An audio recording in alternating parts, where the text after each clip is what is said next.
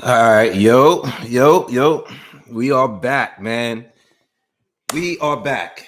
All right. Sorry for the wait. Actually was ready in like 20 minutes, but I couldn't get this pay-per-view going for the PBC event. Couldn't get it going.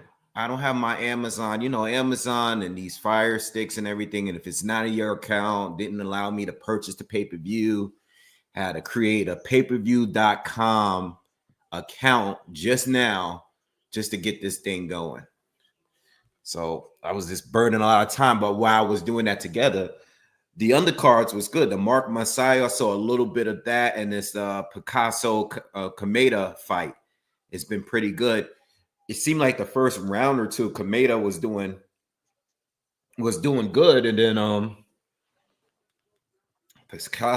Picasso started coming back, and it's actually a pretty close fight. Hold on, let me get this sound going.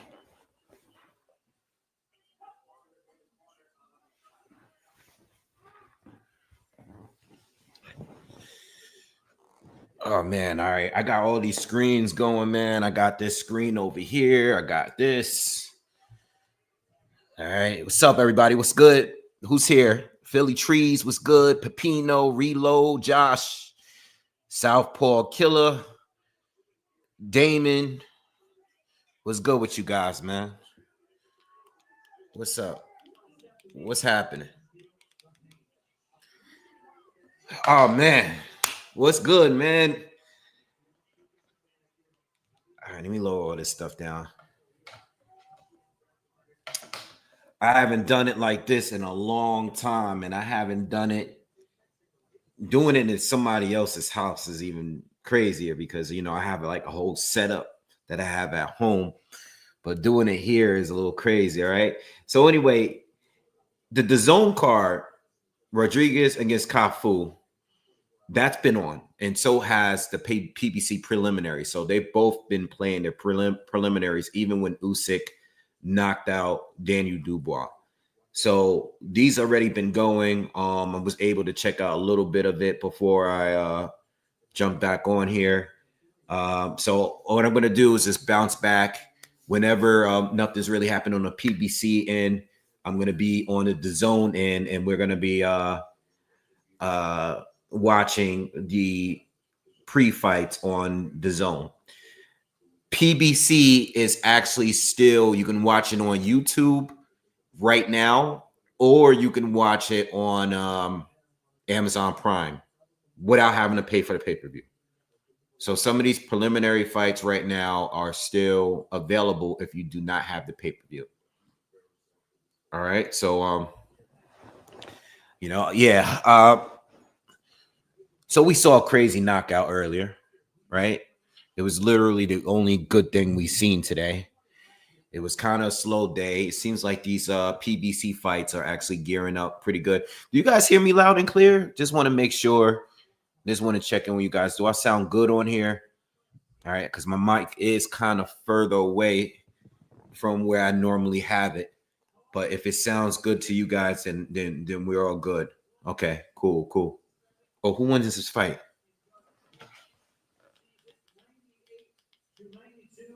Both judges in agreement for your winner by majority decision, David Picasso. Picasso won. Now, this is who I was talking about the other day when we was talking about Inoue. And I thought Inoue was gonna fight him first originally, but he's gonna go straight into the MJ fight. All right, which is good. Not saying Picasso is bad, he's not a bad fighter, but I wanted to see the MJ fight a little bit more. And I hope after the MJ fight, hopefully, I don't know what's up with exactly what Inoue is going to do, but I'm definitely all with the Nakatani fight right now. I'm definitely with the Nakatani fight. I think Nakatani just beat the other best champion in the division, and I think he's clearly better.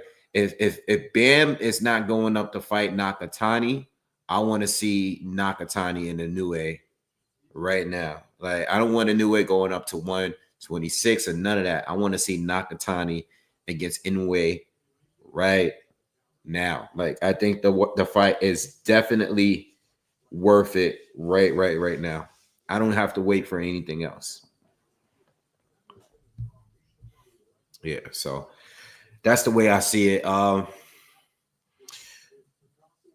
I can't wait to talk more about Usyk. You know, I want to see the reactions to everybody on the internet. Oh, we got a DAZN fight coming up right now. Let me just zoom this up real quick.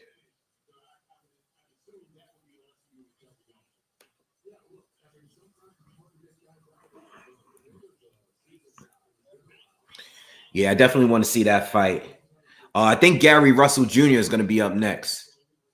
Do you think Mark Mazzio and Gary Russell Jr., since they're on the same card tonight, do you think that they're plotting to have a rematch between the two? I was thinking about that, or I meant to say that earlier to you guys. Do you think there's a possibility that they're just trying to set up the rematch for the two of them, since, you know, they had that controversial fight between those two before? What do you guys think?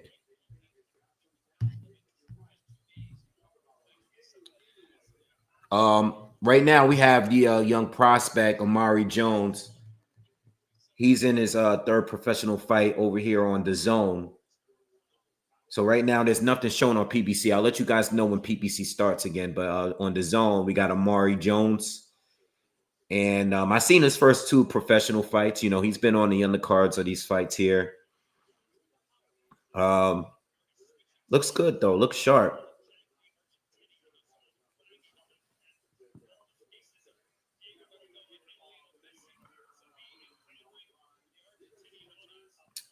This starting. I think once I made it full screen, it started slowing up a little bit. I got an older MacBook watching this fight. Amari Jones is already just caught him with a good hook, and the guy's already red on the side of the right side of his face. I think Amari Jones is gonna get this guy out of here.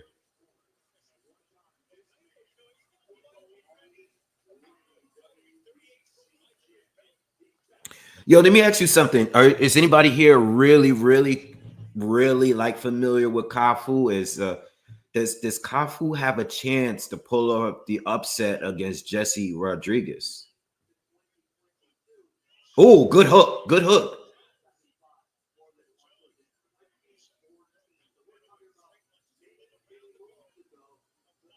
Good body shot. Right hand to the body from Jones lands, and then he connects with a left hook. Does Cafu has any chance of pulling off the upset tonight? Oh, Gary Russell Jr. is in the ring. He's in the ring. So as soon as that starts, I'm going to switch over to that.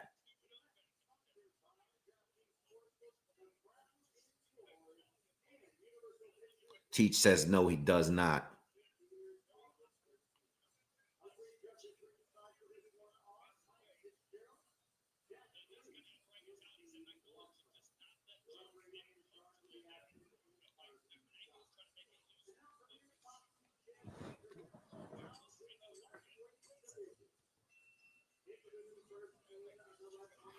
Round two is almost up.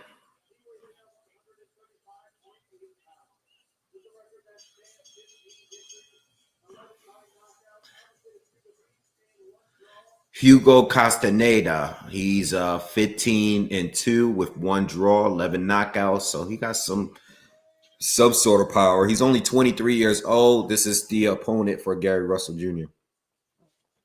How long has Gary Russell been out? Let me check.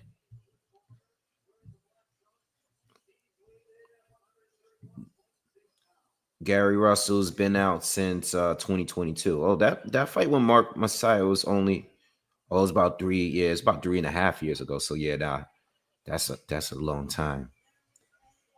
And then he didn't fight in 2021 at all.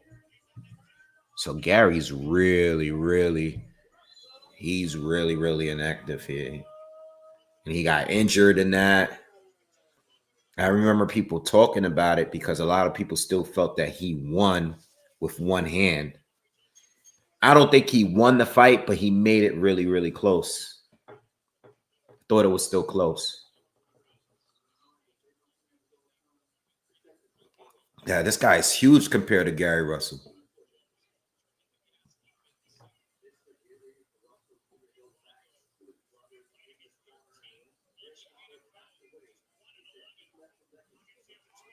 I'll go back to Amari Jones. So it's only a 6-rounder. But he's definitely busting this guy up. Let's see what Gary Russell got to do. Let's see what he has left at this point. How old is he now? Gary is oh, they don't say his age on BoxRec. Gary just hit him with a 3-piece combination. Ooh, left to the body.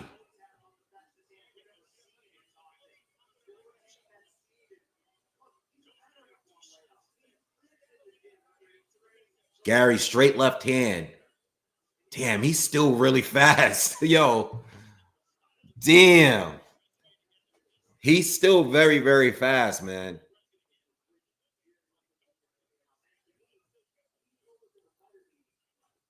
Big left hand, another big left hand.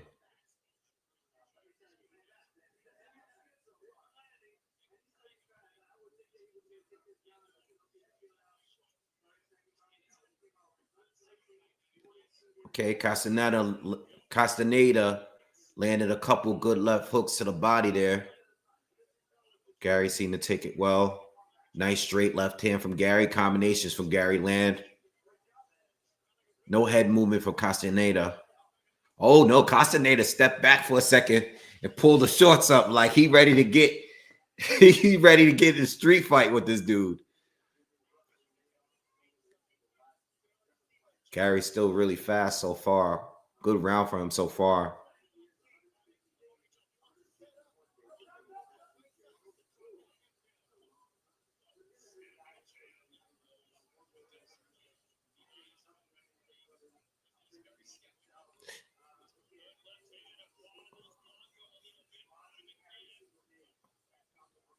Oh, good shot. Good uppercut from Gary. Oh, good hook from Gary.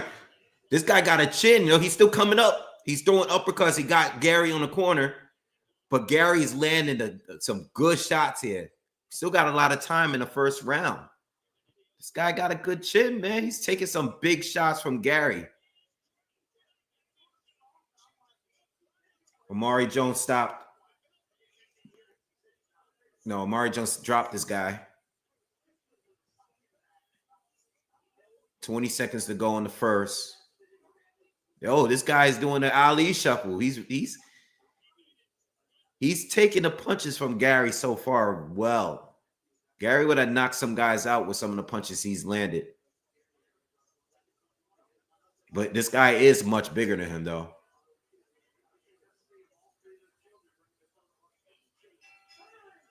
Round one's in the bag.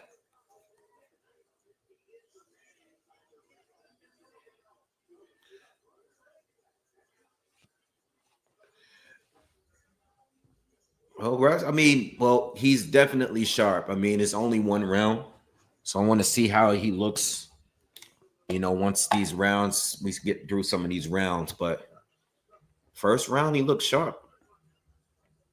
Looked good.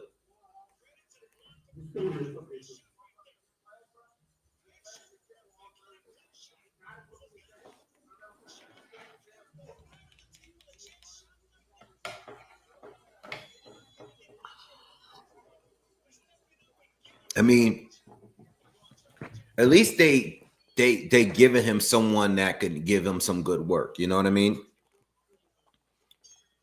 They're not gonna, you know, they didn't give him someone that he was just gonna walk through. Let's see how he looks in the second round. Amari Jones fight is still going on. It's in the third round out of 6. I'll get back to it as soon as I get some time here between Russell and Castaneda.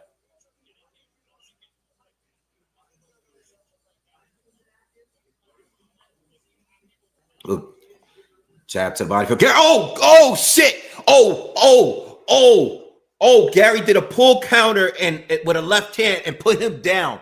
He's up, but yo, he crumbled. He just dropped to his knees, but he's up, but I don't know if he's still all there. Whoa. Oh, Gary got him with a left. Gary with a right. Left, right. Oh, he's down again.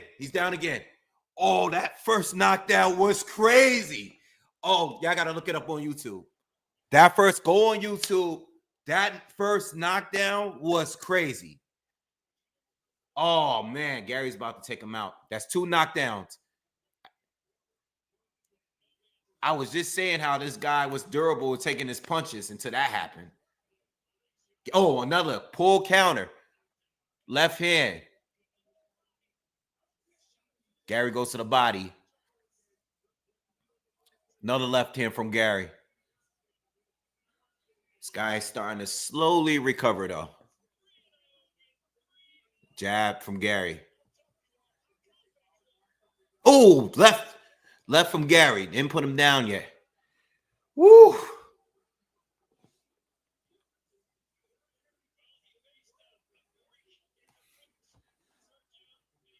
Two jabs from Gary. He's walking him down.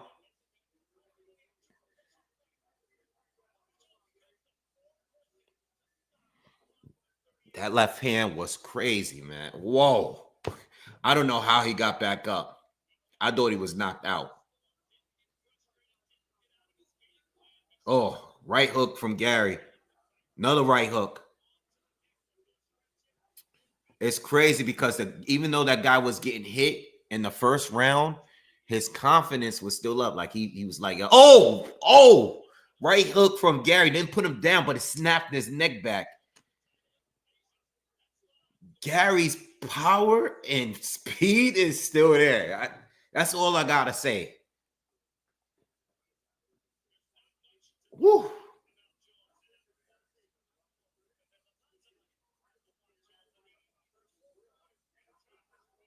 Damn, Gary.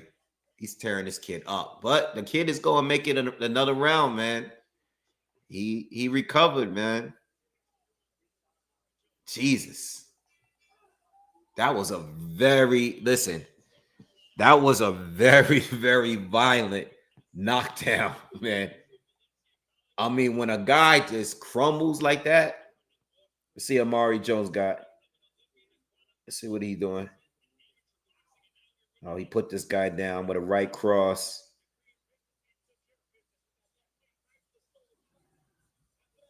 Yo, that knockdown was crazy. Boop.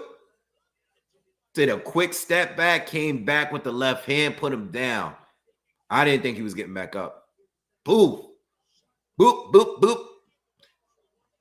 Oh. Gary looks good. I'm not saying that just to say it. He's still super explosive. Even at his age, I still see the speed. We already know he has power, but the power is not going to go away. But the speed didn't go away. The speed didn't go away at all.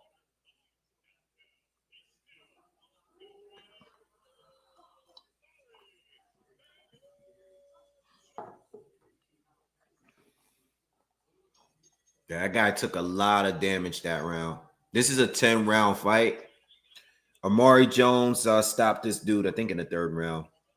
So I'll get back to the zone a little later.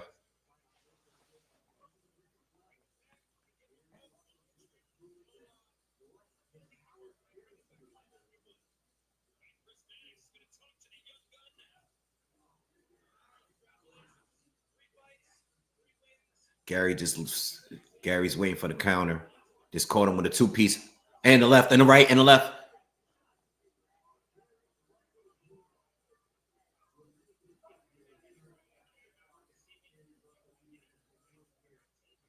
Gary just stalking this kid.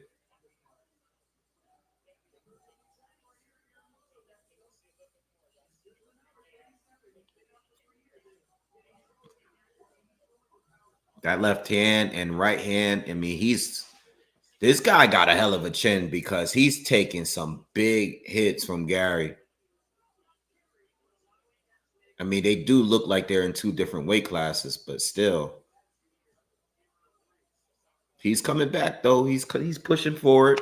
He's trying to push. Nothing's been affected Gary at all.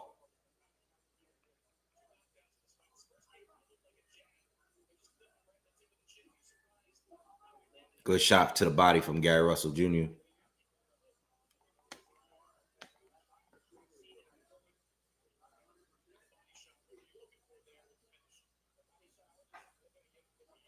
Oh, again, the same left hand. Hit him with the left and the right.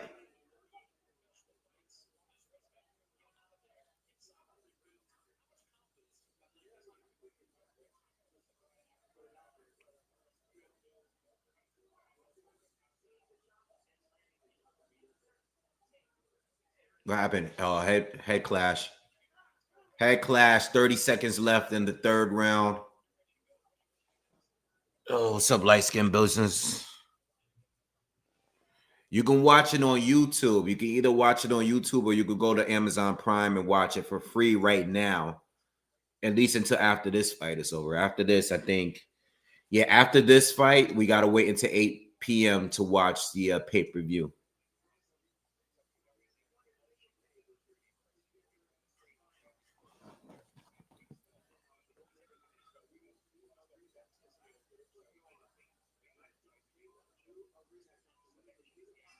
All right, another round in the books, third round. No knockdowns that round. What do you think, man? What do y'all think in the comments? What do you guys think in the chat? How does Gary look to you? Put this brightness up.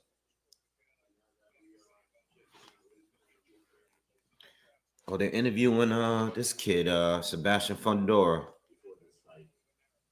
On the day of the fight, the hour before the fight, the moments before, does anything change mentally? No. As soon as we get into Vegas, we clock into work. And that's how the mindset stays the same. Now these final hours going into the ring, this is just the last act of work job. Said he's going to rush you, so it's going to be different than the first fight. What are you expecting? I do expect that. And I expect the best Tim Tszyu for this fight. Tim Tszyu said he's going to rush him? Best Tim Tszyu, there's the best That's the rock and we'll talk to you afterwards. Thanks so much. Very tough. It means truth. That's what he had on the floor. I don't know. If I was a fighter like these guys, I wouldn't say shit. Like I wouldn't give away my game plan. I mean, he could be just saying that to throw him off a little bit. You know, it's like with Triple D, right? And I'm gonna talk about this in probably tomorrow because we're gonna be here all night for this. But in the morning, I'll probably get up early and jump back on live. Maybe, yeah, I'll probably jump live in the morning and talk to you guys and probably open up the chat. But what's up with the lack of body work from Daniel Dubois? Nah, Papa Wave is not here. He's out of town. So it's just me. What do you guys think about that? What do you guys think about Daniel Dubois? Oh, Castaneda pushed down by Gary Russell. What do you guys think about the lack of body shots from Dubois in this fight? Do you think that they just worked on? I mean, what I will say is that I like the variety of punches from Dubois, but and it's good because I know the team probably felt like, you know what, they're expecting us to attack the body, to rush him and you know, go to the body. So maybe, oh, Gary Russell's getting hit a little bit here in the corner, but he's still getting the better of the punches here. Gary Russell's choosing to stay in the corner, but he's getting the better of punches. Castaneda is just wailing on him, but he's getting hit with everything Gary is thrown at him. Yeah, I was thinking I think Dubois, what I liked about Dubois in the fight is at one point, right, when we was watching Triple D early, right, I think Gary just got caught with a shot. Did he get caught? I think Dubois he was like one-dimensional to me. Castaneda is coming back. Hold on. We'll talk about that later. Hold on.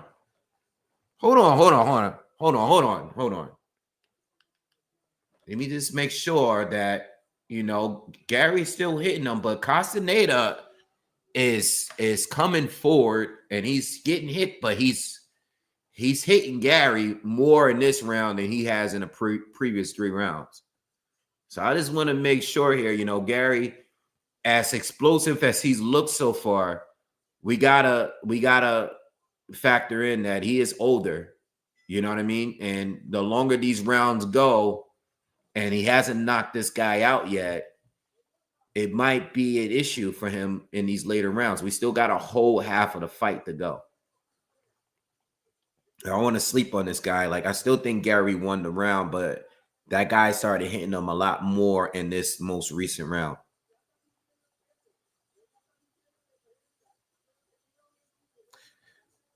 Yeah, I think in the very beginning, Triple D used to look one-dimensional, He was just like a 1-2, 1-2, 1-2 guy. Hook here and there, but I think what I saw in this fight today is that he definitely has expanded his punch variety, right? I think that's what I liked about him today. You know what I mean? He wasn't as predictable. I seen an uppercut in there. The timing of it was good. They gave Castaneda that round unofficially. Just putting that out there so to make sure you guys don't think that I'm overreacting. But Castaneda definitely hit Gary a lot in that round.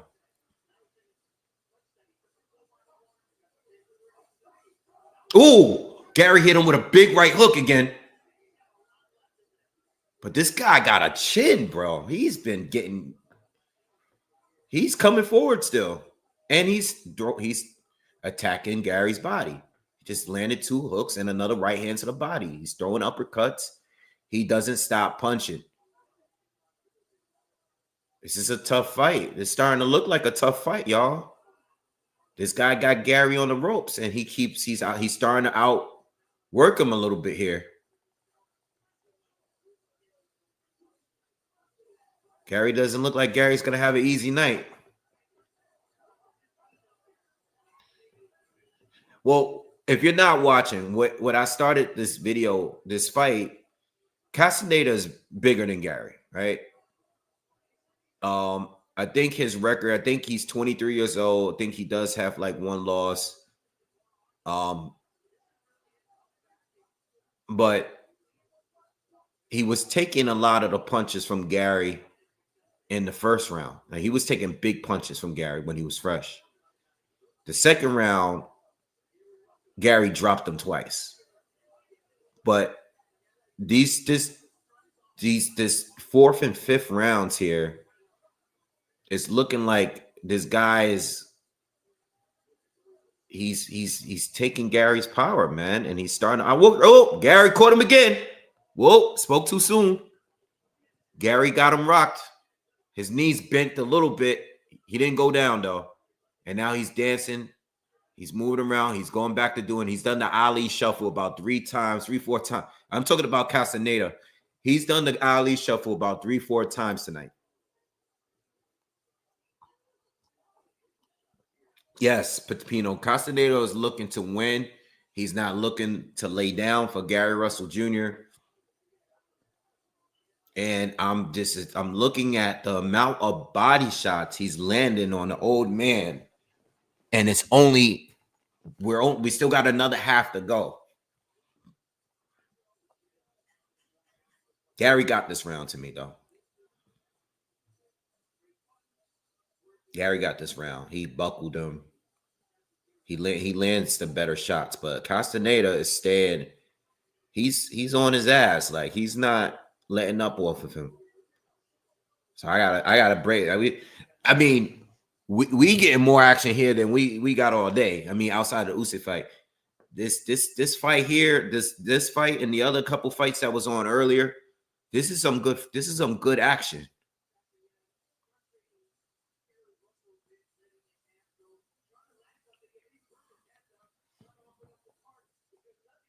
Yeah, so I think Dubois was giving him some variety, but the problem is Dubois was doing too much head hunting. I mean, he was hardly going to the body at all. And I think I understand that. I mean, I'm aware from what I've seen. I'm assuming that the game plan wasn't to attack the body because that's what they were expecting. I'm sure Usyk prepared and trained for that. But I thought that Team Dubois should have gone for it a little bit more. You know what I mean? And I think they were just trying to psych out, and throw those guys off. But, Dubois, to me, one key thing is, again, you got a guy that you can't hit so easily, who has better cardio, and it was just smarter. He had a better IQ. Even the way he knocked down Dubois, the first knockdown, he caught Dubois with a couple big shots. Dubois ate him. Oh, shit. Gary did it again. Oh, Gary caught him with the same left hand. He pulled back, bang, hit him with the right hook. And this guy almost stood still, but he took a knee and he took his time. And we're in the first minute of the 6th round. Gary's coming back at him now. This is third knockdown of the fight. Third knockdown. I can't show you the fight. Beat it.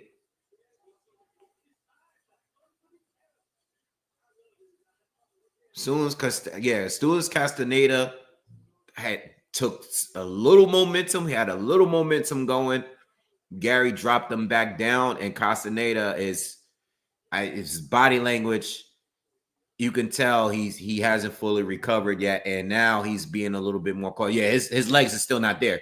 He's trying to, every time he gets caught, he does like this. He does he bounces twice. Like, he keeps doing it. And you can tell when he does that, like his leg, Gary caught him with a left. His legs ain't all the way underneath him. Gary might put him away. This guy got heart though, man. But he's taking a beating, man. He's taking a beating. We got about 40 seconds left in the 6th round. Yeah, I don't know why you want me to show the fight. It's on YouTube. It's for free. I'm watching it for free right now.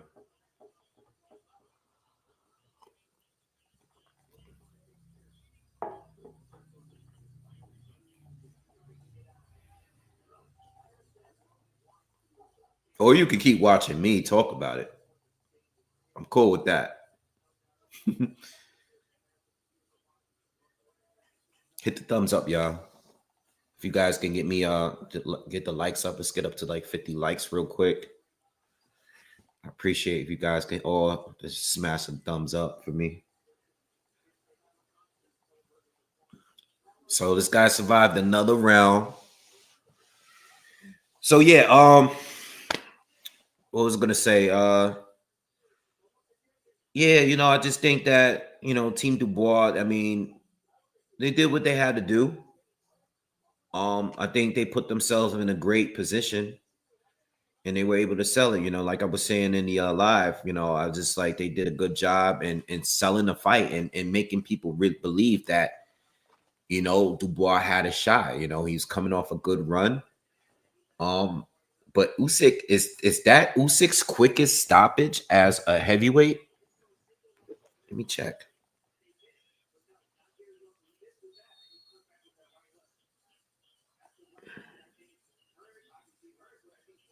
Let me see. Hold on.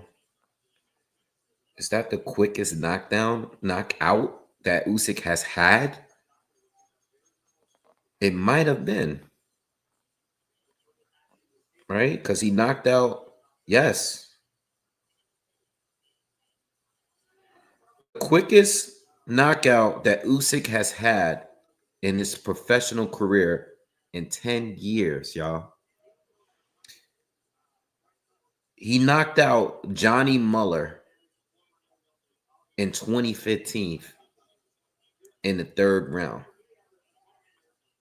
And that was his first 12-round fight. So everybody he's fought over the years, the only heavyweight that he's knocked out is Daniel Dubois. That's the only heavyweight he's knocked out.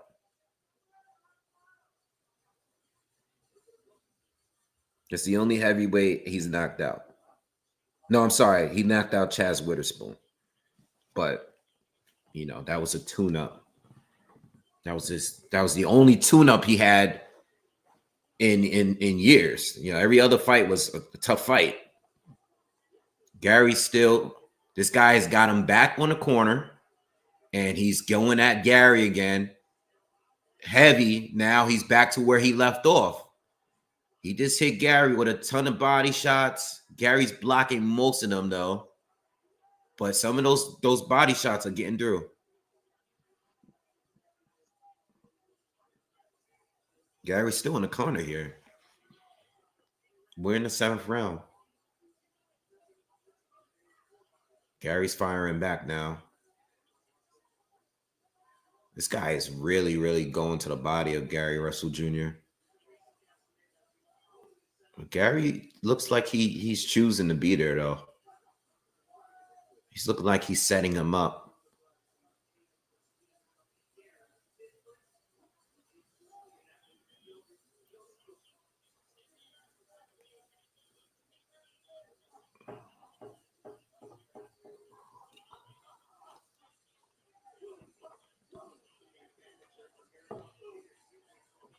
I mean, this guy got heart, man. I mean, to get knocked down 3 times already, and he's still coming forward. I mean, he has 0 defense, y'all. I mean, he doesn't move his head at all. He doesn't even keep, you know, he just almost uppercutted himself just now. So I know he's only 23 years old, but this fight might take a lot out of this kid because he's been taking some hits, man. He landed a good uppercut against Gary, though. But yeah, so going back to what I was saying, Ammo Williams is he's in the ring. He got his fight started on DAZN. So if you got DAZN, is this his first fight? I mean, I think he had one fight after losing to Shiraz. Yeah, he had 2. Oh yeah, that's right. He fought Patrice Volney. All right, so he got a knockout after losing to Shiraz. He jumped back in the ring a few months later. Got a knockout in the 5th round. Then fought Patrice Volney. Went to a decision. That was in March. So Ammo's been pretty active. Right? Ammo fought 3 times in 2024. He fought 1 time earlier this year. And now he's fighting Ivan Vasquez, who I'm not familiar with at all. And not familiar with anybody he's fought.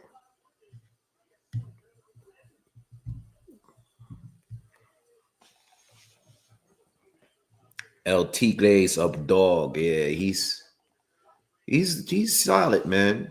This fight might take a lot out of him, though, because he's going a full 10 rounds of getting pummeled to the face.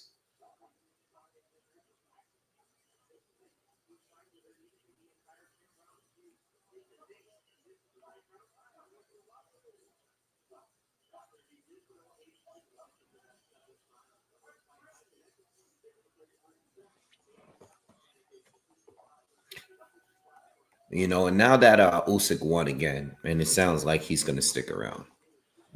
You know, I think I actually believe, especially the way Tyson Fury's been talking, I believe if Usyk, I think the most realistic fights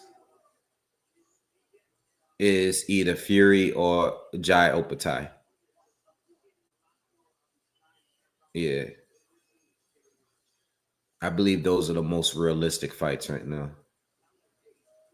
I don't think he fights Parker. I think Parker and Caballero should fight each other, and the winner should fight whoever's the champion. I don't think neither one of them should get the fight right away. I think the two of them should fight each other. You know, not saying they're not deserving of it, but you know, I want to just see who wins between those two. That's just my opinion. I would prefer that over any other option. You know, I want to see those two fight, and then the winner will fight Usyk early next year. If it was up to me, you know what I mean.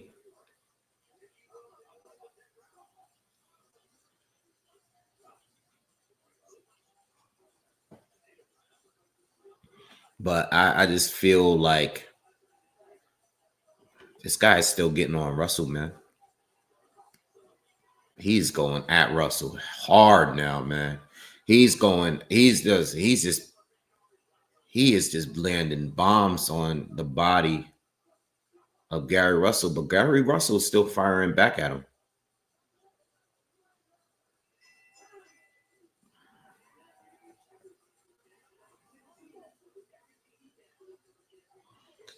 Said Frank Martin. Frank Martin said that, or Frank Warren? Frank Martin said that? What do you mean Frank Warren?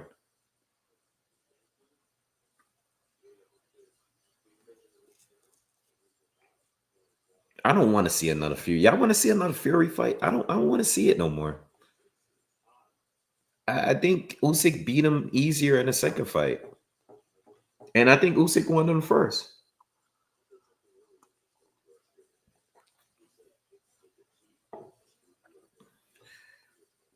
Ammo Williams is fighting Vasquez. They're in the first round, halfway through.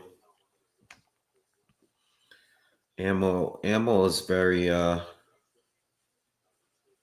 powerful.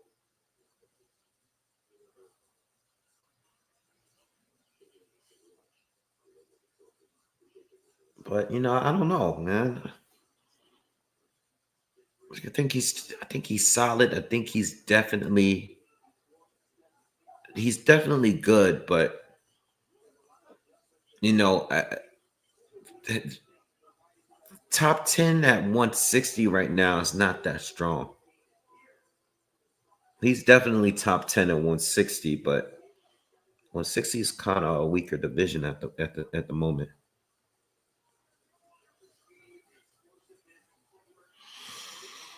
Nah, there was some people that thought Fury won the first fight. I mean, I'm not one of them. You know, I think the fight could have been stopped that round, but I still think Usyk did enough to win. You know, I think I scored it 7-5 for Usyk without including the knockdown. I think the second fight I had it like 8-4. You know, I mean, they're competitive rounds, but I just don't think Fury. This guy Castaneda still trying. He's throwing these wild uppercuts. He is going at Gary Russell, man. He doesn't want to leave Gary Russell alone. He is still trying to win this fight. We're halfway through the 9th round, and he is swarming Gary Russell while he's in the corner, and he's keeping him there. Gary is having a tough fight on his first fight back. Tough one, man. After over 3 years, man, this is a tough fight to get involved in, but this is how you get your rounds in. Oh, Gary caught him with another big left hand. But Castaneda is definitely winning this round to me.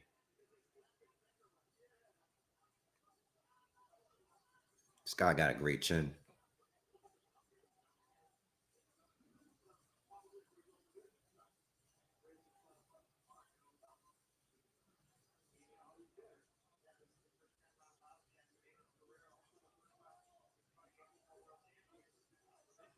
Oh, good shot. Gary caught him with a short left hand.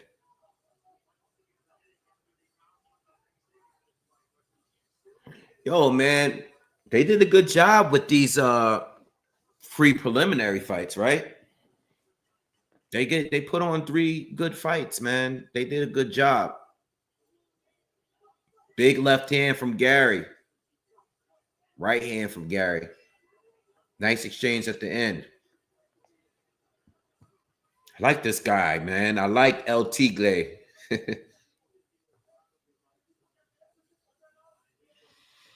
HN says if Fury fought Usyk again and beat him, what would it mean? I guess so for a fight. I guess so.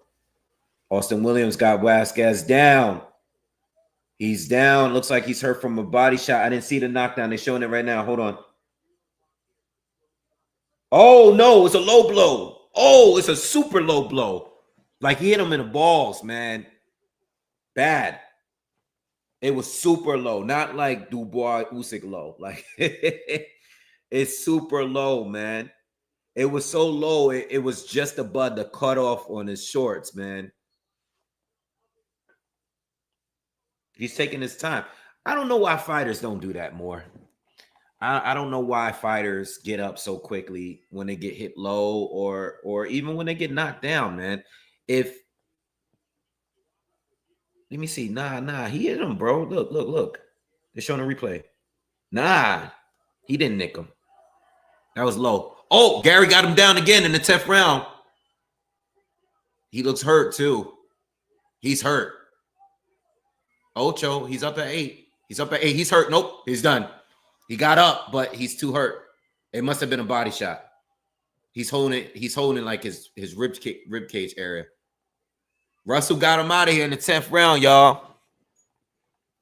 Gary Russell is back.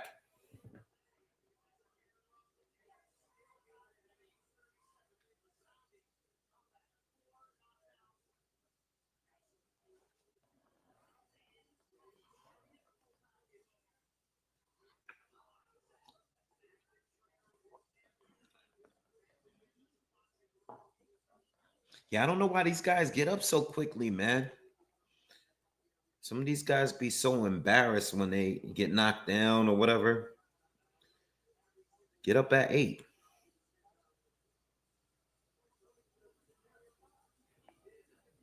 Now, I think Gary looked good. I think he looked good. I just think the guy he fought is tough, man. I think he was still explosive, still quick. She just fought someone that got a good chin, man. You know? But I'm glad he got, I mean, I guess he could do the Mark Messiah rematch, but I don't know. I guess I'm assuming his goal is to get another title shot at 126. You know what I mean? I'm assuming that.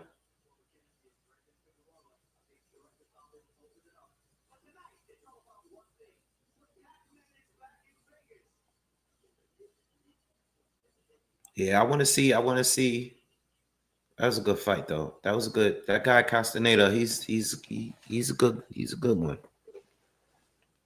It wasn't like a super easy. All right, so the preliminary fights are done, y'all. So I'm gonna turn over to the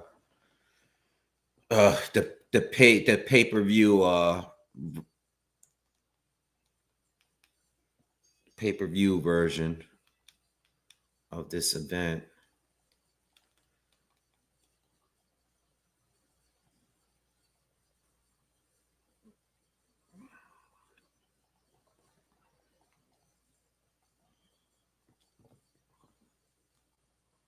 Yeah, I remember when Gary Russell was like a prospect and he was just like on ESPN, just knocking out like journeymen. And I remember like the Lomachenko breakdown was like one of my earliest breakdowns on this channel. And I picked Gary Russell simply because Loma didn't look good against Toledo. So it's like, Gary Russell's even, tougher, man. He's quick, man, powerful. But Gary Russell, the issue was his resume, man. He didn't fight no one really good until he fought Lomachenko. You know what I mean? I think after Gary took that L against Loma, that's when he really started like fighting better people, you know.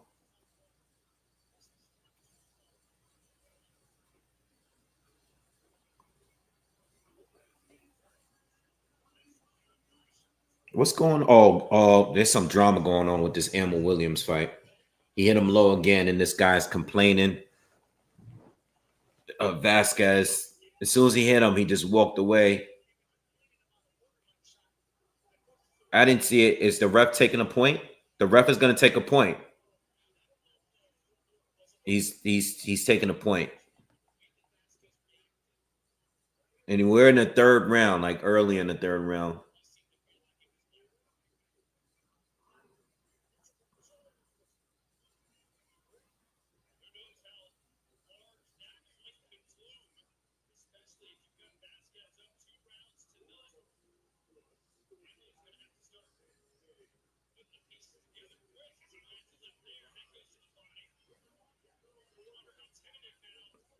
Ammo's coming at him.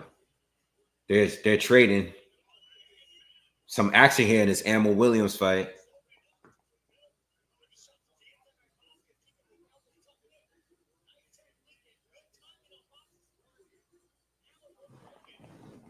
Oh, good shot from Vasquez.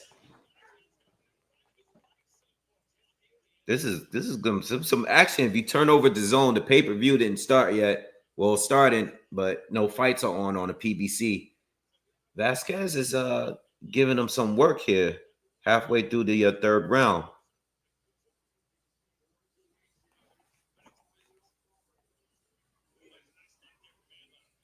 Ammo's still doing some good work here on the inside.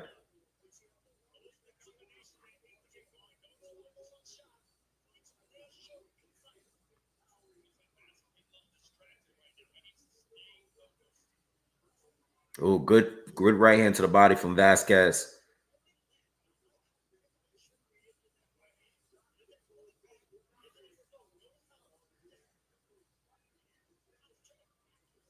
Austin coming forward, popping the jab. 50 seconds to go in the third. That's a little low. That was a little low for the shot, but I don't know how Austin throws the low shot and then he's looking at the ref. I think that one bounced low because he hit his forearm and it like went low.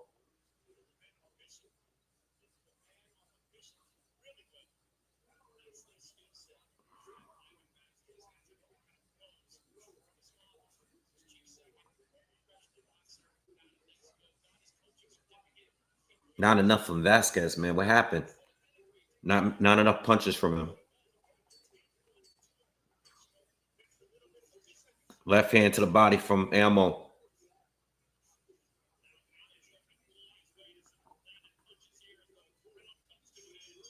That's Ammo's round. Vasquez had a moment, but I don't know what happened.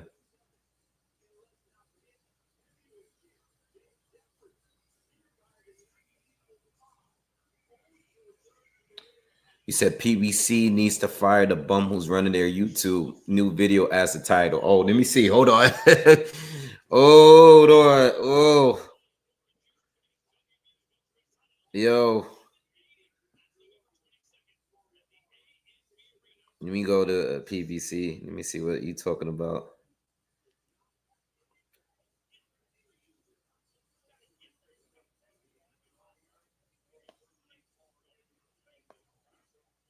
I don't see it. They might have changed it already. Yeah, they changed. They had to change it already. I don't see it. They probably fixed it. In fact, let me post this on YouTube. I gotta post my own video on YouTube. Yo, let's get these likes up, man. Let's get these. Let's get up to over 50.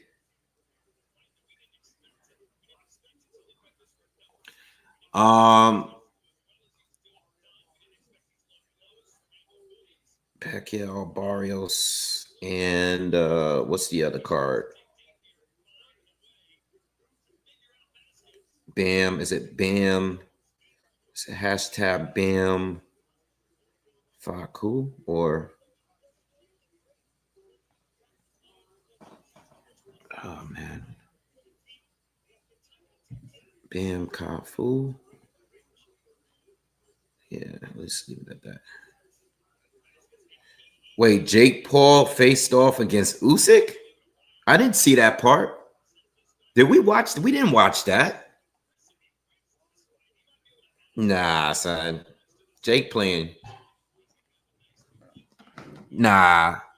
Jake playing.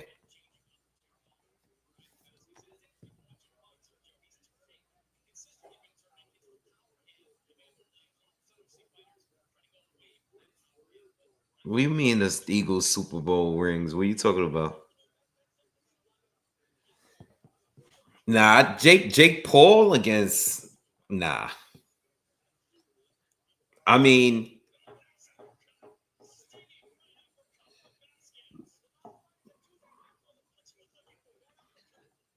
Vasquez got a little something for ammo. I mean, I'll tell you what I don't want. I don't want that, but I would love to see another uppercut from Vasquez. I don't want to see it. Let me just leave it at that. I don't want to see that fight. I don't want to see the fight. I want to see Usyk retired. That's all I want to see. As far as Jake Paul, I really don't care. You know what? I don't really care what Jake Paul be doing, bro. I don't care like that. I really don't. It's not a big deal for me.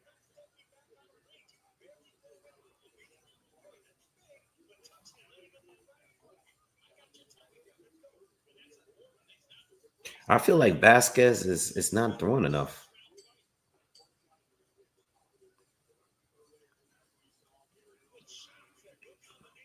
I didn't watch this whole round, but not an easy fight here for Ammo Williams. Yeah, Usyk should just retire, man. I think he's done everything that I wanted.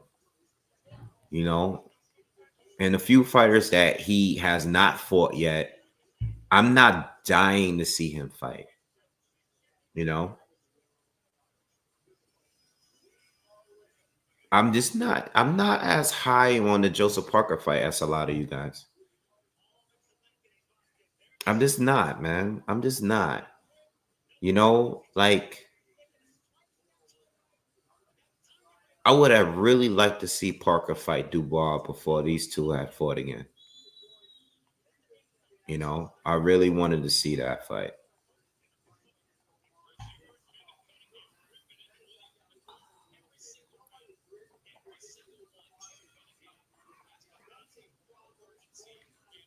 Yeah, Pepino, I was thinking about it. That's why I didn't give you a full answer. I was thinking about it. I was like, do I want to see Usyk like beat Jake Paul up? But then that's why I respond. I was like, I don't care for Jake enough. Like Jake doesn't really make me angry like that. You know what I mean? I know people want to see that. Like, I know a lot of people were saying, like, yo, put him in there with a real boxer. You know, Vasquez is beating up Ammo a little bit, y'all.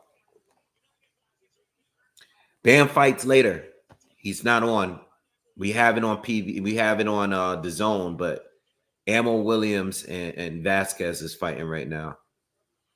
It's a 5th round, and Ammo seems to be struggling a little bit here. Oh, Ammo caught him with a good short left hand, but he doesn't hurt Vasquez.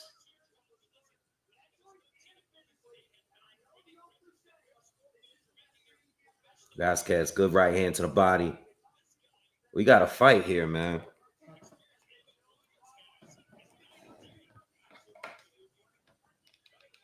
Y'all watching this fight here with on the zone?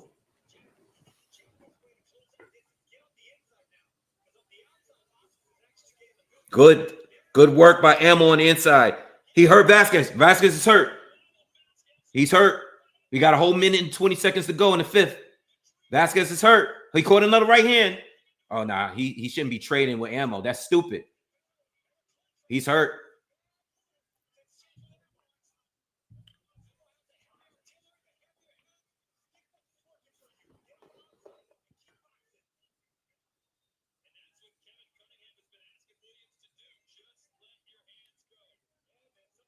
Ammo should keep up the pace, man. He's giving this guy time to recover.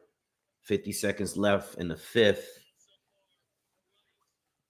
When Williams get on the inside and start swinging, that's when he starts having some success.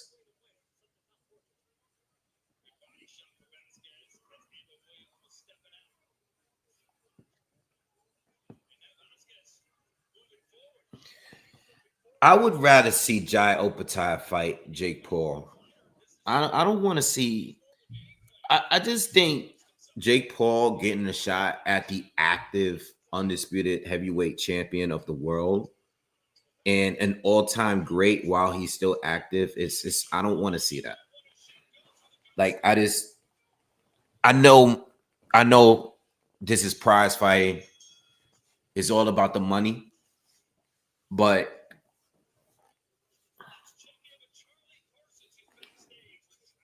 it's just like Jake is not even like close to being worthy of being sharing the ring with that guy. You know, I kind of want him to stay in that lane of just picking old MMA guys, old boxer guys. Like, I don't want to turn like a joke thing into a real thing.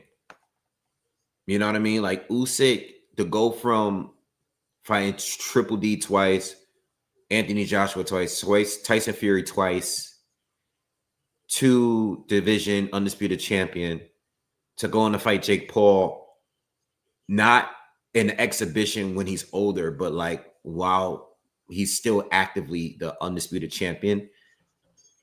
I don't want to see that, you know? Like, if he's going to fight a real fighter, I'll take the Zerto. I'll take the Jai Opetaia. Even though those guys are champions, and even though he's not on those guys' levels neither, like Usyk is he's an ATG. You know what I'm saying? Like, it's just really beneath him to do that, you know? Even though I didn't like when Floyd did it with Logan Paul, I didn't like Mike Tyson, I didn't like, some of the MMA guys. Those guys were just, they're out the game, you know what I mean? So they can do what they want to do. But Usyk, I think it's kind of beneath him to do it. It's just not a good look for the sport. And Usyk is going to get the bag. He doesn't have to fight Jake Paul to get the bag. He's going to get the bag fighting real fighters. He doesn't need to dumb himself down to fight in those kind of fights. And I don't think Zerto or Jai needs to do it neither, but those guys are not, like, they're not even on a Hall of Famer, debate right now, or the conversation right now.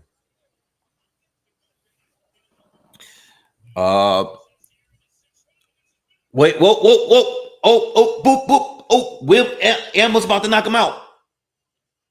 And on PBC, the first fight is about to start. We got Joet Gonzalez against Brandon Figueroa real quick. So He almost stopped this guy again, but he didn't get it done. Mr. Flabbergasted, thank you for the donation. Says Subwave, Wave man, please set these casuals straight. I'm hearing Usyk, the heavyweights GOAT, talks like Lennox didn't do more and not even consider top 5 heavyweight. He could be the best 2020s, but not all top 10 all time. Oh boy.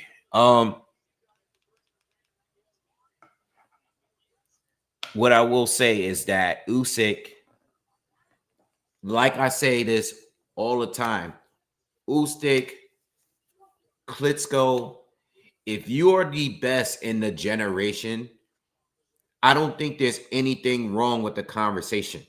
Okay. I don't think he's on that level as far as a heavyweight because he's not a career heavyweight. I don't believe that Fury, Joshua, and Triple D was on a level as those other top 10 guys. I don't know who you have in your top 10. Top 10 all time for me is a stretch. So I agree with you. But I also think that when we talk about generational greats, which Usyk is, he's clearly the best of this generation. It didn't end up being Wilder. It didn't end up being Fury. It didn't end up being AJ. It ended up being Cruiserweight. So when we're talking about top 10 heavyweights, I think that's a stretch. But when you're the GOAT of your time, you at least deserve to be in the conversation. Now, if we're talking about all-time greats, right? As far as period, not just heavyweight. If we're talking about ATGs, Usyk belongs in any conversation to me. Because you're including what he done in his professional career. The guy got barely over 20. I think Alexander Usyk, let me get my phone real quick. I think that Alexander Usyk has done in 24 fights, right? In 24 professional fights, I think Usyk, I can't think of a fighter right now that's done more within 24 professional fights or within 25 professional fights. What other fighter in the history of this sport accomplished this much within 25 professional fights? So I think he deserves to be in any great conversation. But as far as heavyweight specifically, I wouldn't put him in the top 10 of all time. But I don't think it's crazy when I hear people put him up there. You know what I mean? I don't think it's crazy, you know? If someone wants to have a conversation about it and they're just not fanboy, I honestly don't think there's anything wrong with it like that. You know, I wouldn't put him there. Like, not putting him above Lennox Lewis by beating Dubois, Fury, and AJ. You know what I mean? I just wouldn't, you know.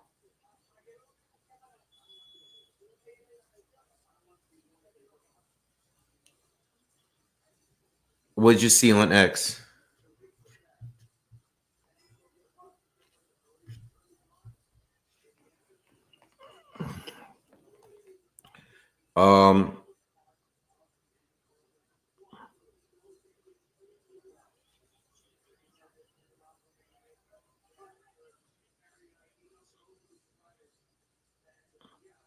Who tagged me on X?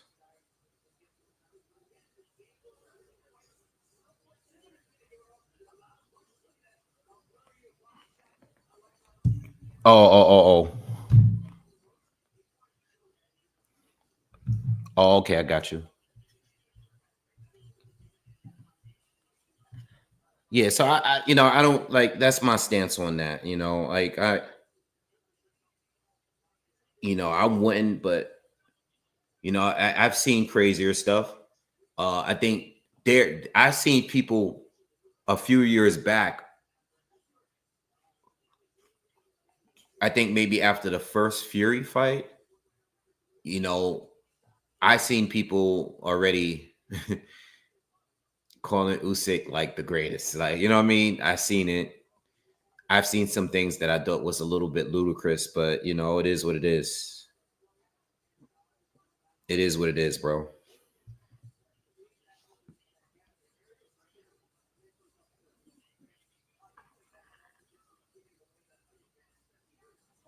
Yeah, I mean, I don't know. I mean, it really depends on what you like. You know, I think everybody's gonna have a little bit of bias when it comes to it. Anyway, Brandon Figueroa is fighting Joet Gonzalez, and Joet is actually, this fight started off very fast. These guys are just all this fight. Whoa, Joet hit him with a bomb just now.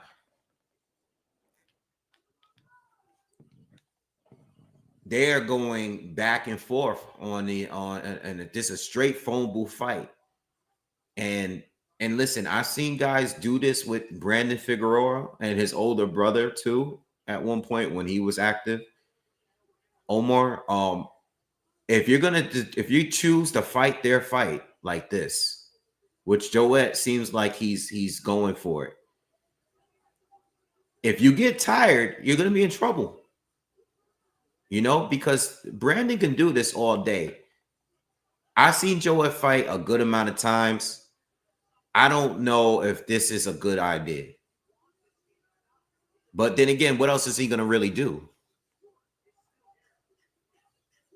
I feel like Brandon's getting the better of him. I didn't really watch much of the first round, but I think Brandon right now is getting the better. But this is some good. If you like that phone booth, these guys are throwing a ton of punches. You know, if that's the fight you like, this is what you're going to get.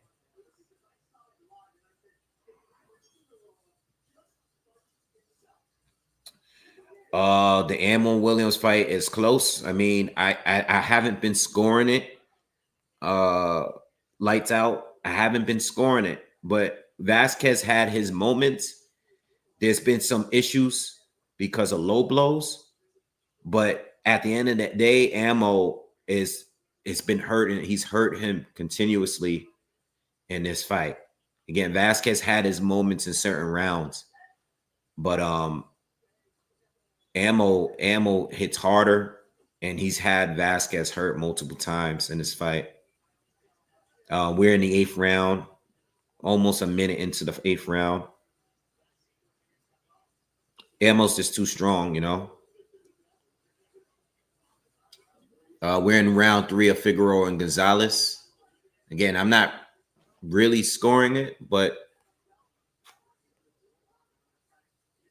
I think Gonzalez probably won the first round. And this is a 12-round fight, y'all. This is not a 10-round. It's a 12-round fight. Good overhand right from Joet. Oh, these guys are going crazy. If Joet can stay at this pace, this could be a good. Joet got some good inside game. He's doing a lot of smothering here, but he's connecting some big shots. Brandon's starting to come back a little bit now. Whoa, watch shoulder bump. These guys are going crazy, bro. Are you guys watching this fight? No, I gotta give Ammo a break. Hold on. You guys watching this fight? These guys are moving in like high speed, and they're just throwing a bunch of punches.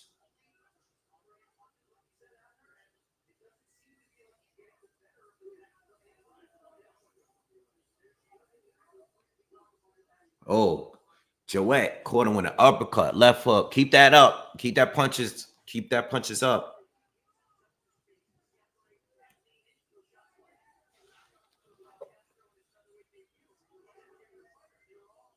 Brandon's coming forward, but I'm feeling like Joet might be doing a better work this round here. I don't know.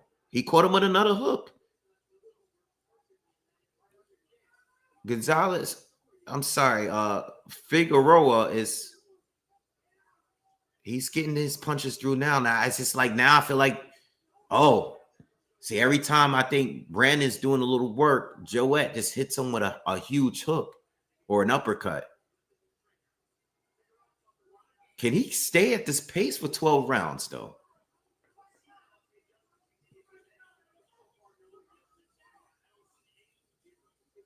Yo, this fight is crazy, bro.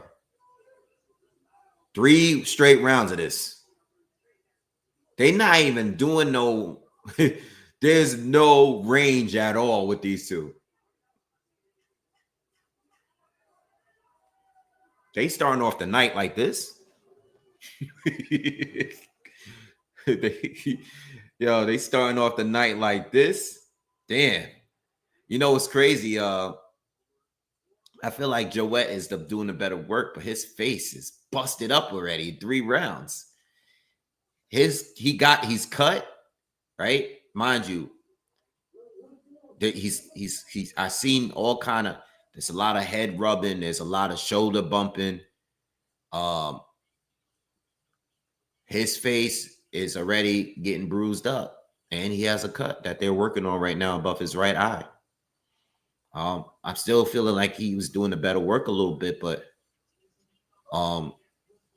we know Brandon he has a chin, and Joette is not the biggest puncher. He's high volume, but he's not a. What's going on? They stopping the fight with Ammo? Oh, Ammo got him out. I didn't see what happened. They embracing each other. I know it was a mess though.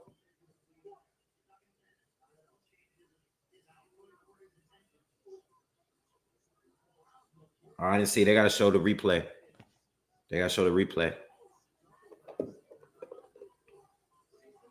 They got Gonzalez up pretty big in the punch stats so far as punches landed. Joette's a beast, bro.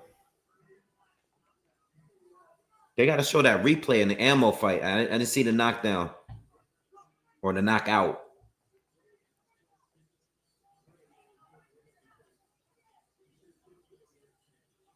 I think Pacheco is up next against McCumbi.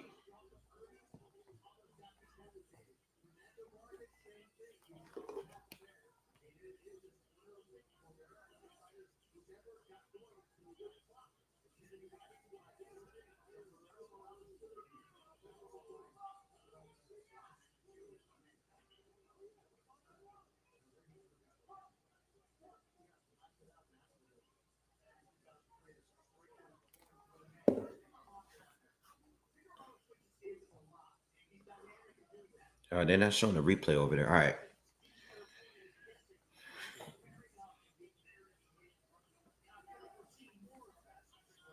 Yeah, I'm glad I didn't throw this fight into a parlay.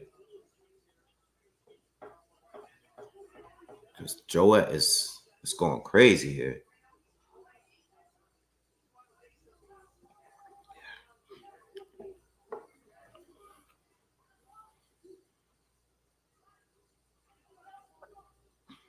Brandon's starting to do the better work here, though. He's pushing them back.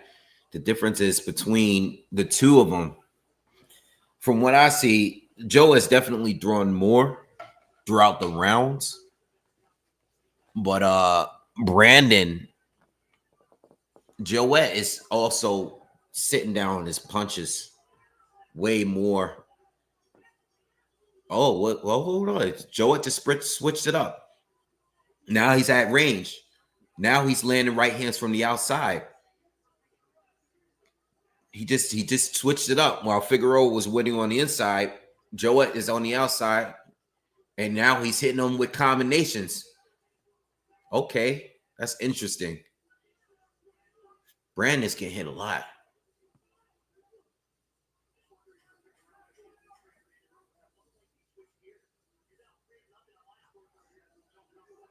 What you guys think of this fight here, man?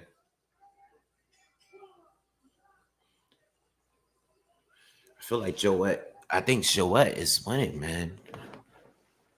feel like he might be winning this. They're showing Mario Barrios enter the arena.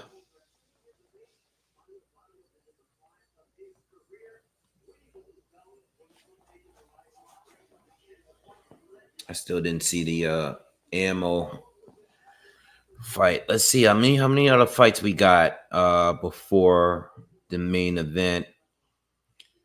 All right, so Diego Pacheco and Trevor McCumbi is up next. So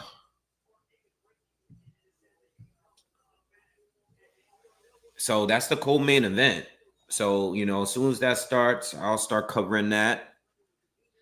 And then we're gonna get, it looks like it's a possibility that we might, by the time Bam and Cafu fight, we'll probably just be getting into the rematch between Fondora and Tim Tszyu. So it's starting to look like we got some, you know, we're not gonna have these fights walk over each other. You know what I mean? Yeah, they started this card early. Good. I'm actually happy. I rather have it this way. Remember, this card started an hour earlier than the pay-per-view. The card started at 7 p.m. The pay-per-view on PBC started at 8 p.m.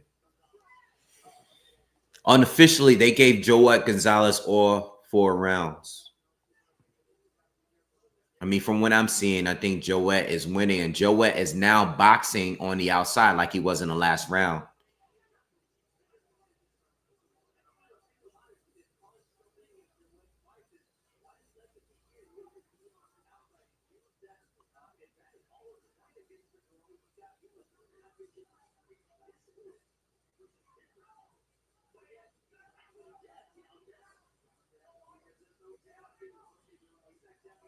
Brand is not sitting down any punches, man. He's just throwing punches, but these punches are not having any real effect on Joet. At least for now. I mean, these are punches that's gonna wear you down, but all right, Figueroa's starting to sit down now. Some of those body shots he connected with just now. Joet landed 2 uppercuts just now. Right hand to the body. Ooh, Joet caught him with a good right hand. I can't believe Joet Gonzalez is beating him on his own game right now.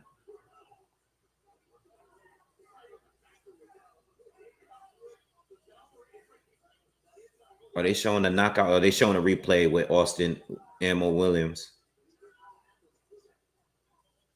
Oh, they showed the old. Okay, we got the low blow.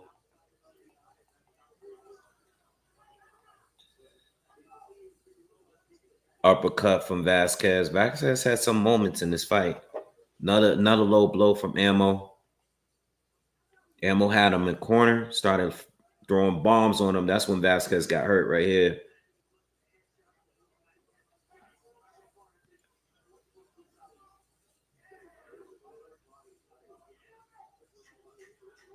Yeah, Ammo was getting busy in that fight.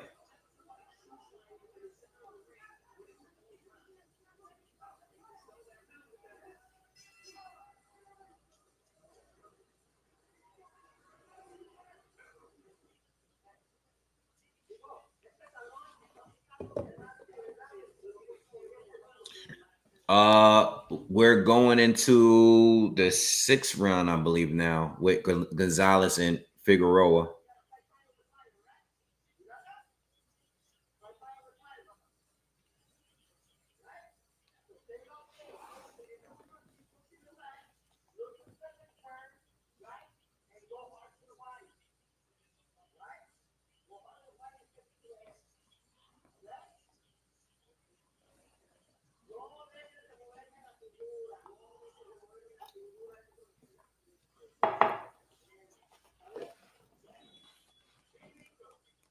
So next fight, yeah, Pacheco against McCumbi. As soon as that fight start, we're gonna transfer over to that fight. I got Pacheco winning. I think Pacheco is gonna do better than Caleb Plant did. You know, I'm not gonna give a prediction if whether or not it's gonna be by knockout or not. I'm leaning towards a knockout. But I think he's gonna do it in a better fashion than Caleb Plant. You know, I think now, you know, McCumbi pretty much showed that he got popped. He got boxed a little bit. I think Pacheco is gonna do it a little better, in my opinion.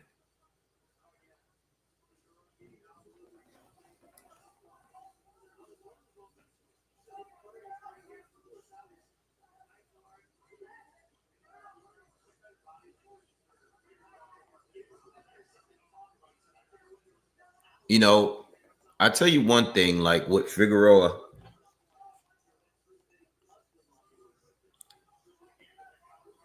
some of them bumps, you know, there's a few. I know Joette's not gonna complain because he just wants to be a dog, and I get it.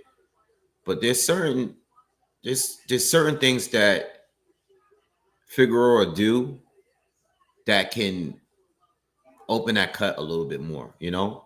Some of those shoulder bumps, some of those elbows and those forearm like rubs and stuff. I know the ref is not gonna say anything. He's letting these guys fight. But he does little things that are beneficial for him. For sure. Yeah, get these likes up, man. Let's get these likes up, please. If everybody can stop what they're doing real quick. Let's get the likes up, man. The likes are way too low, man. If we can at least, I mean, come on, man.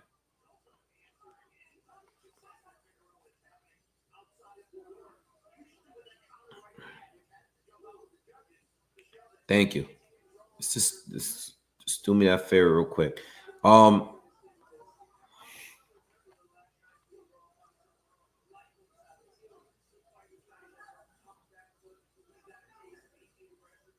mean, we still got a whole half of this fight to go.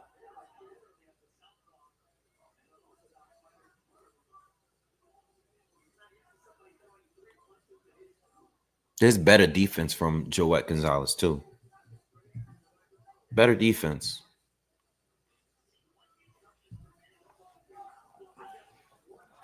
What's up, E-Class?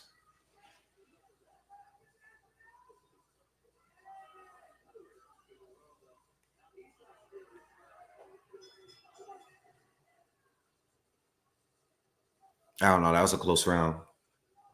I'm just watching this for fun.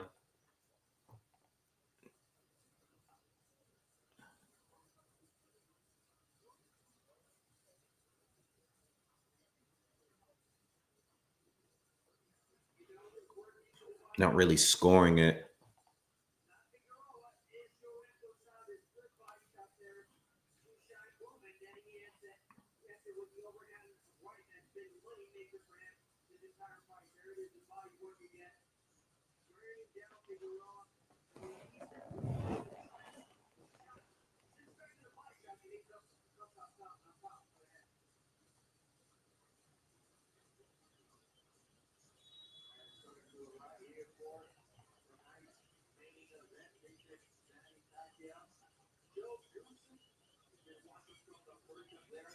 All right, round 7. All right, halfway through.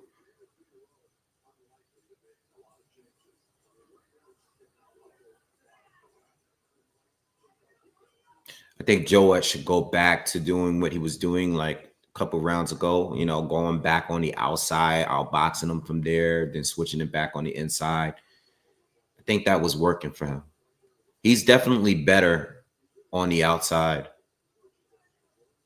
You know, even though Figueroa could possibly be losing on the inside here, I still think that Joet should switch it up because he's definitely better from range.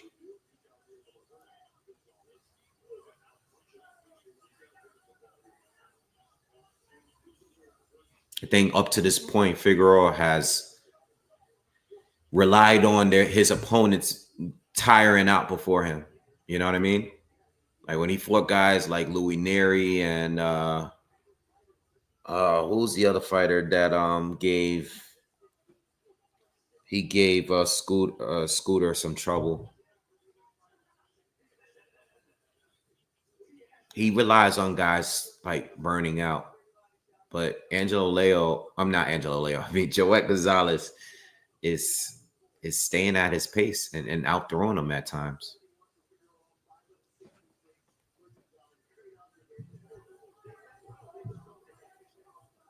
Not Fulton, the guy that Fulton fought on his first comeback after losing to Inoue. Remember, Brandon Figueroa fought him too. I just can't remember his name right now. The guy that Fulton didn't look so good on his first comeback fight.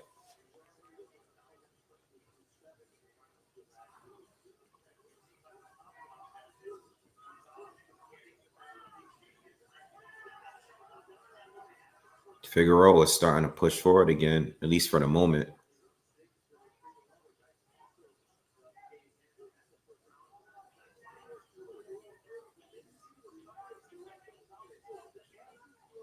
This fight is slowing down a little bit, though.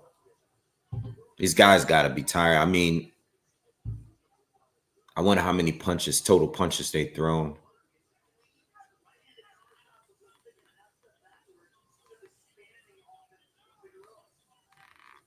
They're showing McCumbi on the zone side of things. They show him getting ready to come out on the out of his dressing room.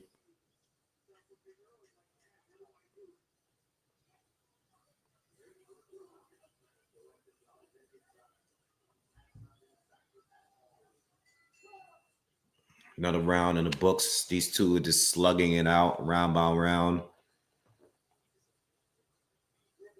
Not the cleanest punching, but both of these guys' faces are busted up. Brandon Figueroa hasn't he doesn't have a big open cut, but he has a small cut above his right eye. He got like a little swelling on his right eye as well. So he's bleeding from his nose and his mouth, but not bad. Still not sold on Diego Pacheco. You know, I still want to see a little more from him. Think he's good. Yeah, McCumbi still has his mullet, man. Yeah, I mean, I think Mr. Classic Metal, I think it's fun for a few rounds, but all 12 rounds of this is not really great action. You know, I think when two guys are just brawling, I need to see something dramatic happen, like a knockdown or a change in pace. So Figueroa has thrown 580 punches so far, and Gonzalez is like at 522. I think at one point Gonzalez was higher, but these guys are definitely pushing to throw 1,000 punches, possibly or close to it. You know, at least 800-900 punches in this fight. I mean, we are in the 8th round, so there's still a lot of time. But it hasn't changed pace. Like these guys looks like two ants fighting, like where they're just, or sorry, not two ants, two crabs, where they're just locked in and they're just like, it's not much space. There's no change of pace. Like that's why I like when Joet separated a little bit and started throwing flurries from the outside, because it was one-sided at that point and it just changed things up the rhythm a little bit. But right now they're both smothering each other's offense. You know what I mean? Like there's not much clean punching here. Like 12 rounds of this is, I mean, it's not Jerry on Jerry or whatever, or Tom and Jerry, but it's like the same thing every single round. All right. These guys are about to do their ring interest now. McCumbi and Pacheco.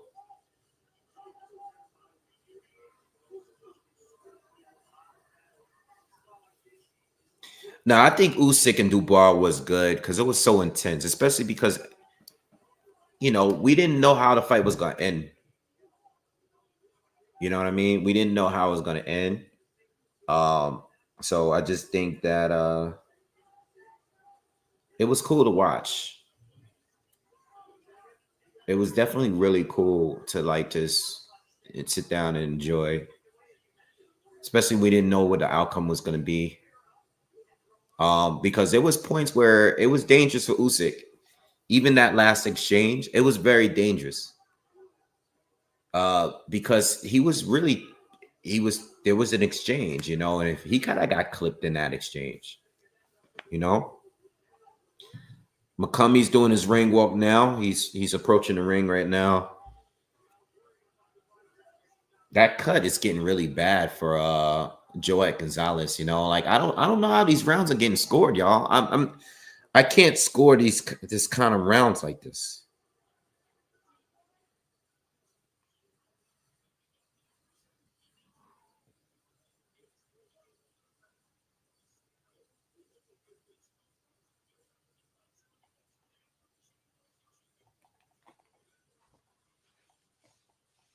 Yeah, I like the fight. I enjoy the fight. I think it lived up to what it was. It's the fight, not the card, but the fight. It lived up. I know it was short, but it was a really entertaining short. I think the third and the fourth could have went to Dubois. Especially the fourth. The fourth was Dubois' best round. The third was debatable, but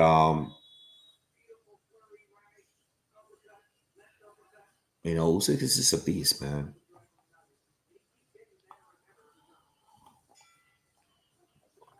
And not only did Usyk beat the guys, but he beat the guys that beat the guys. You know what I mean? Beating Fury, of course, you shouldn't get credit for wins that you didn't actually have, but we already knew who Fury beat. Whoever Fury didn't beat, AJ beat at some point.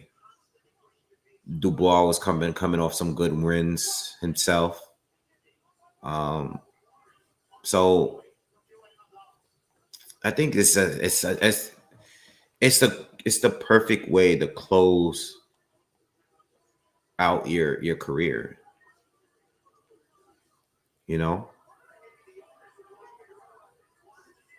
It's a perfect way to close out your career, in my opinion. Like, I'm not even interested in you. Already proved what you proved. But he doesn't. I don't think Usyk is scared to lose his O. So when we say things like maybe he should retire while he's on top, when we say that, it's like, yeah, but the guy doesn't seem to be worried or concerned about being undefeated. I think he just loved the fight, man. Pacheco and McCumbi are both in the ring. Let's see what they got for this fight here. I'm leaning towards Pacheco stoppage, but I don't know if I feel really comfortable by putting money on Pacheco. I'm not sure on this guy yet.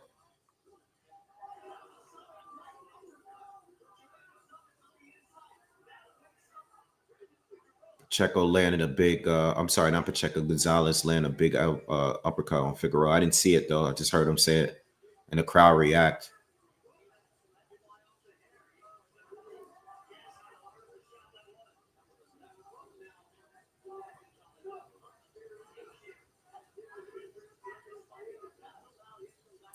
Let's see what they have. Pacheco, damn, negative 1,800.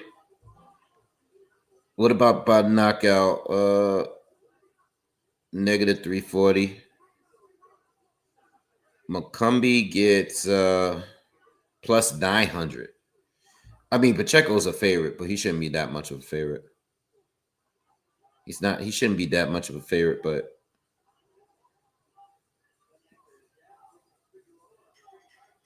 he shouldn't be that much of a favorite, in my opinion.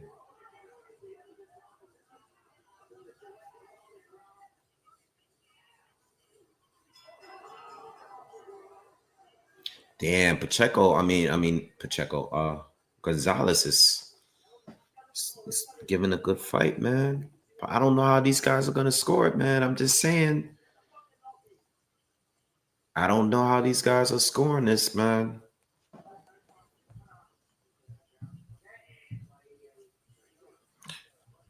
So at least Dubois set for life. Yeah.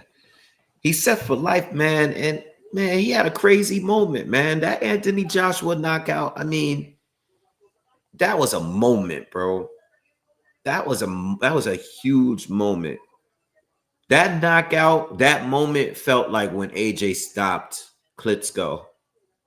You know, that was like a moment. It was a huge moment. And he did it in style. Like he did it in style. Like he beat AJ down. There was so much buildup. That was a moment, man. So that guy did great things. I mean, people make fun of him and everything. But I mean, for a guy like that to be that good of a fighter, still impressive, you know. Usyk is just, you know, if you really think about it, that's the perfect example of how you shouldn't use the triangle theory. And you really got to look at the styles, because Usyk and his technical side is all wrong for Dubois. Yet Dubois is so good compared to some of these other guys at the heavyweight division, you know? Like Dubois and his power and his athleticism and his strength. He's normally too much for all of these other heavyweights, but when it comes to Usyk has been able to stop him twice. You know, he's the only elite fighter that Usyk was able to stop twice. Figueroa just hurt Joet Gonzalez with a hook, man. Figueroa is doing some real damage here. I mean, Joet's still fighting back though. Oh, this fight is getting crazy. All right, but McCumbi, Pacheco is up. Figueroa threw her 780 punches. Gonzalez 665. I see what McCumbi and Pacheco is looking like. I'll go back and forth. A minute left in the 10th round with Gonzalez and Figueroa.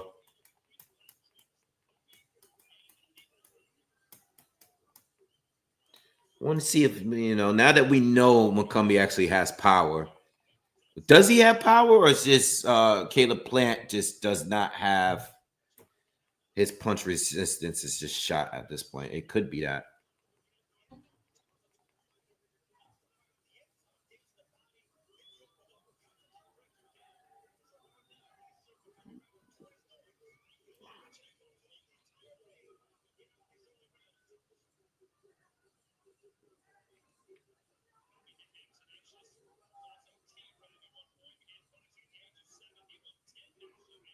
So far in this first round with Pacheco and McCumbi, definitely a filling out round so far, at least in the first minute or so.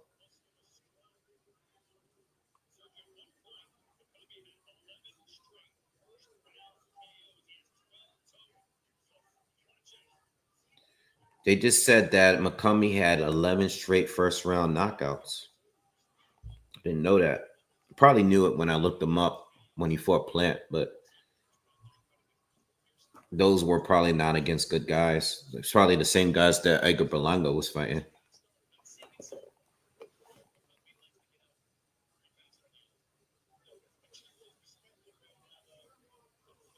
Filling out round still. Not much action here between Pacheco and McCumbi.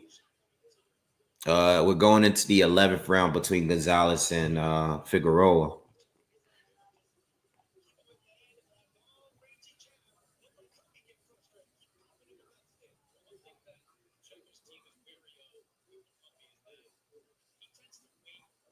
Pacheco got a pretty solid job, man. He's been controlling things with that jab so far. Good feints from Pacheco, too. Has McCumbi on the back foot.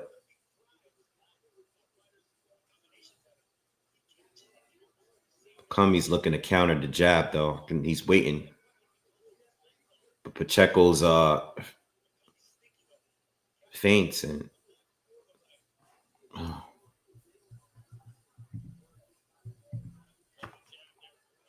stutter steps is throwing him off a little bit.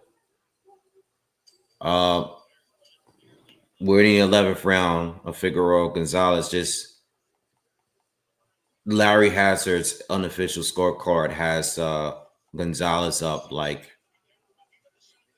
I don't know, 8 rounds to 2 or whatever it was.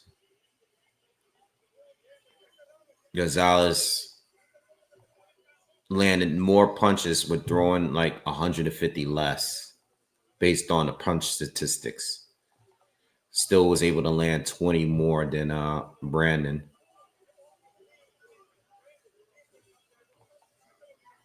Hit the thumbs up, chat.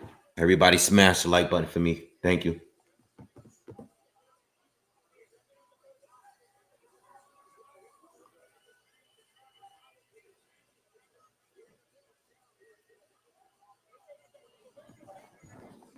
Oh, man, it's been a long day, man. Long day of boxing. It's been on here since 12:30.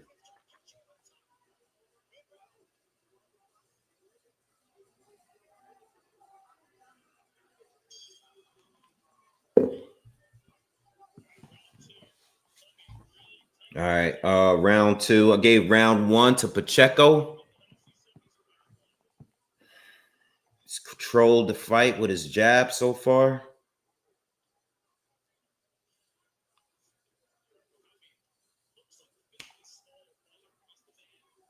You know what McCumbi's style reminds me of? And not just his style, but just the way his body is shaped, the way he reminds me of from Detroit.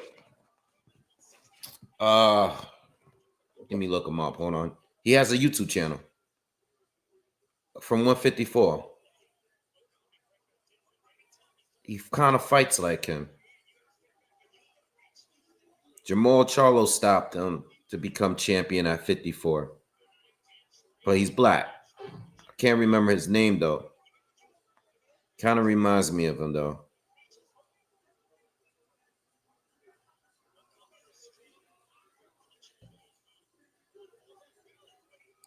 Oh, God, what is his name?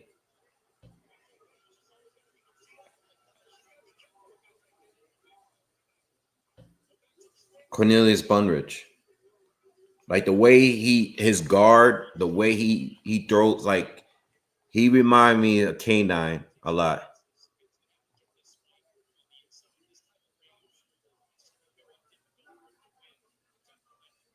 I was thinking that when he was fighting Caleb Plant that day.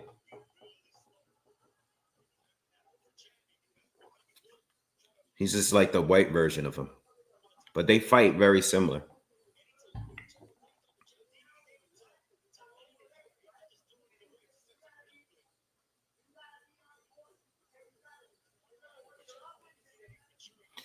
Jamal Charlo KO'd him really bad. Like, really bad. Ooh! Ooh, Pacheco caught him with a right uppercut. Wait, what happened? What happened? Oh, no, it's a head clash. Oh, so it wasn't an uppercut. All right, so McCumbi, they got to show that replay, though. It looked like, I mean, to me, I mean, the camera had his back facing me, so McCumbi is bleeding from the left side. I can't see exactly where the cut is coming from, but it looks like it's above his left eye in the center part, though. McCumbi, kind of came straight in, and Pacheco stepped back, went for the uppercut, but they clashed heads. And it doesn't look like Pacheco got any damage from it, just McCumbi. Yeah, this guy reminds me like K9 so much. Even just his stance. He's stocky. He just reminds me of him. It's just a white guy with a mullet, but he reminds me just like him.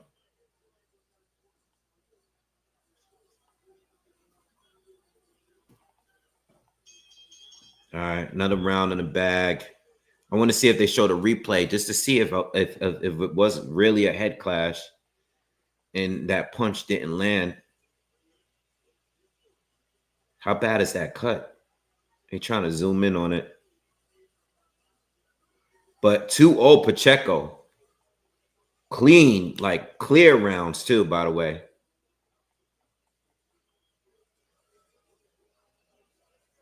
They're not showing a replay. They're showing a doctor looking at the cut while they try to treat it. How bad is that cut? Cut is like right here. It's like a vertical. Wait. Oh, okay. Yeah, it was. Yeah, Pacheco went for the uppercut, but he didn't get through. The head clash first. Round 12 and Gonzalez and Figueroa, 1 minute left. Figueroa has he's thrown over 1,000 punches. And total punches, he's landed 260 to Gonzalez's 254, who's at 800. Watch those judges, y'all. I know unofficially they got Gonzalez up. You know, I know. You know, I'm just saying though, it's been a tricky week in boxing. I'm just saying, I don't know if Gonzalez is actually winning this fight. You know, I haven't been scoring it, but I don't know, man. I just don't know. McCumbi's bleeding. They can't stop that bleeding. They're in the third round, and McCumbi's still bleeding.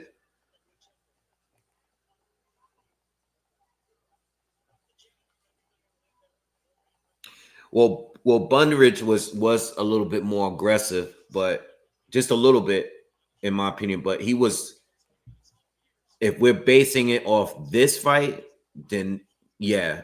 If we're basing it off the Plant fight, then I think they were more similar. You know what I'm saying? Like McCumbi has a lot more respect for Pacheco's power, and plus Pacheco's doing a good job with his range. All right.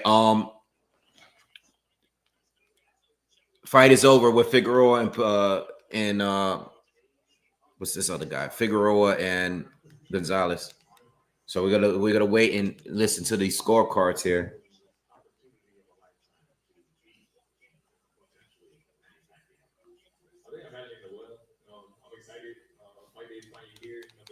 I haven't really seen McCumbi's 3 rounds, and I haven't seen McCumbi really go for it. You know, he's been more cautious than anything. I mean, he wasn't like that against Plant, but here he has a lot more respect for Diego Pacheco here. Diego's just having his way. Diego's actually struggled in a few fights, but here he's having his way here against McCumbi. McCumbi is just, he can't deal with the range here. And I haven't seen him really like get in there and try to like, he's trying to counter from the outside still. I mean, I guess he doesn't want to be reckless, but he's too far out to Pacheco is like, I don't even know if he's been hit. Like his face looks clean, and we're finishing the third round. Good check left hook from Pacheco. Kami looks frustrated. Blood is getting bad. 3-0 for Pacheco.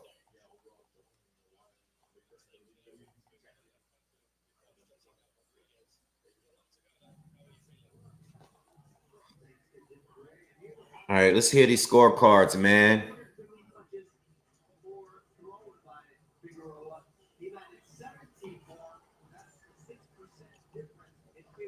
Let's hear these scorecards.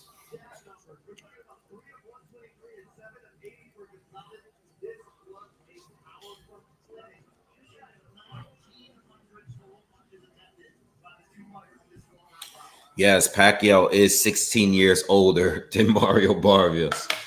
All right. Yo, let's get up to 100 likes, man. Let's get these likes in. All right, here's the scorecards. Let's go.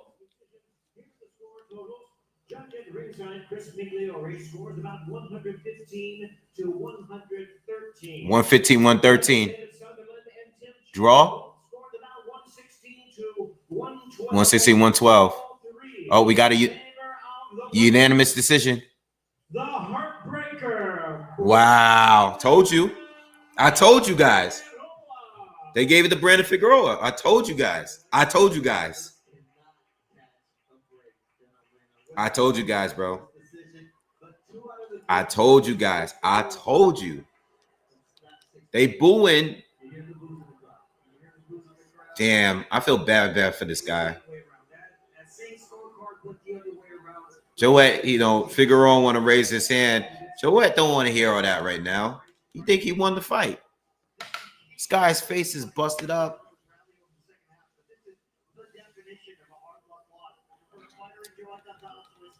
I don't know.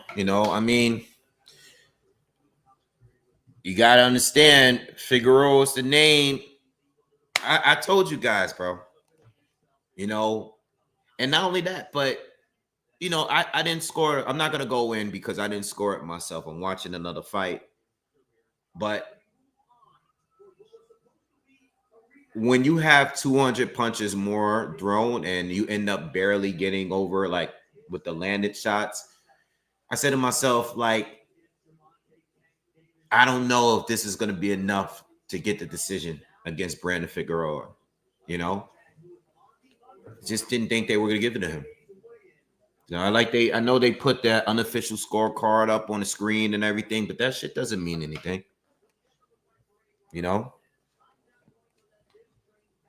Omar Salcedo is going to be fighting Pitbull next. Should be a good fight. But I knew they were going to do it, man. I knew they were going to give it to that guy. I'm not even mad. I'm just like, I just expect it, man. You just know what they're going to do against certain names and stuff. It's so predictable at this point. At this point, when I throw money and I use these betting apps, I base it on how I feel they're going to score it, not based on how I think the fight went.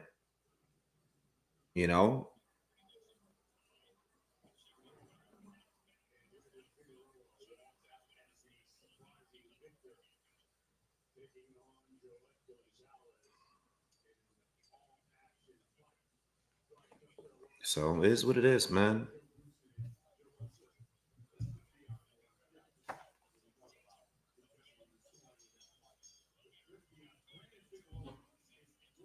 All right. So we'll get back to Pitbull, but right now it's just been an easy fight for Pacheco.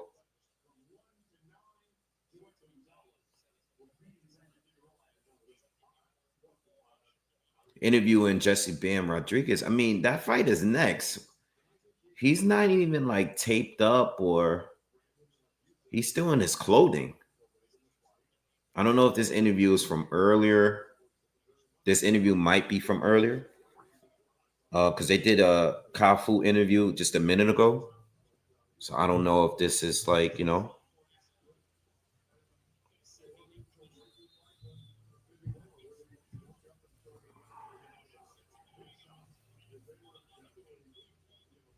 Yeah, I don't know. Again, I didn't fully watch the fight to be able to score it. But then I just knew it's too easy to call.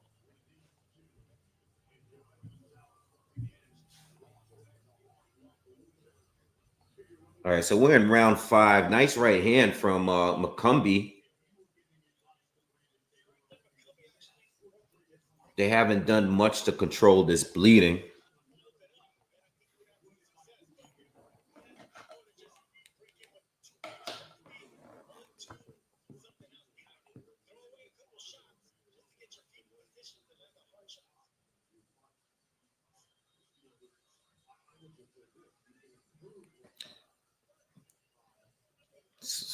Slow pace fight. 1 minute into the 5th round. Good right hand to the body from McCumbi.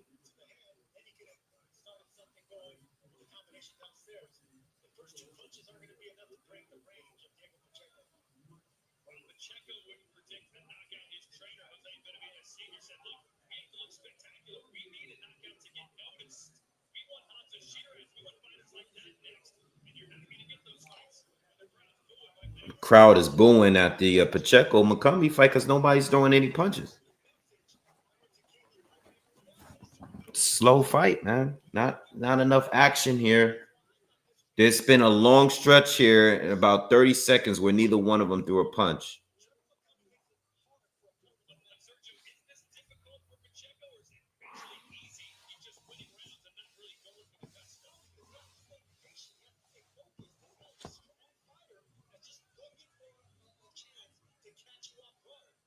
It's nobody throwing punches, y'all. Get this pitbull fight on because these guys are not fighting.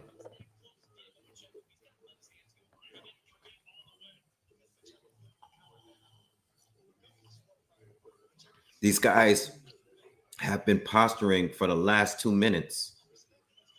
McCumbi just caught him with a right hand.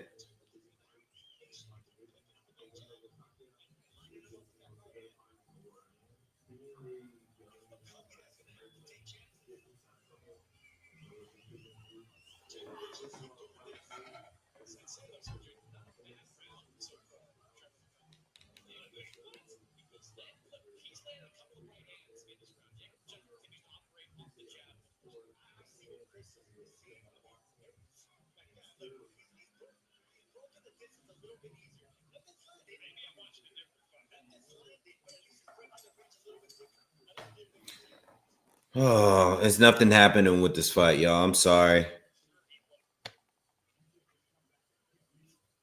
But it was a decent round for Trevor McCumbi. Probably a round that he got. Landed a couple right hands, couple shots. Stillborn round, but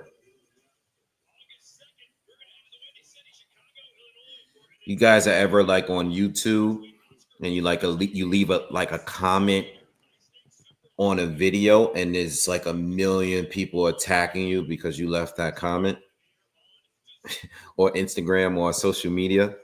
Like you don't even think your comment is gonna get noticed, but then like a bunch of people just bombard you.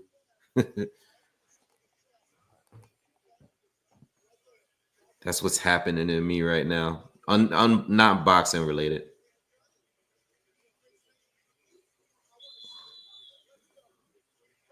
I keep getting these notifications of people reacting to a comment I left about cars. It's pretty funny.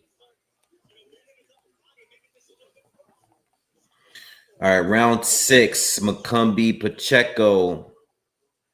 I gave McCumbi the last round. Oh, they did too. Okay. Chris Manners got it 4-1. I pretty much got it the same.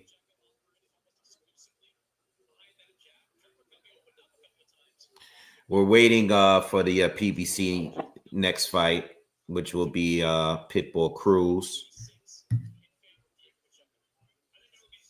So that card will obviously be a lot later than the zone card.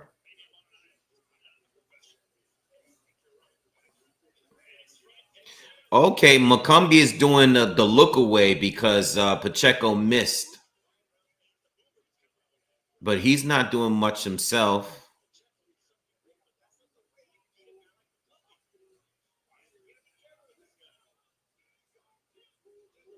I'm not, I don't know, man. This is just another fight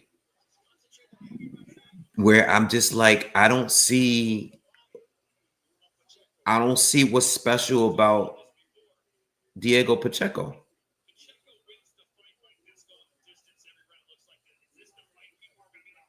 Yeah, it's just another fight where it's just like, I haven't been impressed with a Pacheco performance, period, man. Even though McCumbi is not doing much, this can't be like this for 12 rounds.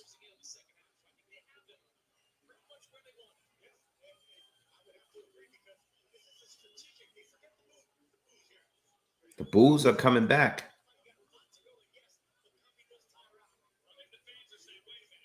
And they're in Texas, by the way.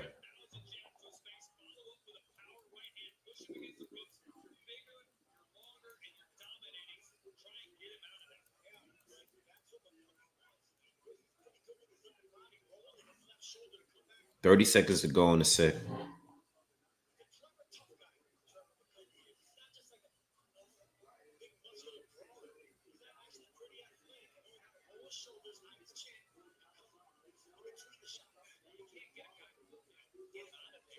McCumbi, nice shot. Oh, Pacheco caught him with a right hand.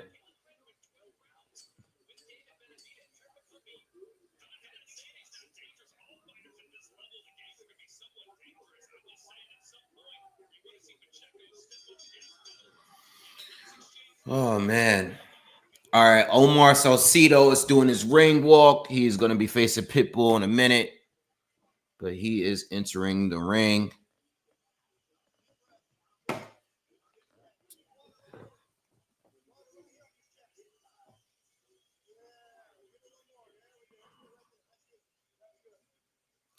Give me 2 seconds, guys. I'm just gonna take a quick bathroom break before this fight start with Salcido and Pitbull.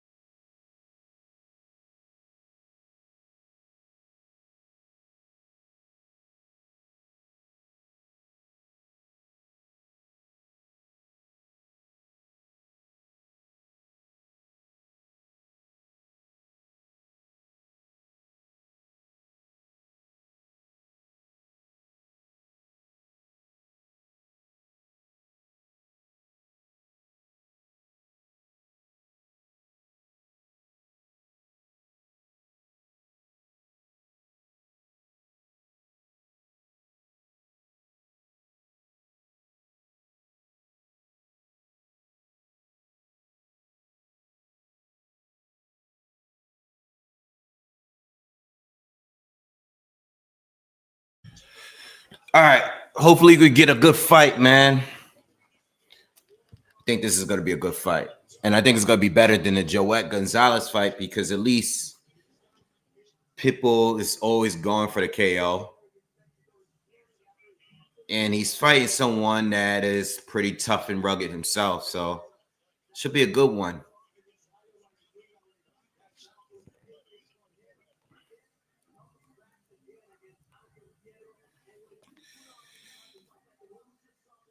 Damn, thank you, Bees Nuts, for dissing my couches. I don't know. I don't. First of all, I don't have the couches from my old place in Harlem. And second of all, I'm at my dad's. I sit at a desk. I don't have a couch anymore when I do my videos, but appreciate it, I guess.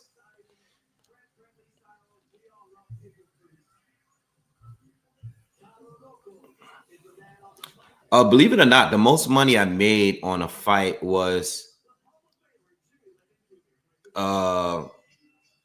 what's it called? Crawford and Spence. I made the most. I made the most from that, not just from the Apple in total, because I did a lot of personal bets on that fight. Yeah, I think I made the most off that fight. I think the second most I made is when Gile Zhang knocked out Joe Joyce. But I never bet like what showbiz. Showbiz money is different. That's yeah. From New York, Max DeLuca. From Connecticut, Gonzalez. And from New Jersey, Steve Roosevelt. Yeah, I don't bet that kind of money that Showbiz be betting. That's insane. It's crazy.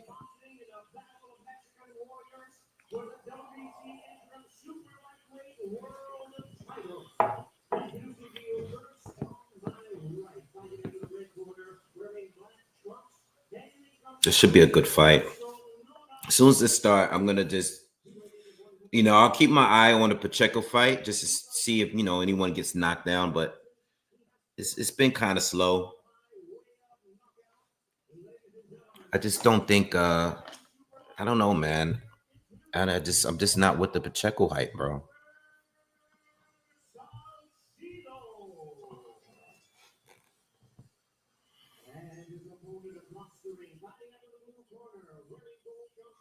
I mean, listen, I don't think there's anything wrong with how, like, if Showbiz makes a lot of money, um, that's his money, if he chooses to bet it, you got to also remember, like, he's probably made a lot of money off making bets too. Like, a lot of people have those accounts and they'll just, if you're betting, if you're making money off, some bets, and let's say you got a account that you've got 50K in there. You decide, like, oh, this one I'm gonna do 10K. That might be that 50K. You probably won amount of, like, I can imagine amount. I don't know. I use my account and grow it small, but you lose some, especially, like, I bet more in the NBA than boxing. Boxing is just, well, NBA is getting bad too. I can't even defend the NBA because these guys be betting on themselves. All right, round one. Pitbull comes straight at Salcido. Comes straight at him.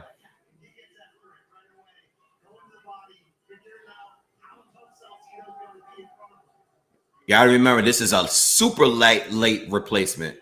But Salcido looks like he's in shape. Pitbull's already, boom, right, left hook. Salcido's already forced to hold on to Pitbull.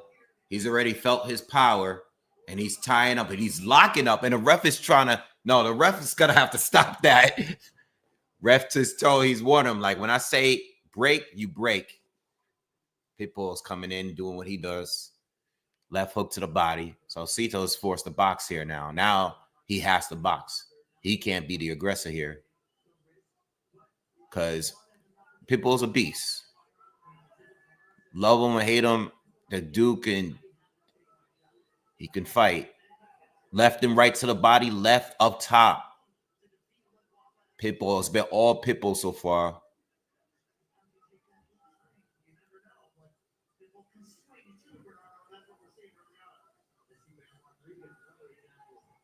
Left and right hook to the body lands for Pitbull. Salcido lands a left to the body. He doesn't have the legs, though. He doesn't really have that slickness like that, like we saw from what's his name that Pitbull just lost to? Yeah, Pitbull just hit him with a big right hand to the body. Oh, he's punishing Salcido. 1 minute to go in the first round. I was talking about Ryo before. Ryo did a good job in his movement, his defense.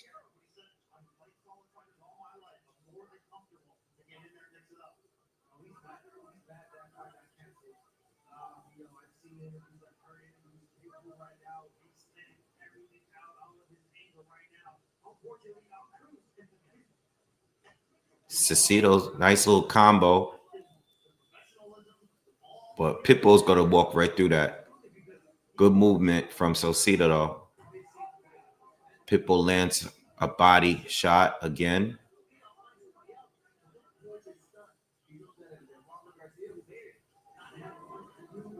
Yeah, this round feels long.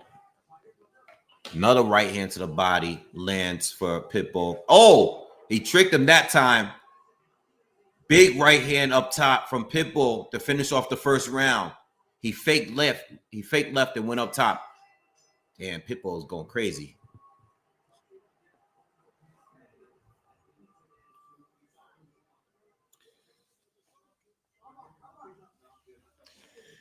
Pacheco McCumbi, round 9.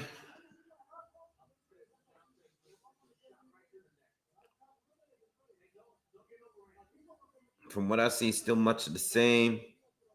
They never actually stopped the bleeding on that cut from McCumbi from the head clash.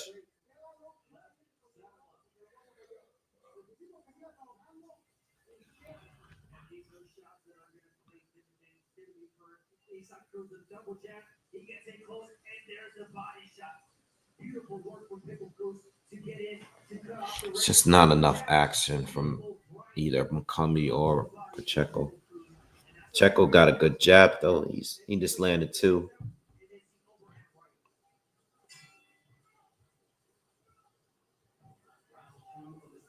Round 2, Pitbull against Salcedo, 1-0. Right hand connects to the body of Pitbull Cruz.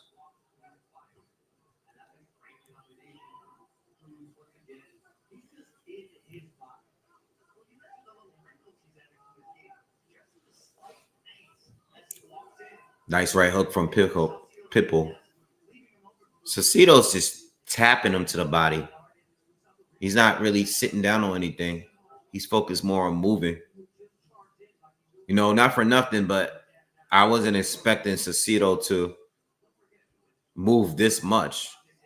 Overhand right from Pitbull.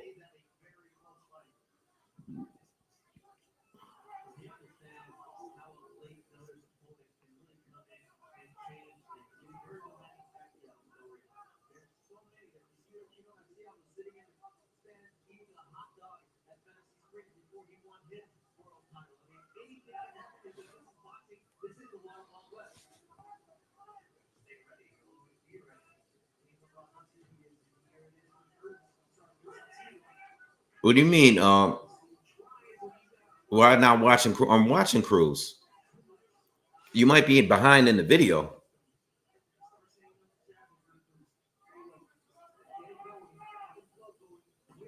You might be behind in the video, bro. Speed the video up, Ralph.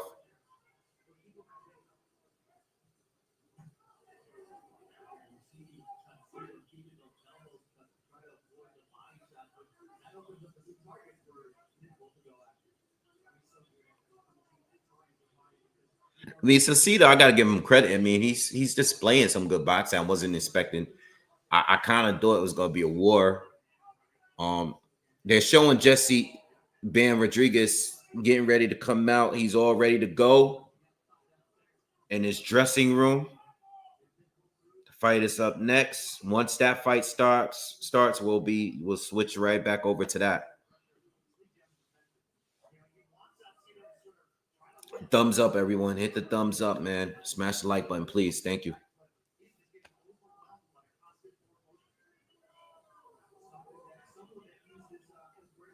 Pitbull's just banging on his body. 20 seconds to go in the second. Nice right hand. Nice right cross from Pitbull.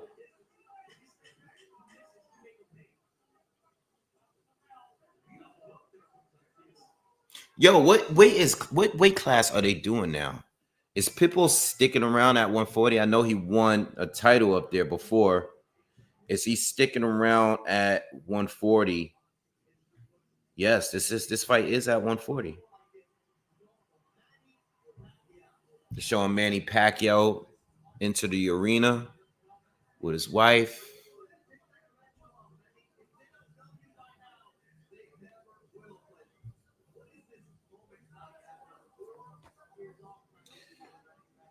They gave Pacheco every round unofficially except the 5th round, which is what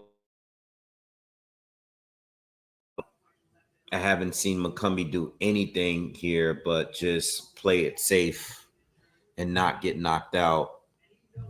But I haven't seen Pacheco be aggressive at any point in this fight. He is so average.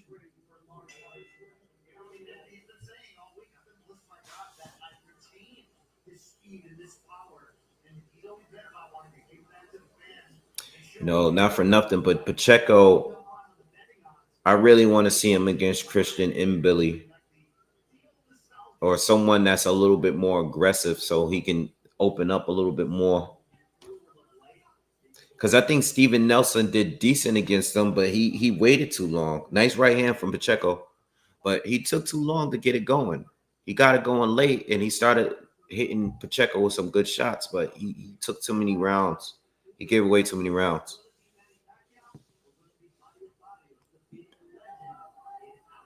Pitbull continues to punch. Oh, Pitbull hit him with an overhand right. But Salcido took it, man, and fired back. I thought he was about to get dropped.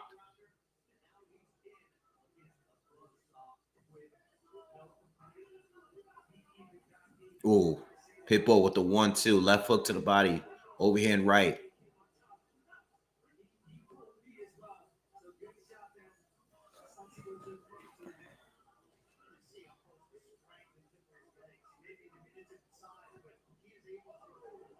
Uh-oh, I missed something. Pitbull might have caught him. Pitbull got him in trouble.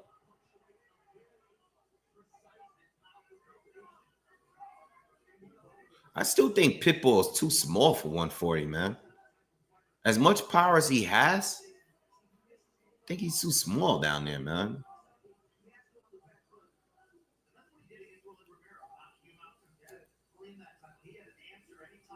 Like, I know he stopped Rolly, but Rolly at the time wasn't really a 140 fighter neither.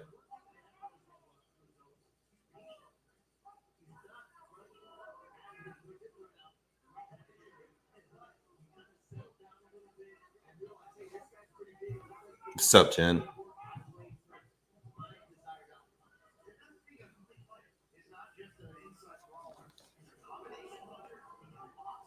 Yeah, I mean, that's what I said about Shakur when before he fought this guy, William Cepeda. I was like, he needs to get in the ring with someone that's gonna push him to let his hands go a little bit more. I need that from Diego Pacheco because these guys, I mean, I expected more from McCumbi, but maybe he was just being aggressive because he was fighting Caleb Plant, who he didn't really respect his power.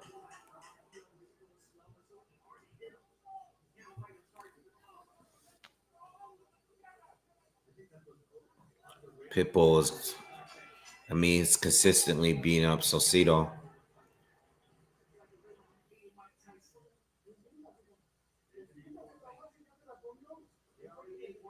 What's up, Obeso?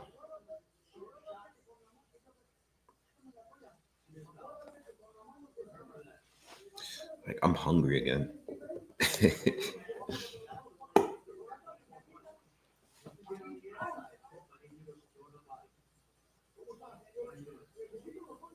We're in the 11th round with Pacheco and McCumbi.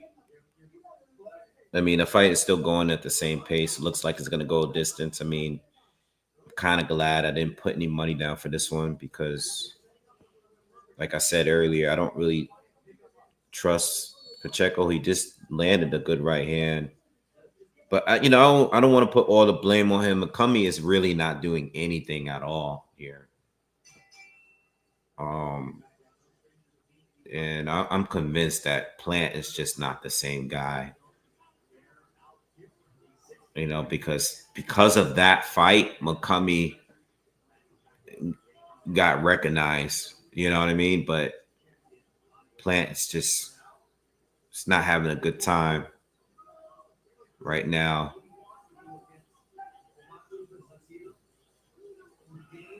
I kind of lost interest in the Jamal Charlo fight too with Plant.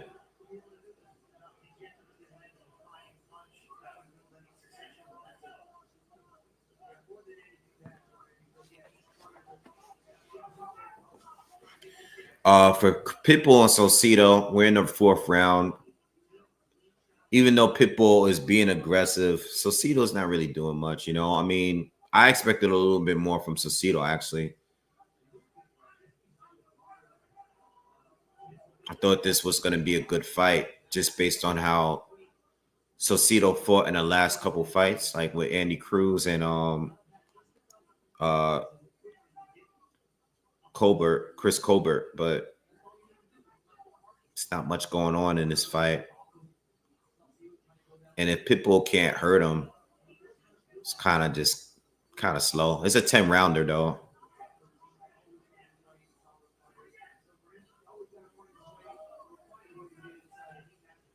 Saucedo's just hitting and moving. He's not even attempting to fight Cruz on the inside.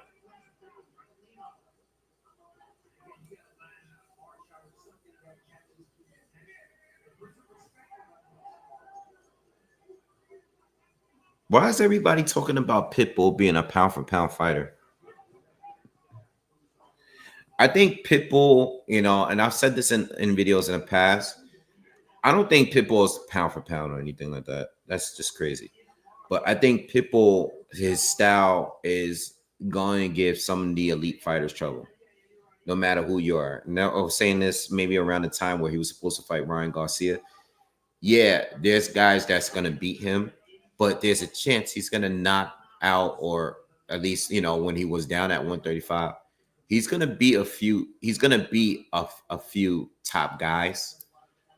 Maybe not at 140, but at 135, because some of these guys are going to get clipped and hurt. Oh, Pitbull just hit him with 2 left hooks. But Saucedo got a chin. He's taking the punches. He's taking a punishment well. Yeah, Pitbull got a style that's going to make top tier guys. Oh, I see Saucedo bleeding a little bit on his nose. That's a fresh cut. Yeah, he's not elite, but his style is going to be tough for some certain guys.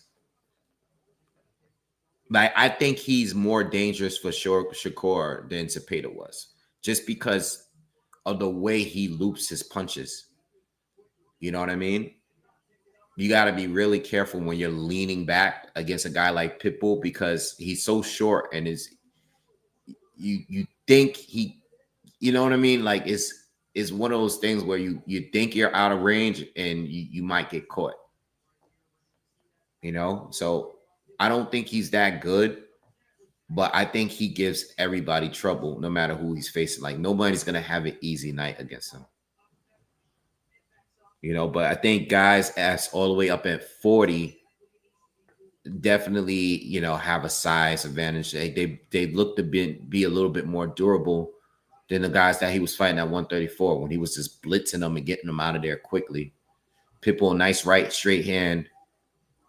Yeah, they have him unofficially winning every round. We're in the 5th. I think he's winning every round.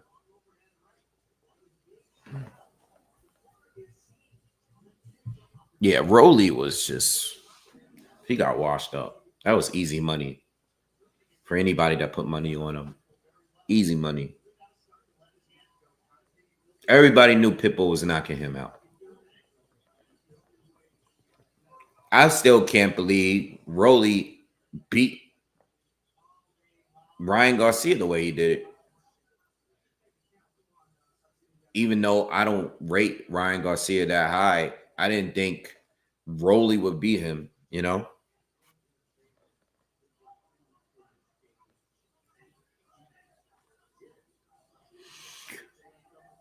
Oh, yeah. Oh, watch the head. Yeah, the ref told him Pitbull's doing his dirty shit.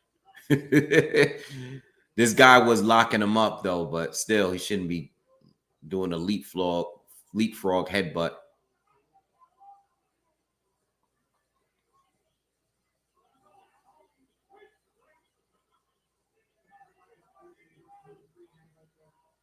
50 seconds to go with Pacheco and McCumbi in a fight that nothing happened.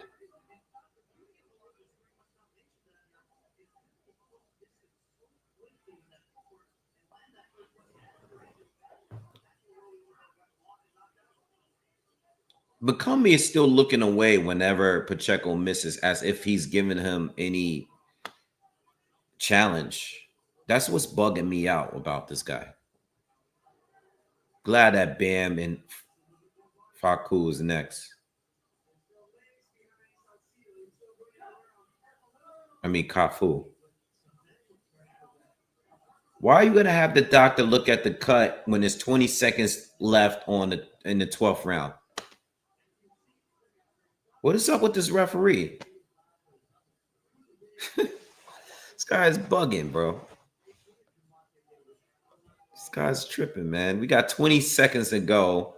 Nothing is happening, and he decides like, "Hey, doctor, come and look at this cut." 20 seconds to go in the fight. Well, it was it's bugging, man. People hitting them with big right hands that would have knocked out some of these guys at 135. All right, McCumbi and Pacheco's over. Thank God. I am not going to listen out for the scorecards. McCumbi did not win and did not do anything. So,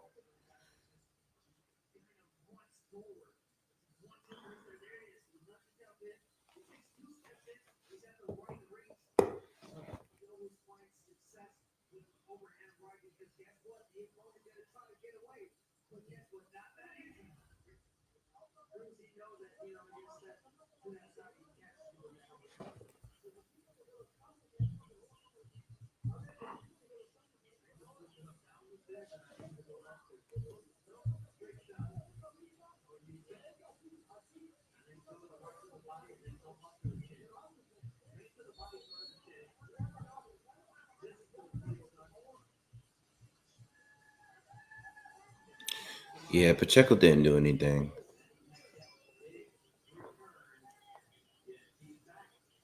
Yeah, Pacheco and McCumbi is definitely one of the worst of the day.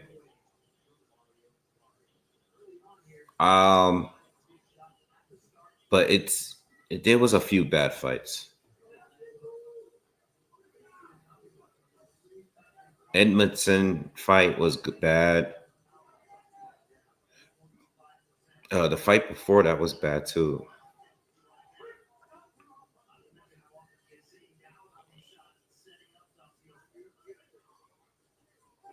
Hook lands for or Pitbull.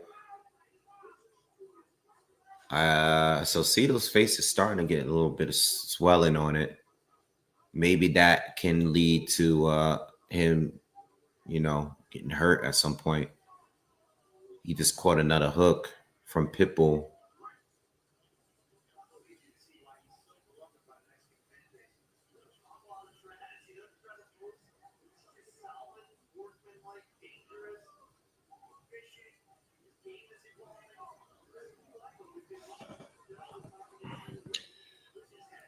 What do you mean? Like, where do I rank them?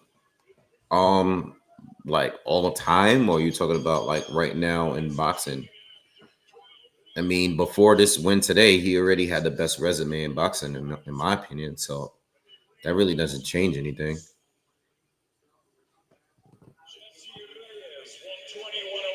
120, 108, 119, 109.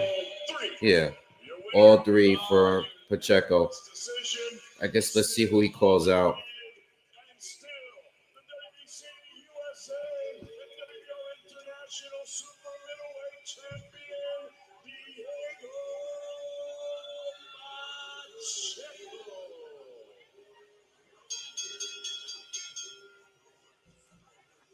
So Diego Pacheco won all the rounds on one of the judges' scorecards, the other two giving a solitary round. Trevor, let's hear now from Chris Banks. Diego, congratulations. You stay undefeated, you go 12 for the second consecutive fight, win a near shutout. How did you feel about that performance? I felt okay. Trying to find my distance.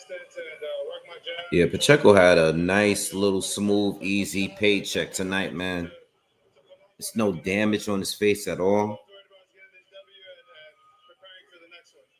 You were certainly winning these rounds pretty comfortably. Your team between rounds was pushing you to close that gap, to close that distance. Did you feel like you have to respect his power? Oh, how do I rate him historical?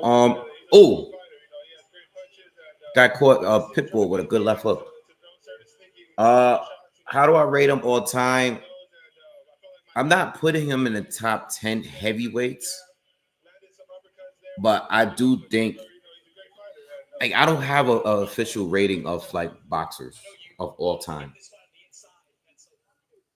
but I do think in this generation he's at least top 3, you know, in this generation. So I don't have like, I'm not putting him in the top 10 of heavyweights. Because even as impressive as these wins are, I don't think this generation or this class of heavyweights are as good as other generations, you know. But I think he's clearly the best of this time when it comes to heavyweights. As far as his career overall, including what he did at cruiserweight, yeah, he's an all-time great. You know, there's great fighters, there's legends, there's Hall of Famers, and there's ATGs. And I think ATGs is at the highest. And if you're in the ATG conversation, you're at least you can at least have a conversation about guys that are also ATGs from other generations. So that's how I rate these fighters. I don't have a number. I don't have a specific, bracket of all-time greats. When it comes to heavyweights, though, I have a preference of top 10.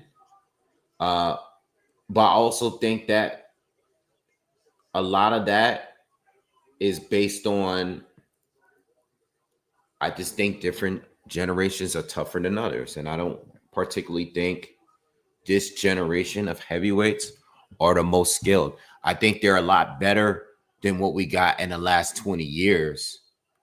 But I don't think they are like the best or anything like that. No, I think it's just more entertaining now because you had some great characters, great personalities like Fury, like Wilder.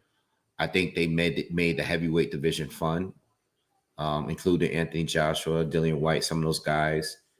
But I don't believe like this heavyweight generation is better than the 90s or even some of the generations before that. I don't think they're better than the class of Frazier and Ali and Norton and Foreman.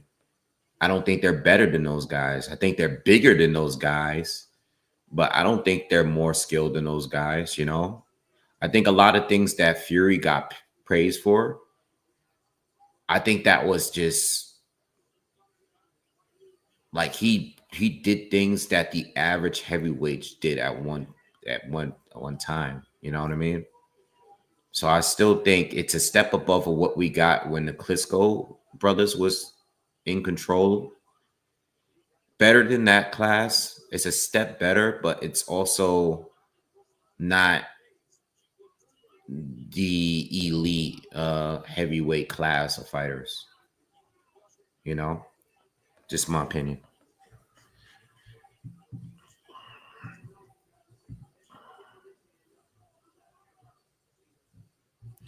I think when it comes to the cruiserweight division, I think it's only between Usyk and Holyfield. I think it's only those two. So if you have Usyk over Holyfield, I'm not going to argue with you. Yeah, the quality fight is everybody's favorite cruiserweight fight with Holyfield. That was, the best fight. But if you have Usyk over Holyfield as cruiserweight, it's only those two. You know, there's other good cruiserweights, but as far as the GOAT cruiserweight, it's those two. This is why I said about Usyk, we're just talking about him as a heavyweight. He's not a career heavyweight. Neither was Holyfield, but Holyfield was a heavyweight for much longer. You know what I mean? So Usyk did it and did great things in a short period of time because he had that amateur pedigree, and you know, but you got to understand, like, go into the cruiserweight, go into the heavyweight division and beating all of these guys, right? I don't know, even in the prime years of his career, you know, if we rewind the clock 5 years and Usyk is fighting as a heavyweight, I think he would have a harder time doing it against prime Holyfield, prime Bo, Galata, Tyson, Lennox Lewis, McCall,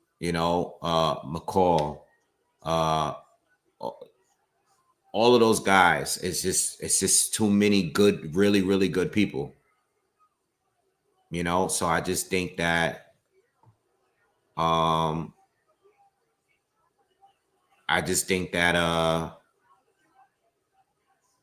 it's just I don't like to just say like he's greater than all of these guys. No, I think he's the greatest now, and that's it. And that's it. And if you're in the top of your class, it's like I always say this. I always compare it to basketball. If you're the best in your time, you deserve to be in a conversation of greatness. You know, it's like NBA centers. Like if you're the best at your time, or one of the two best at your time, then you deserve to be in a conversation. Pitbull's really putting punishment on Saucedo. I don't know how this guy is still fighting. He's taking some big punches from Pitbull, but yeah, like if you prefer LeBron over Jordan or over Kobe, you know, or if you want to go a little further back than that, yo, it's not a bad conversation because you're talking about the elite of each era. So if you're gonna go Will, or if you're gonna go Bill Russell, or if you're gonna go, you know, Hakeem, Shaq, Kobe, Jordan, whatever, it's you're literally comparing the elite of all time. And I think Usyk has proven to be an elite of his time. I think he actually has the best as far as ratio, quality of fights, and the number of fights. He has the best resume of this time. There's very few tune-ups or like generic fights there.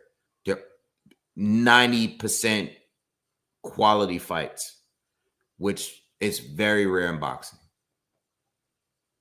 You know, and to be undefeated, it's insane too. And he's clearly past his prime, and he's still doing what he's doing. Not many people can be clearly past it and still be this dominant. So that's the way I compare when it comes to sports. You know, like,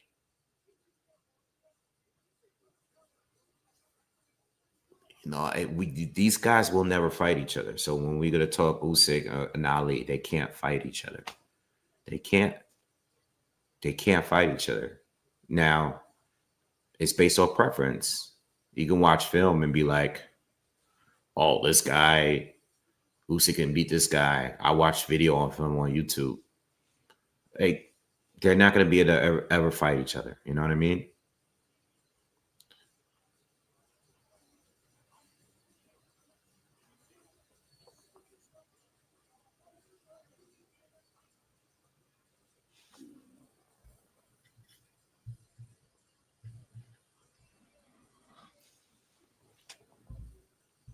Say you agree with the NBA analogy. Yeah, I think the NBA analogy is the easiest for me.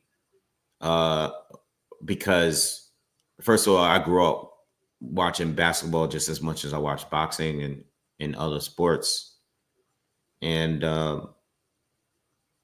you know, it's just like I watched these games. I actually watched more basketball when I was younger.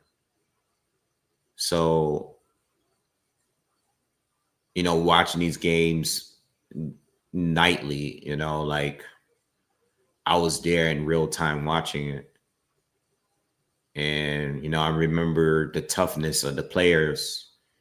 I don't think they're as athletic as they are now, but, you know, I think they were tough. You know, whenever I turned the T off, if I wanted to watch the Pistons and watch Isaiah play, if I wanted to watch, you know, Charles Barkley and Hakeem Olajuwon and these guys play on the Rockets, or when he was on the Suns, or even the Sixers, like I turned the TV on and they were playing. You know, when I turn the TV off and watch basketball, I don't know who's playing. These guys be sitting out for a quarter of the season. You know, I don't.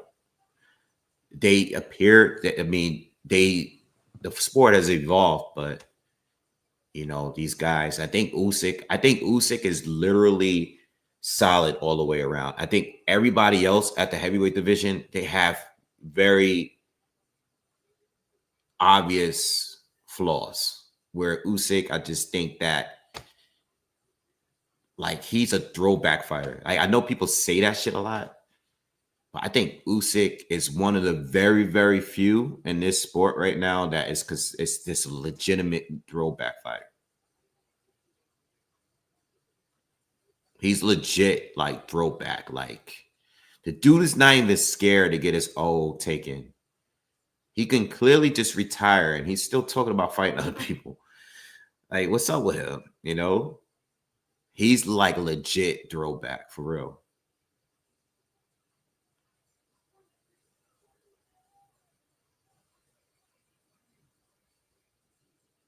Pitbull's just like lunging at this guy. But he can't stop him. And I really just don't think that. I think the problem with Pitbull really is just that as powerful as he is, he can't knock these guys out at 140 like the way he used to at 135.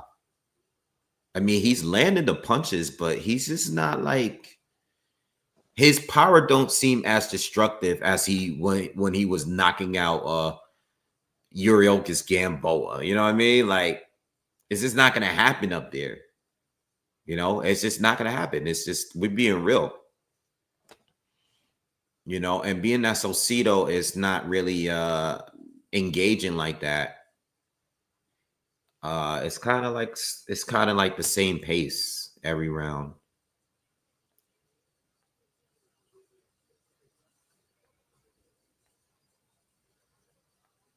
Yeah, well, he said Boom Bap says he's never going to Usyk again. Part of my pick was just saying, like, I'm not picking against Usyk until I see him lose.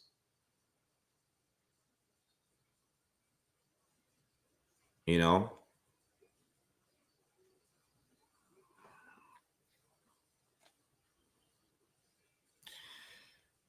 I get what you're saying, Mike Boom. Like, I think Lomachenko is definitely a Hall of Famer. But I think Usyk is a better fighter. I think he's smarter. I think he did it. They both did it at a high level. But mentally, I think Usyk is what separates him and Loma to me. You know what I mean? I just think mentally Usyk is just like he's gonna find a way to win no matter what. When I see Lomachenko have close fights with like Haney and he's taking off the last round or so, like shit like that just makes me like Usyk is different, bro. Like he's different. He's greater than Loma. Like I know Loma was the biggest star, and I know he had more potential, but Usyk is on a different level to me. Like, you know, I think Luma, like, I don't think Usyk has like flaws like that. Yeah, Usyk is a little crazy, bro. He is. You said it, J-Man. He's a little loony. He thinks this is fun. This, you know, he has, I'm sure he's fearful, but he doesn't really show it. Like, I think whenever people are like, yo, Triple D was robbed, that just only made him like, yo, I just want to, people is going nuts. People is trying, yo, this is what I mean about urgency, and you want something. People is fighting like a madman trying to stop this guy.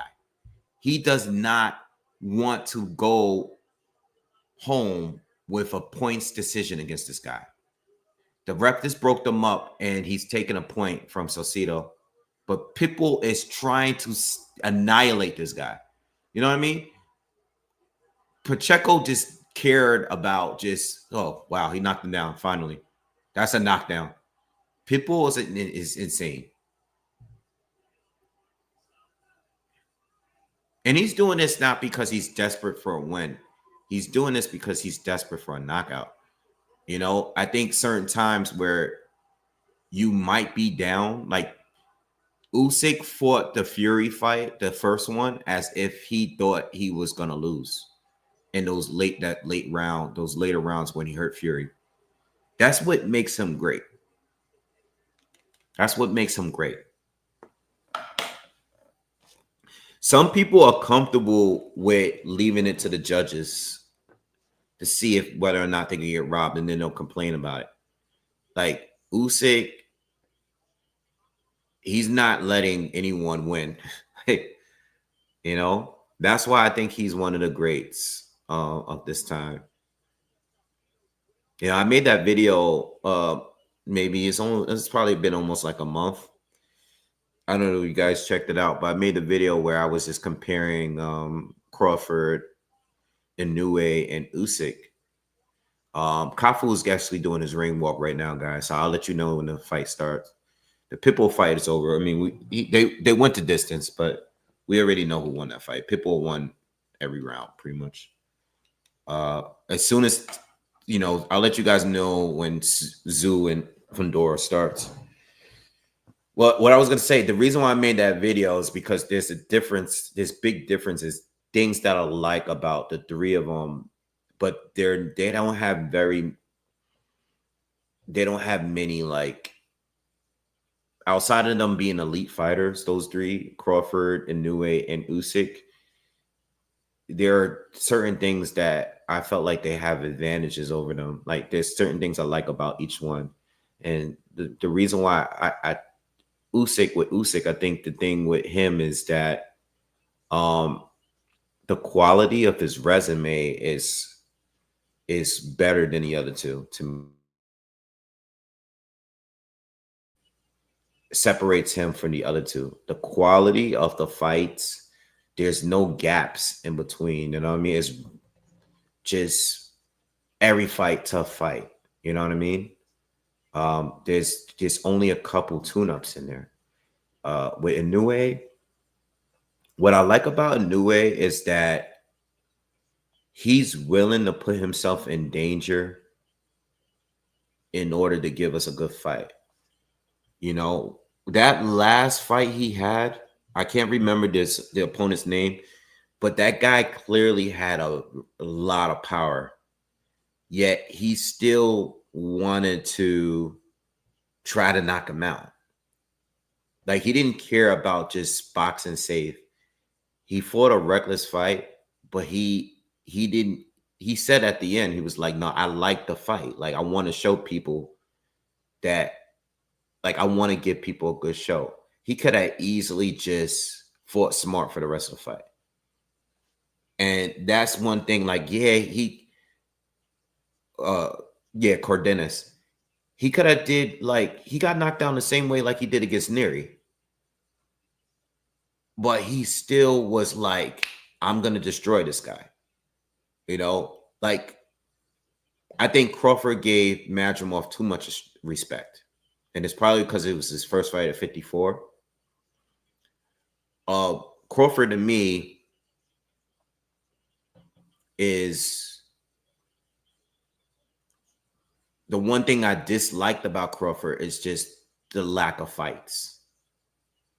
But I think for me, I think his ability overall, I think he had the most versatile style.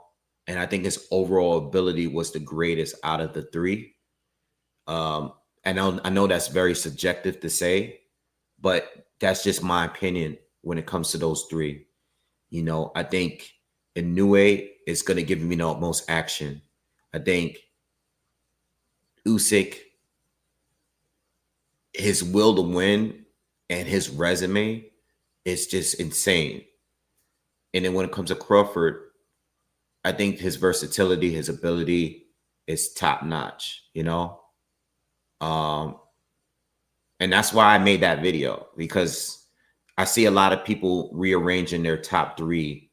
And I'm like, okay, you can put whoever you want in your top three. Some people put other people like Bivol or Canelo or whatever. But that's the top three that I see on most pound for pound lists.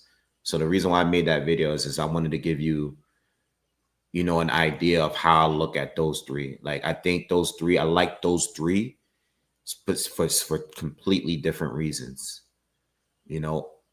I think all three of them are crazy, but they're crazy for different reasons. You know what I mean? And I like them for different reasons, I like all three. Like, whatever order you got it in, it's cool. But yeah, I think it's hard to really argue resumes though when it comes to those three. I think the three of them got phenomenal resumes. I just think that Usyk's resume is just non-negotiable for me. Like, if we're just talking about the resume, I'm not talking about skill set. I'm not talking about eye test. I'm not talking about like accomplishments. I'm talking about just resume. I just think, you know what I mean? Like, every fight is a tough fight, and some of the styles don't match up. On paper, it didn't really match up well against him, but he found a way to get through it. The other two, I feel like, some fights in between is like, Yeah. All right. Bam is in the ring. Cafu is in the ring. This fight is about to go down. We're gonna cover this whole fight. I'm sure Fondora and Tim Tszyu is gonna start. I'm gonna do my best and try to cover both. Okay. I'll be going back and forth depending on the pacing of these fights. I want to see both fights. So Fondora and Tszyu is next on PBC. And they're doing the national anthems right now for Cafu and this guy, Bam. Chewbacca is in the ring. I don't know why, but he's there. He's in the corner of Bam Rodriguez. He's in there, though.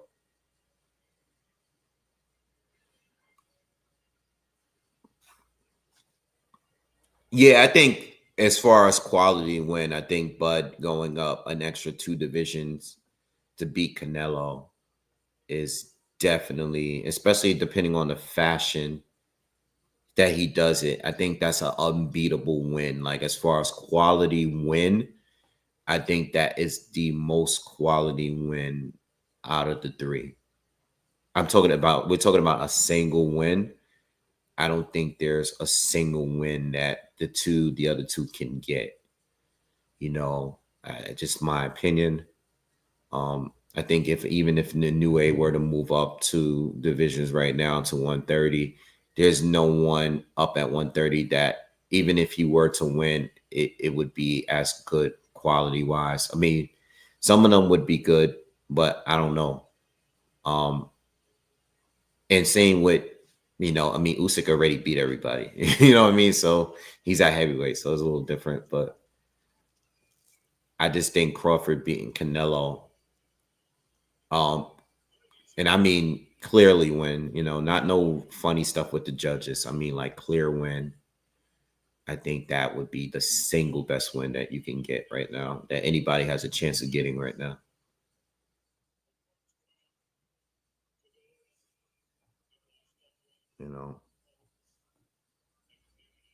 I got Tim Tszyu by stoppage too. Like I got money on it and everything.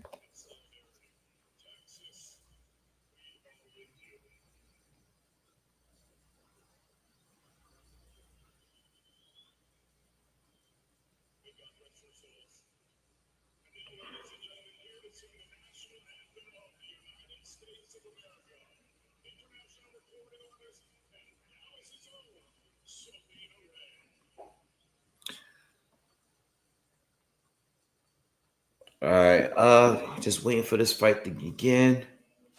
Still doing national anthems. It looks like Tim Tszyu and Fondora is gonna overlap this fight, man, which sucks because I was really, really hoping that this fight had already started, but because they're doing, ring walkouts, this is the main event. They're doing ring walkouts. They're doing national anthems from different countries. It is a unification too, so it is what it is, man. Somebody asked me what I was drinking earlier. I'm gonna have some whiskey tonight. I got a little bit of Macallan 12. That's what we got. That's what we're doing tonight.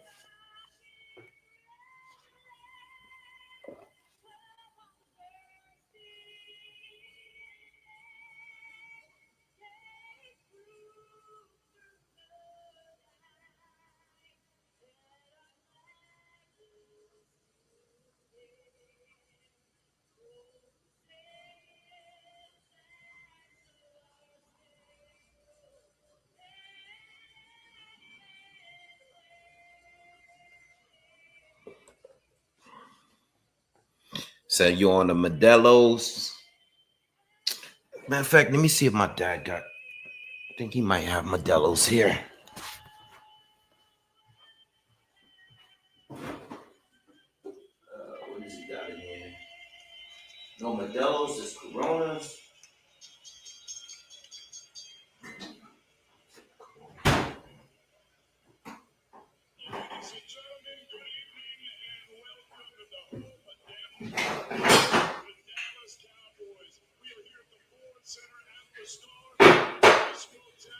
Yeah, where's this guy's can opener?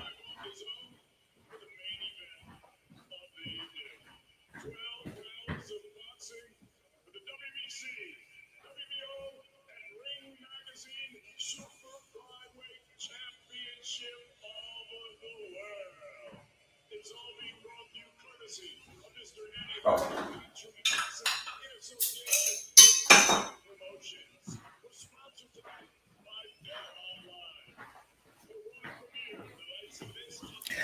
Don't got a Modelo, but I like Modelo's. It's usually my go-to.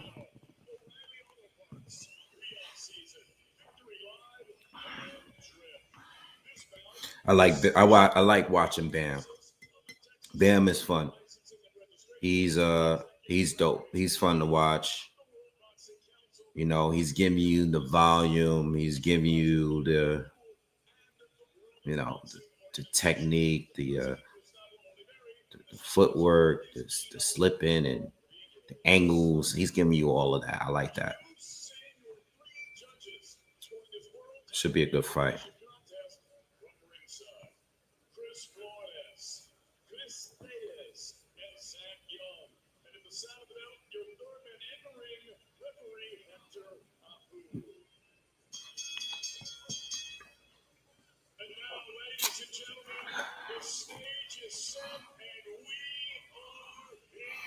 Here we go.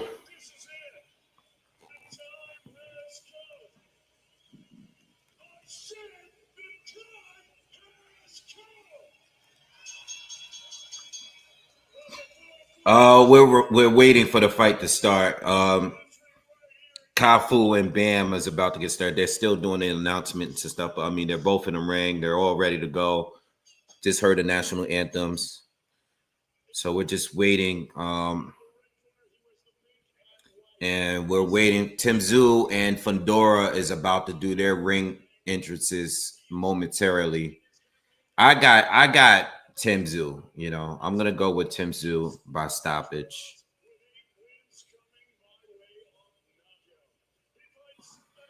Unless he's dramatically different, you know, which could be a possibility here.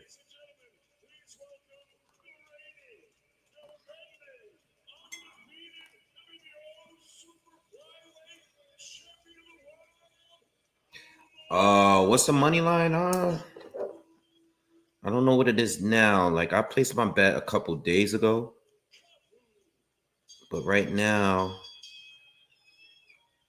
it should be let's see, right now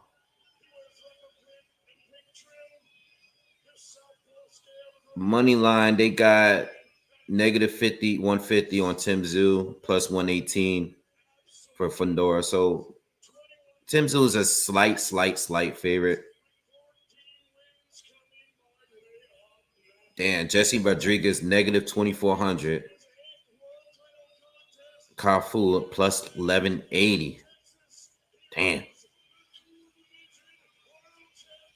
Pacquiao and Barrios is pretty close. Pacquiao is plus 210. Damn, I don't know, man.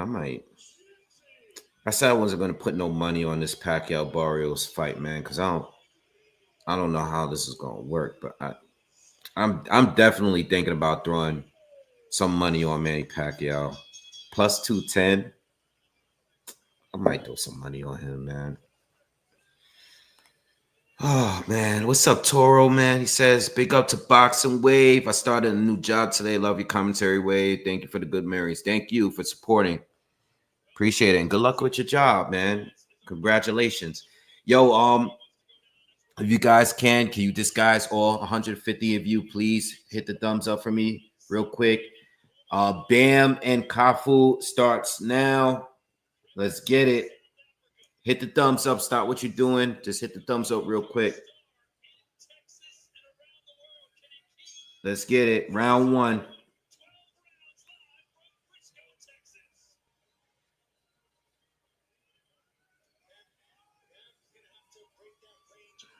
Oops. Bam.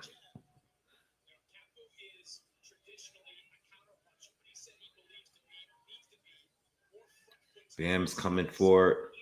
A lot of stutter steps. A lot of feinting from both.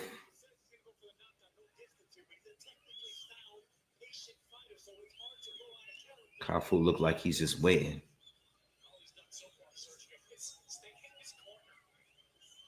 Bam, nice jab to the body. But Cafu's in the same corner that he was when this first round started. Bam snuck in a little left hand.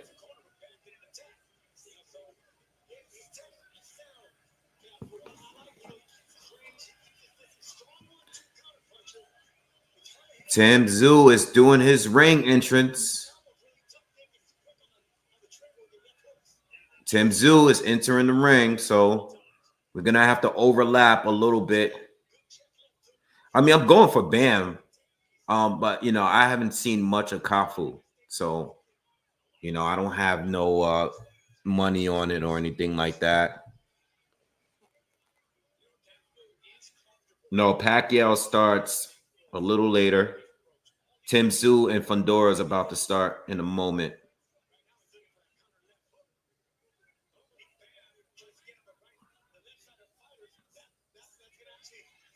Cash App is right there. It's scrolling across the screen right there.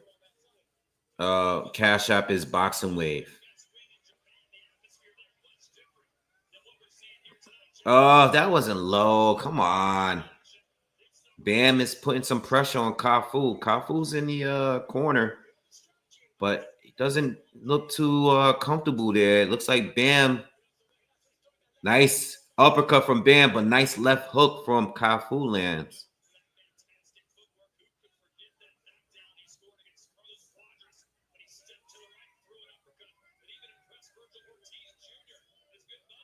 Bam is doing some good work. 30 seconds to go on the first round.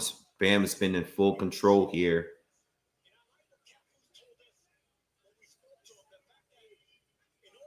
A lot of pressure, a lot of educated pressure from Bam. In and out. Just stepping in, landing one shot at a time. Haven't really opened up yet. Good right hand to the body lands for Bam Rodriguez. Clear first round to me. All right, Tim Tszyu is in the ring. Sebastian Fondora is doing his ring walk right now. So we're going to have to double up. And both fights are going to be good, especially this Tim Tszyu fight. This is going to be a war. Or could be, or could not be. I don't know. We'll see. But Fondora is walking to the ring. All right, so I'll keep you guys posted. I'm going to have to go back and forth.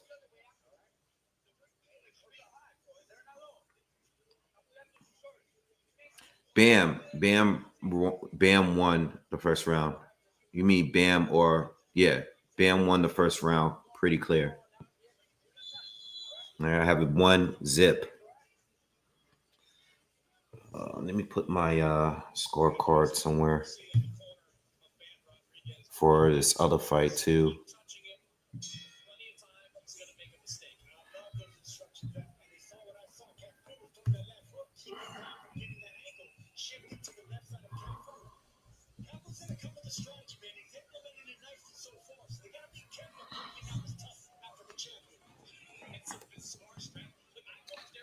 All right, Fondora's in the ring.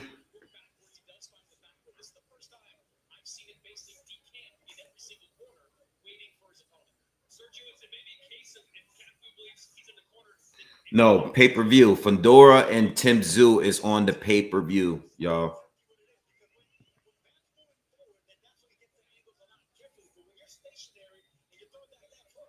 Cafu is trapped in the corner. I mean, I don't think he really wants to be there, though. Doesn't look comfortable there. I know he's trying to counter here, but Bam is kind of open. Bam is kind of overworking him at this point without too much trouble. Good body shot from Cafu.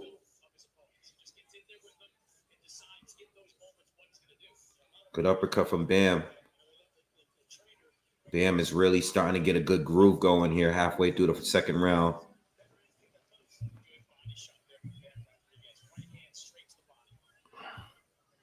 All right, I'm still waiting for Tim Tszyu and Fondora to start. Bam is winning the second round, but no heavy shots. Left hand from Bam lands. Cafu went for an upcut, missed. Oh, nice short right hand connects for Cafu there. Yep, best punch from him so far. But Bam is still in control. 1 minute to go in the second round. Good jab lands of body of Cafu. Straight left hand lands for Bam. Yeah, good body shot, Bam. Nice combination. Bam is starting to open up a little bit. He's starting to throw more flurries while Cafu is still in the corner. 30 seconds to go in the second. All Bam round.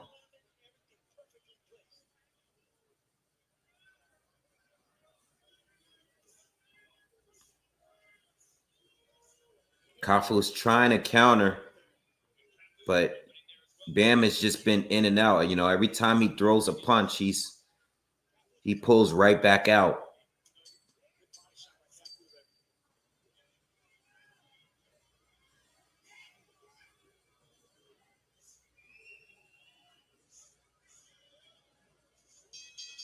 Round 2. 2-0 for Bam. Fondora is both of the fighters is getting announced. This fight is about to begin. Start going back and forth.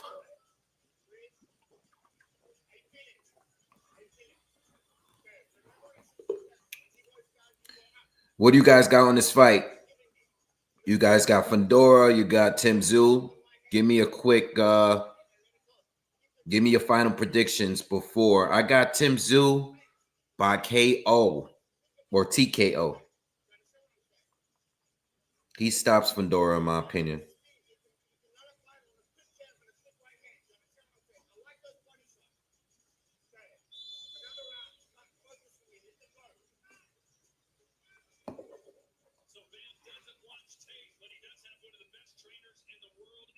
We're in New York. I got 10 by KO. All right, round 3. Cafu Rodriguez, and round 1, Tim Tszyu Fondora. I'm going to focus a little bit on Tim Tszyu for a second, just to see how it's going the first round. Fondora's coming forward. Fondora is coming forward on Tim Tszyu.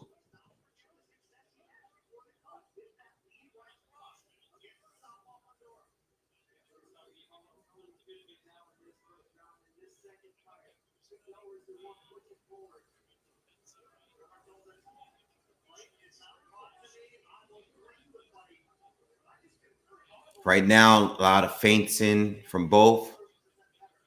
Tim Tszyu is just looking for an opening like he was in the first fight. But it's a little bit more difficult. Fondora is moving a little better, staying out of range a little better so far than he was in the first fight. But Tim hasn't thrown anything. He just threw a straight right, didn't fully connect. As far as Bam and Cafu, same, a little bit of the same of what we were getting before. Cafu's in the corner again. Bam is looking for openings, but he's not rushing it. He's not being reckless. Still being cautious. Going back to Fondora and Tszyu. Tim Tszyu is being a lot less aggressive than he was in the first 2 rounds in the first fight. So he's doing the same thing. Oh, nope. Tim Tszyu is down. Tim Tszyu got caught with a left hook on his way in, and Fondora was waiting for him. And Fondora knocked him down. And let me tell you something. Tim Tszyu is back up, but Tim Tszyu that hurt Tim Tszyu. If Fondora's coming, is chasing him. Oh, man. Oh, man. Oh, man. Oh, man. Oh, man. Wow, he was waiting for Tim Tszyu on that one. That was an excellent.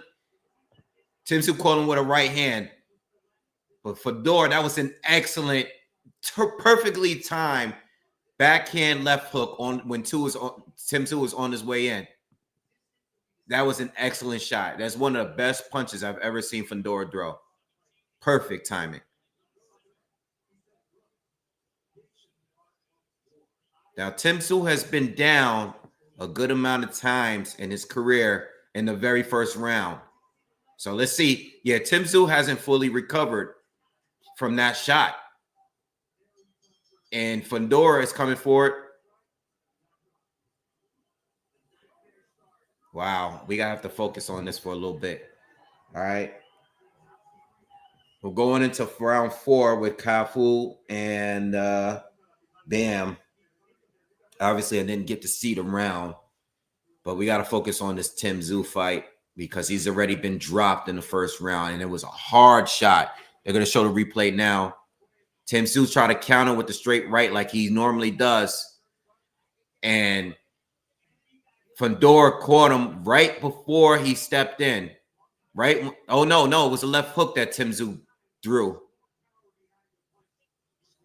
Fondora, they just both hooked at the same time, but Fondora's hook, it was just, and it was a backhand hook. Put him down. That was a great shot. That was a great shot. I don't know. Well, there goes that. All right, round 2, Fondora, Tim Tszyu. That's going to definitely take away from the confidence of Tim Tszyu. And now Fondora is pushing forward even harder now. He has to be careful, but he wants to get Tim Tszyu out of here. Oh, he almost caught him again with a similar shot.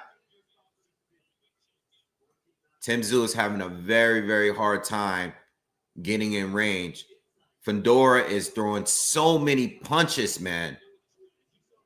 Swarming, but he's throwing more power shots than he was in the first fight. The first fight, it was mainly jabs. But Fondora is throwing left hand after left hand after left hand. And he's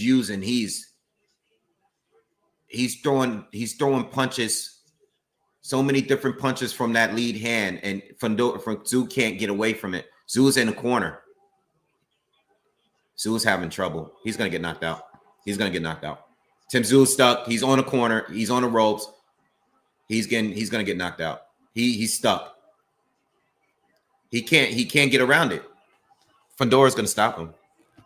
Fondora's gonna stop him. Fondora is, it looks like Tim Tszyu hit him with a big left hook. Fondora looks like an octopus. Fondora has 2 hands, but he's throwing so many punches from different angles, and Tim Tszyu can't see. Like, it's just too much. He's trying to get a way in, but Fondora's is swinging punches. It looks like he's an octopus, bro. I'm telling you. If you watching this fight, you'll know what I'm talking about. That lead hand, he's throwing so many punches, and Tim Tszyu can't get through it like he could in the first. Oh, Fondora caught him again with the straight left hand. Tim Tszyu is cut. Tim Tszyu is cut from the right eye. Oh, he's gonna get knocked out. He's getting stopped. This fight is over. There's no way, unless he has a Brian Mendoza moment, he's not going to win this fight. His face is already battered, guys, and we're in the second round. Second round. Another left hand gets, Tim Tszyu can't get through. He can't get through with the right hand, y'all. He can't get through. This is a dominating performance. I mean, this is he's getting dominated right now. It almost looked like the first fight never happened. Wow. The crowd is silent out there. Tim Tszyu is getting manhandled. Wow.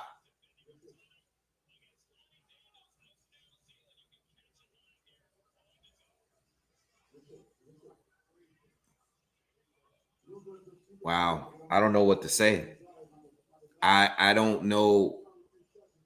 I mean, Fondora improved dramatically in this fight. You know what's funny? I seen him weigh in. Tim Tszyu, he had his abs. He looked in physical shape wise. He looked good.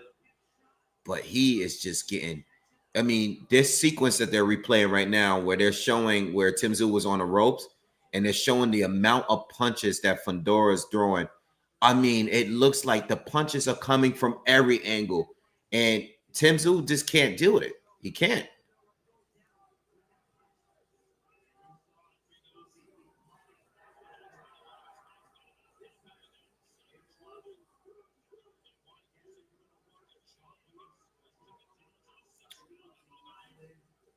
Tim Tszyu got to do straight rights to the body. He has not done that. He's not done that. He was doing it in the first fight. He has to do something else, because Fondora's just too quick, and he's throwing too many punches. You can't just be in and out with this guy. This guy is, he's getting swarmed.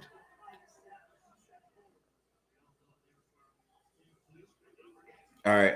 And as far as I want to go to Bam and Cafu. It's so hard because anything can happen. One punch can change this Tim Tszyu Fondora fight.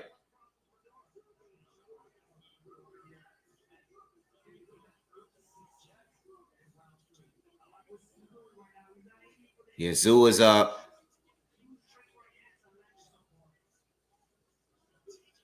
Tim Tszyu is doing a little better so far in this third round. Uppercut from Tszyu lands. He's starting to close in a little bit better. Oh, big right, big left hand from Fondora. Pushes Tszyu right back out. The moment Tim Tszyu seemed to be doing okay, he gets caught with another big shot. Whoa.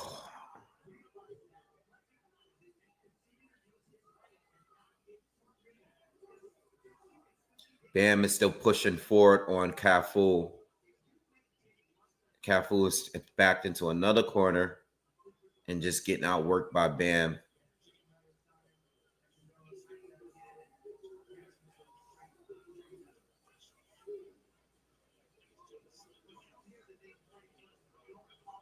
Yeah, I don't know. I don't know what Tim Tszyu does here.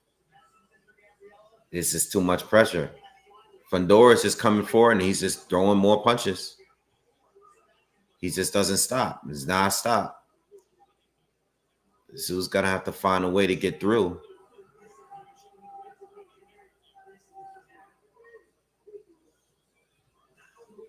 First of all, Tim Tszyu needs to start moving to his left. Stop moving to his right. That's exactly why he keeps walking into those right hands. I mean, those left hands, you know? He got to step to that weak side, man, and shoot the right hand. With Fondora, I know Fondora is swarming him with those hooks too, but still, that's better than walking into that straight left hand, man. That's damaging Tim Tszyu. All right. I believe Bam just might have finished the 6.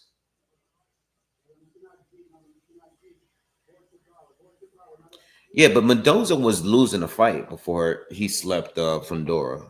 You know, Fondora was having this kind of success. Well, not as successful as this, but he was having a good, you know, it was like his typical night. He just got caught with that shot, man.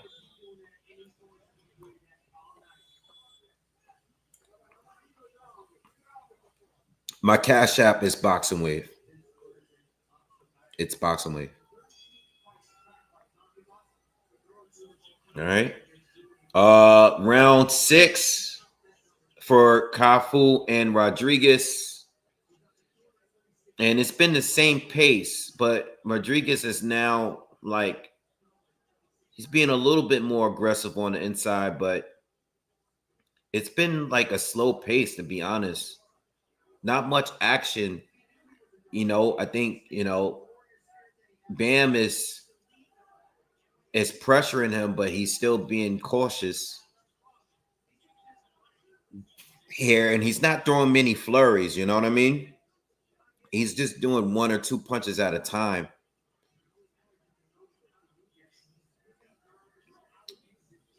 But it's not much action in that fight, you know. I'll keep my eye on it, but, you know.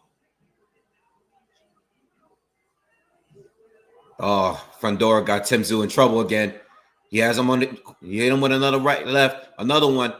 Tim Tszyu got to get out of there. Oh, he fought his way back, but he got to get out of the corner. Now Tim Tszyu is coming forward. He keeps going. His Tim Tszyu's head is running into the back hand of Sebastian Fondora. So Sebastian Fondora is not even punching him. Tim Tszyu is running his head right into his punch. It's crazy. Tim Tszyu landed, connected with another right hand, but Fondora is just way more effective. He's busting up Tim Tszyu so bad so far in this fight. Black Cat, thank you.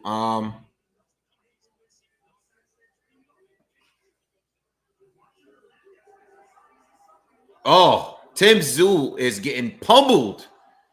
Fondora just hit him with like 3 left hands in a row. Yeah, his legs is not even fully together, but he's fighting back. Oh, this is Tim Tszyu is getting beaten bad, man. He's getting pummeled.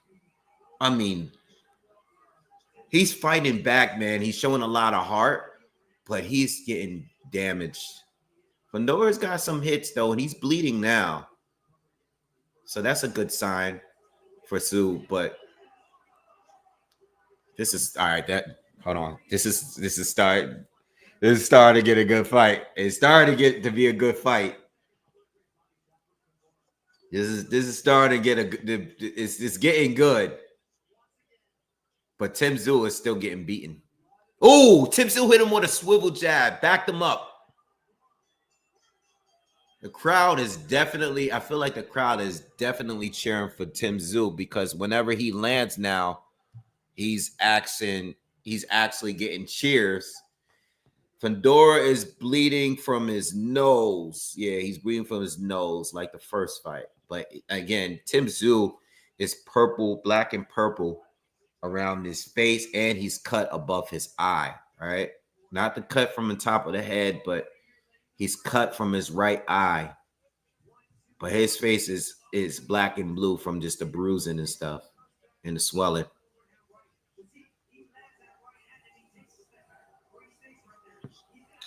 Yo, hit that thumbs up, man. We got a fight, man. We finally got some action, man. I don't know what's going on tonight, man. We haven't really been getting that much action. We got a little bit of action on the PBC preliminary fights, but now we got some real action here. Hit the thumbs up, man.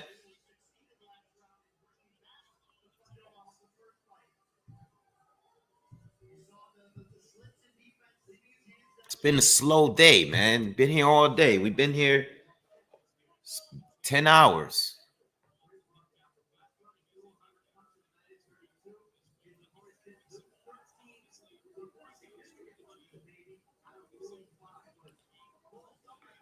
Unofficially, we're in the 7th round with Cafu and Bam.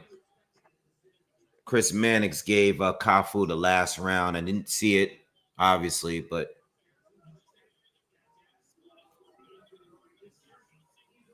Bam is fighting right now. They're in the 7th round. Bam is winning, but it's not an easy fight. Can't really get it going. Fondora seems like he's back on top of his game.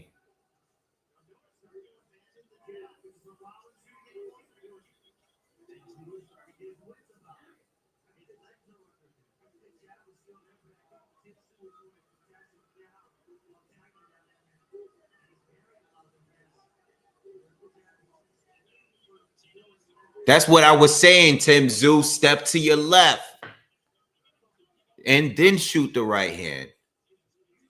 He's just been shooting it straight. Right hand to the body lands for Tim Tszyu.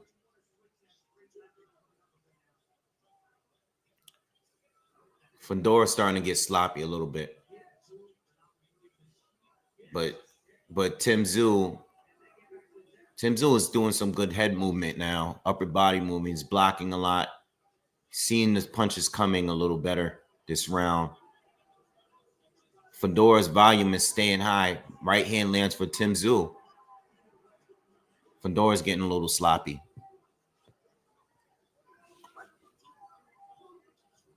Tim Tszyu steps to his left. Didn't shoot the right hand that time. Yeah, Tim Tszyu's legs is back underneath him. He's having a good round. But Fondora's still throwing.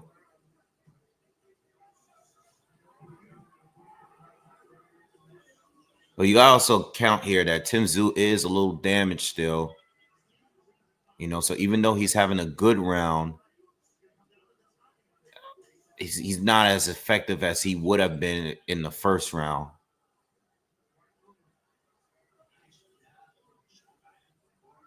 Fondora just doesn't stop. I'll let you guys know because both fights is on a break right now and they don't have the round in. I think Cafu and Bam is in 8. And I think Zoo and Fondora just finished 5, I think. Yeah, Bam is winning. Bam is winning.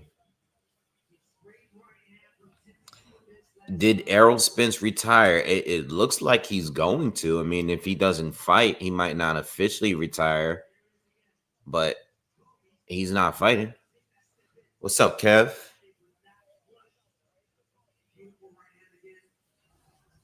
Yeah, the Bam fight is not really entertaining. It's kind of like the rest of the fights we've seen all day. So I'm gonna, I'll peek at it every now and then. But we're just gonna continue on with this Tim Tszyu fight. It's possibly the best fight we've seen today, arguably.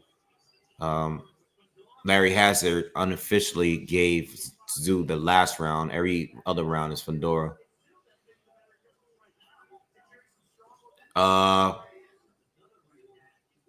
Fondora's coming back. Attack the body a little bit. Left hand lands for Tim Tszyu. Right hand lands for Tim Tszyu.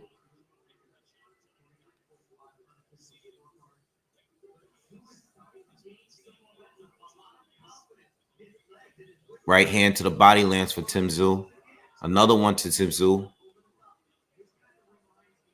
Starting to get some momentum here. I mean, Fondora is still throwing, but he doesn't have the effect that he had earlier, and it's not the same amount of speed. Another right hand for Tszyu. Tszyu is having a good moment right now, y'all. I don't know if it's going to get him back in the fight here, but we'll see. Fondora doesn't really get too tired. He's still going to keep throwing. But his punches don't have that same pop that they had in the first couple rounds. Right hand to the body land for Tszyu. Fondora still jabbing and death.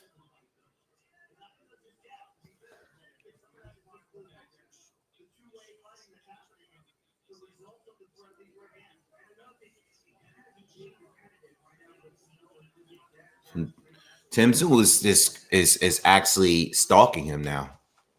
Unlike earlier where he was fighting on the back foot. Sweeping left hook from Tszyu grazes Fondora. Fondora's just constantly throwing the jab. But that left hand is not like, it's like boom. Earlier it was like this huge punch. 6th round. Tim Tszyu landed another right hand and another one. 40 seconds to go in the 6th round. Yeah, Fondora lost the power, man. He put too much power in everything early.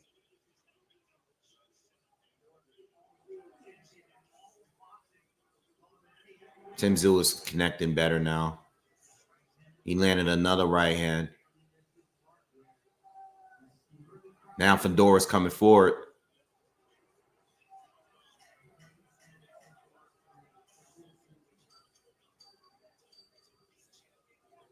Honestly, I'm surprised the way the fight this is going because I thought Tim Tszyu was on the verge of getting stopped earlier.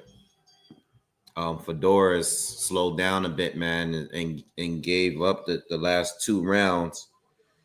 It's not as effective as he was earlier.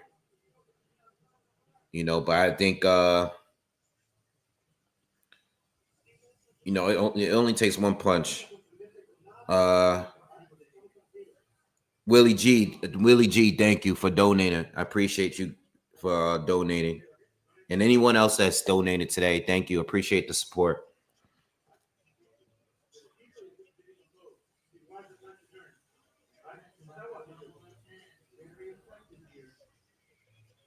Bam Rodriguez fight going into the 9th round, I think. 9th or 10th.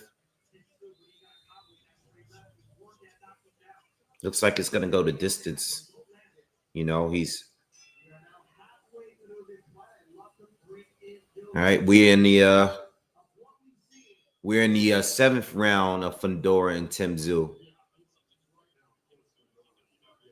And Bam and Cafu is in the ninth. Yes, please hit the thumbs up, smash the like button. Thank you, Ayo.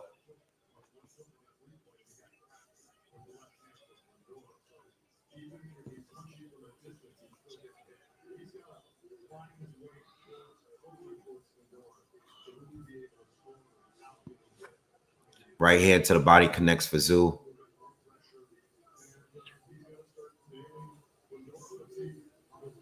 So what does Fondora do on his end? Because he's still throwing, but he got Tszyu is landing the much harder punches now. He's still throwing, but it's no power no more. He's throwing like these pity punches just to keep him away. What does he do here?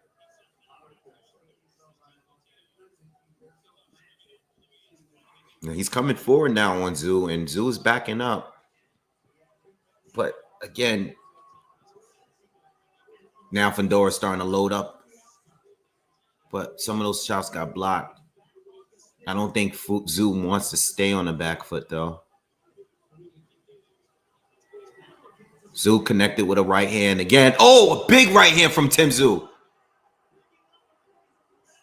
But Fondora ate it, man. This is a great fight.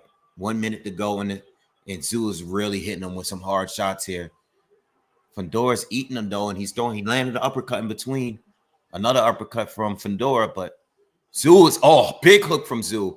I don't know how Fondora is even standing at this point because he's getting hit with the crowd is really into it.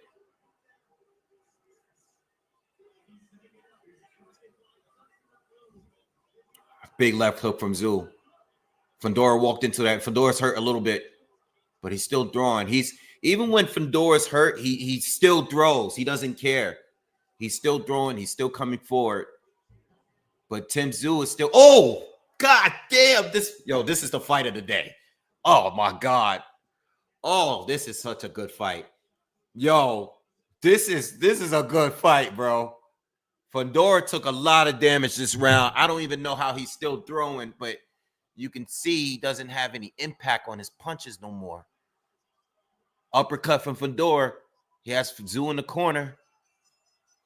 But, I mean, big round for Tim Tszyu. I mean, damn.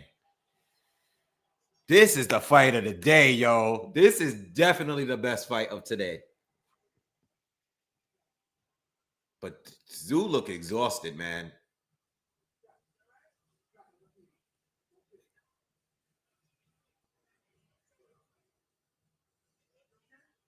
Is he all right?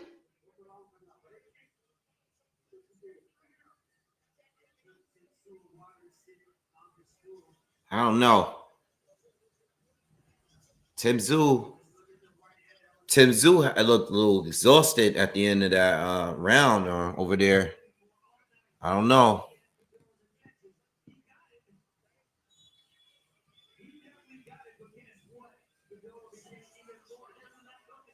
Damn, Fondora is.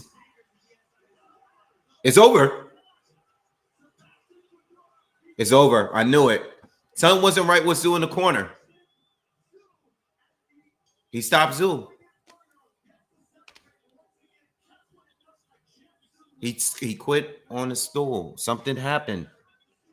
When he went to his corner, something wasn't right with Tim Tszyu. It's over. Everybody's shocked in the crowd.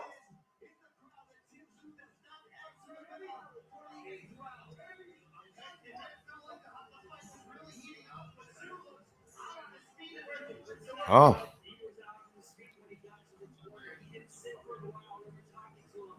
You know, it's crazy. He just gave us a great round.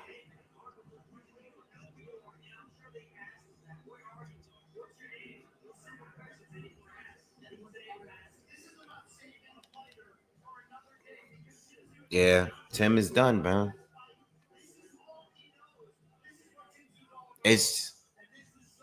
I don't know. Something looked weird. I mean, you guys were watching. Something looked weird when he went in his corner. The way he was looking at his team. And when the ref was there, he was just, he didn't want to do it, man.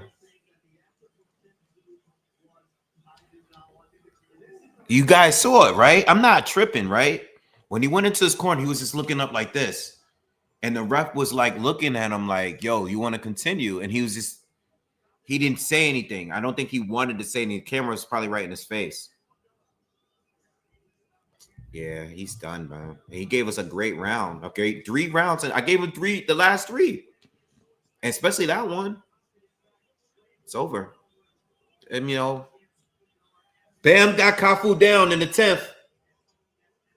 And they're wrestling. What's the ref doing? Get these guys together. Was that a knockdown or what? Damn, man. Sebastian Fondora. He stopped the fight? Oh, he stopped him. Bam stopped Cafu, y'all. Bam just stopped.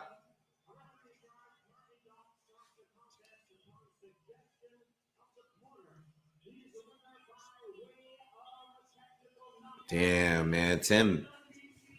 Yeah, what happened, man? I feel like just the moment when Tim was about to turn the fight around, it's over. Wow. And Bam just stopped Cafu just now.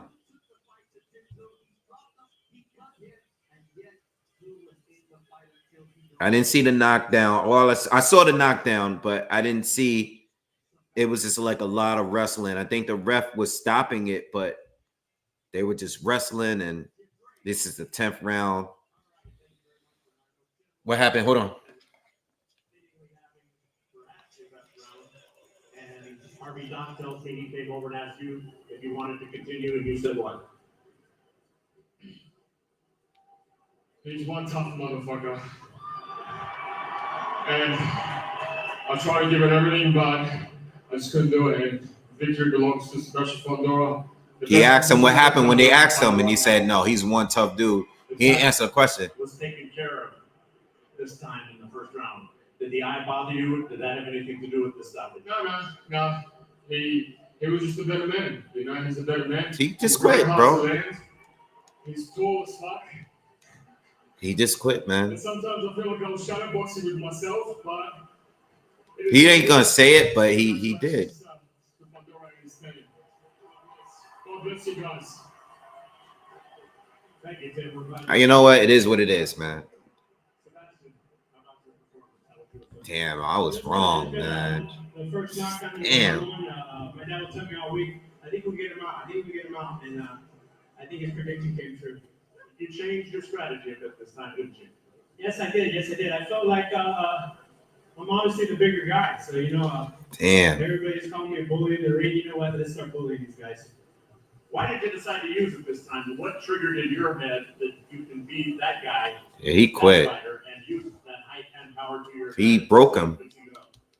You know what? I woke up this morning and I said to myself, I looked at myself in the mirror and I said, oh wow, I have reach. So that's kind of like how it happened. We've been working on I'm gonna tell you right now, and this is, I'm gonna be honest with you.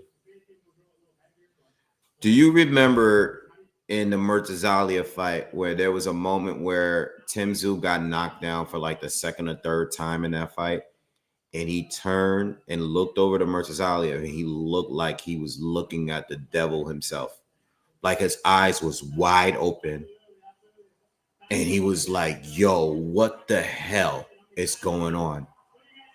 When he sat on his stool, he looked the same way just now. I'm being real with you guys. I'm not trying to be like, all right, the fight is over. I'm not trying to take anything away from Tim Tszyu or Fondora's win. He looked up, and when the rep was there, he was looking up like, it was the same shock look on his face. Just go to Murtazalia fight because I just watched it the other day. Tim Tszyu looked over the front while the ref was counting. The ref was counting. Tim Tszyu looked over to Murtazaliev and he was like, he had a shock face. He looked like he saw the devil. And that's the only comparison I can give to what just happened. Yes, Bam got the KO. Black Cat says semi-shot fighter. He used to look invincible. Yeah, he did. But I don't even think it was the first Fondora fight that did it. I think it was the Murtazaliev fight. That moment, even though he gave us the best round just now, when he went back into his corner, yo, I don't know. Like, everything hit him at that moment, and he couldn't do it no more. He can't continue. Manny Pacquiao is next, man. Oh, man. I don't even know. Don't even ask me who I got. Oh, my God. Yo, don't even ask me who I got. I don't even know anymore, man. I think Barrios is going to win, but I've been itching to put a little bit of money on Pac-Man, man. I see plus 210. I've been itching to just put a little bit down on Pac.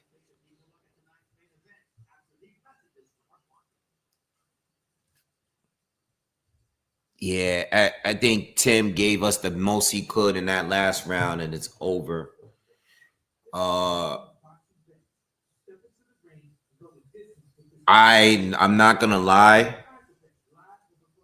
I always watch these fights where a fighter's coming off a tough loss, right?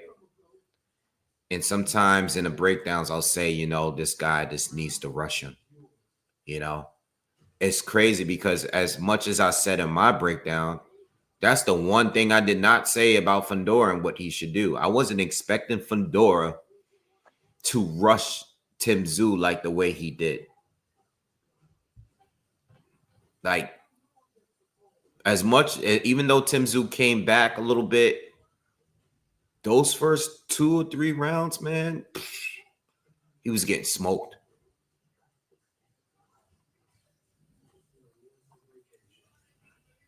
Damn, man, 54s.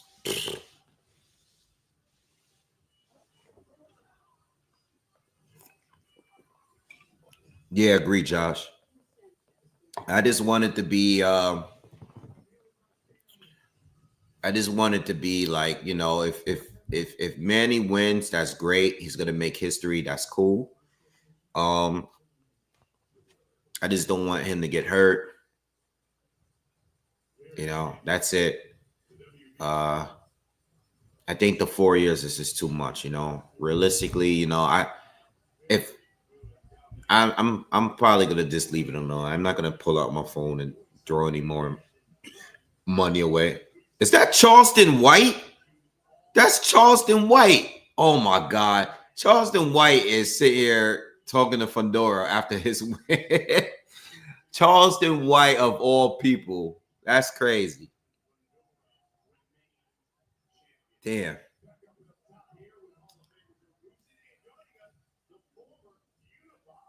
Yeah, I mean, I'm gonna stick with the interviewing Keith Thurman right now.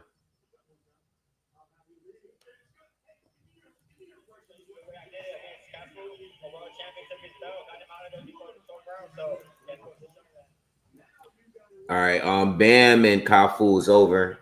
Stopped in the 10th. Just gonna leave it at that for now.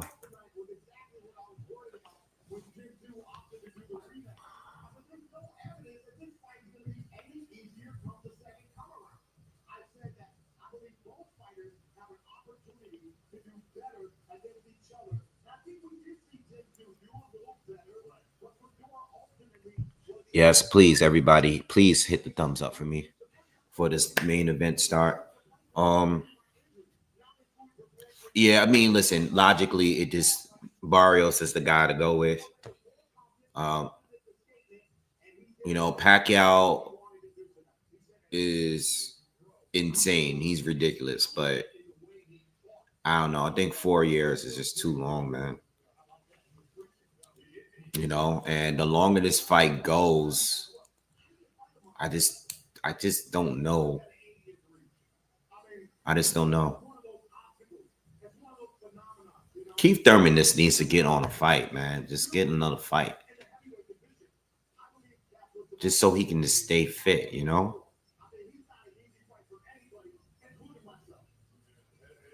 That's crazy. You know what sucks, man? You know what sucks? Now we never know what would have happened between Keith Thurman and Tim Tszyu. And they setting up Keith Thurman to fight Sebastian Fondora, y'all. You know what I mean? That's what they're setting up. That's why Keith Thurman is doing all these interviews.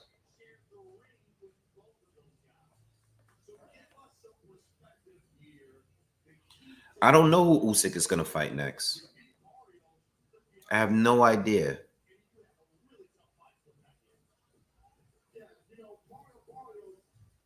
You asking me a million questions, bro. That's which you think I'm just going to talk to you the entire live? It's asking a million questions.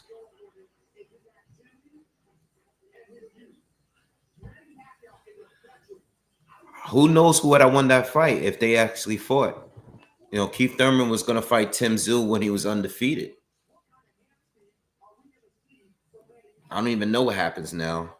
I want to see Keith Thurman fight Jermell Charlo.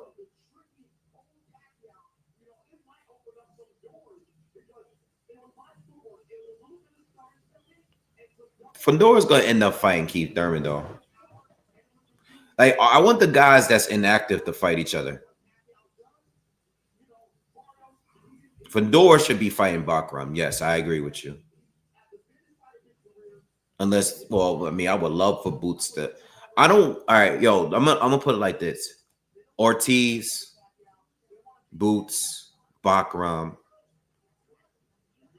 Fondora. Those guys should be fighting each other. Spence, Thurman, Jermell Charlo. Those guys should be fighting each other. All those guys that's been sitting out, I want them to fight each other. You know, obviously Jermell and Spence are not going to fight each other. So I'm cool with Keith Thurman fighting a Spence or Jermell Charlo. I don't want these guys that's active to be fighting these inactive guys and looking to get a quick belt. You know what I mean? Like, that's the way I look at it.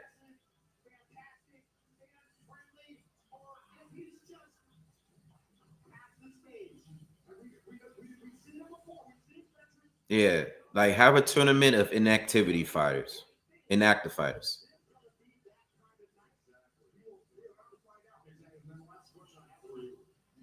Mike Tyson, you crazy?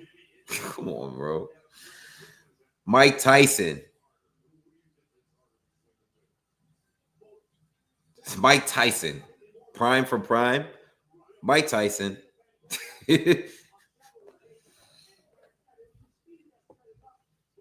Yeah.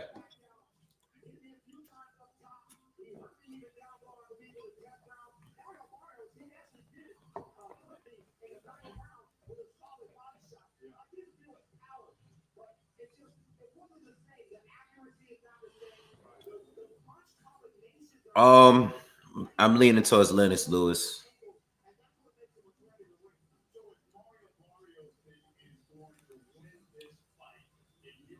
But look, if we're talking one fight, I mean, like, look, if we're talking about if there's 10 fights between Lewis and Usyk, Usyk is gonna win a few of those to me.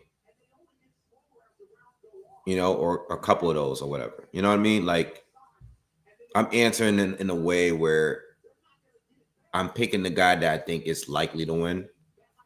But those are not easy fights neither. You know what I mean? Because Usyk does have skills and there's things that he brings to the table that's different from what these guys were used to facing too. You know what I mean? So I don't want to just say all these guys that I grew up watching, I idolize, is just going to all run over Usyk. I don't want to come off like that, but and I also believe that Mike Tyson doesn't even beat everybody. I don't think prime Mike Tyson beats everybody. Depending on the night, Mike Tyson is gonna take some L's, even at the prime version of him. I always said this when people asked me about him and Ali. You know what I mean? I was like, yeah, it depends on the night, man. It really, really depends. I'm curious. I'm interested in see how a style like that would go. But these are all dream fights. Like, they're not realistic fights. No, Manny is on the PBC card. Okay. If you guys are just joining us, the fight is on Amazon Prime pay-per-view, or it's on pay-per-view.com.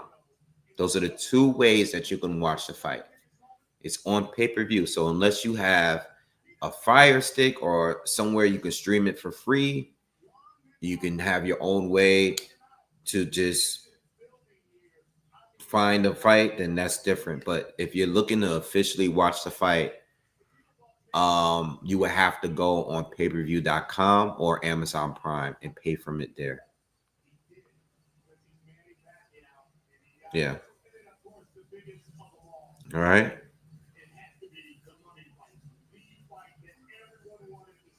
I hope the pay-per-view things stop.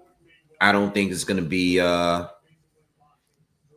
for long, because you still got to pay these fighters the millions of dollars that they're asking for. So we're still going to get pay-per-views, I think, at some point. But we'll see. I think if the fighters take a smaller cut, which they won't agree to, then maybe we'll get less pay-per-views, I really don't know. My final prediction, I'm just gonna stick with Barrios, man. I'm not confident in that pick because I don't think he's that good. You know what I mean? I think Pacquiao is gonna come out fast, as he should. E-Class, thank you for donating, man. He says, much love, big bro. Keep the channel going. Appreciate you, man. Always coming through. Thank you.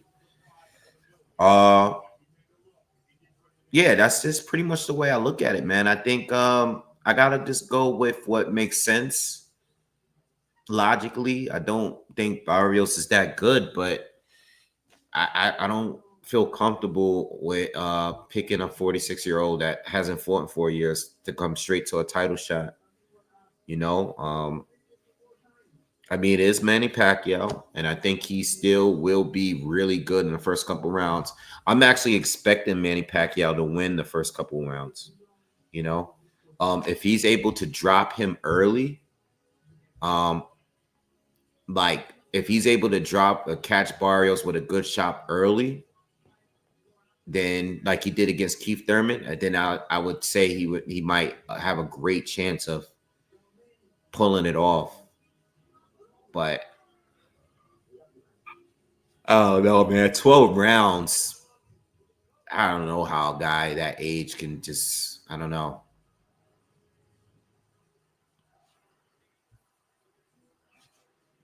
If Manny gets stopped, I just hope he doesn't get hurt.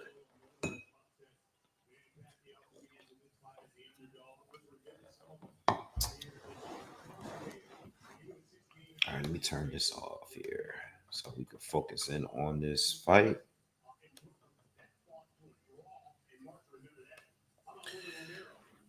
Oh man, we've been on here all day, man. I'm not gonna lie, I'm definitely been getting a little tired. We've been here for 11 hours almost now.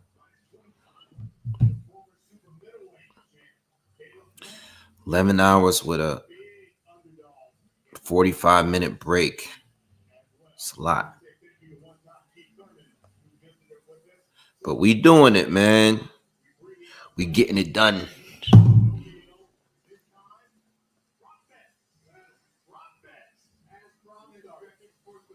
I mean, listen, I'm not trying to take anything away from from Manny Pacquiao and his win if he is a win. Because if he is the win at 46 and pick up a title, that's crazy. But it just goes to show, like, you know, Mario Barrios is a champion. You know what I mean? Like, you know, like it just says a lot, like, about the quality of the fighters at the welterweight division. You know, a few years ago, Barrios would have never had a title. You know, but it's a weaker division, man, and there's a reason why he got chosen to get this fight. You know, and not a Boots or a Norman. Toro, thank you.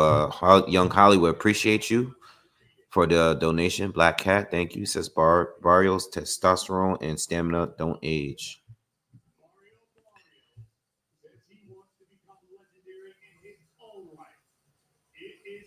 Oh, Toro, thank you, man. Let me make sure. Let me check it out. Let me just find it now so I can remember to take a look at it when I'm done.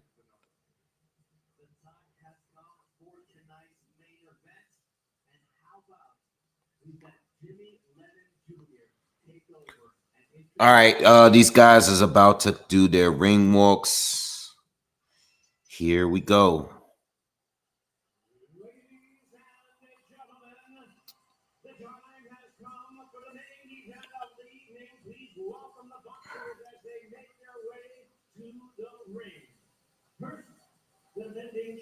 But yeah, I'll give you a view, a look as soon as let me find your video.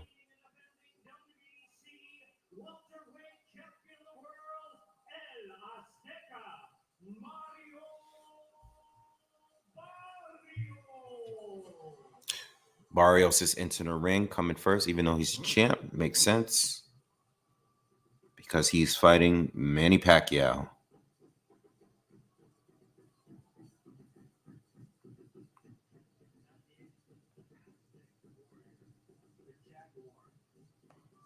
But yeah, I'll give you a channel look, Toro. Appreciate you, and appreciate everyone that's been supporting me today.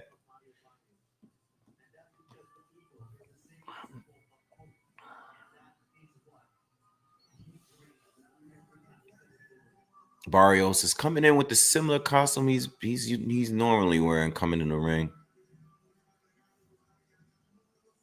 I don't know who the artist is with him, but I'm usually good on these ring walks anyway. With anybody these people come out with, to be honest.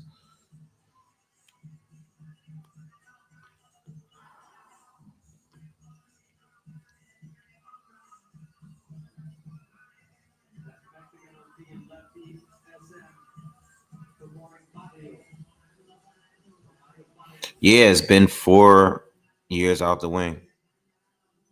4 years, man.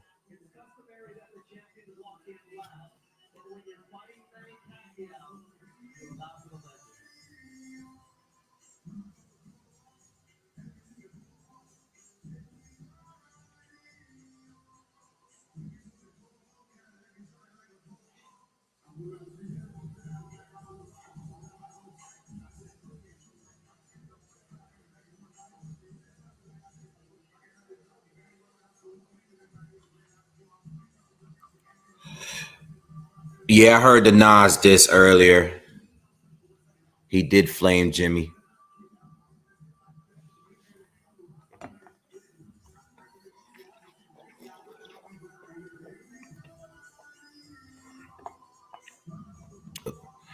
I wouldn't have responded. I would have just ignored the dude, to be honest.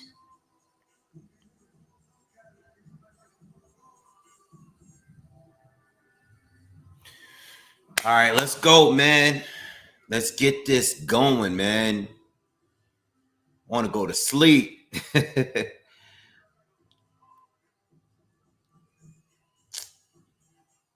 kind of nervous about this fight, man. I just hope this dude doesn't get hurt, man.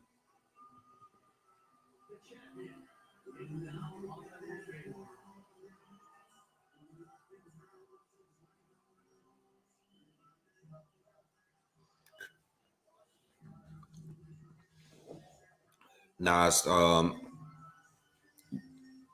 did a verse, excuse me, on a song with Raekwon where he threw some shots at Jimmy.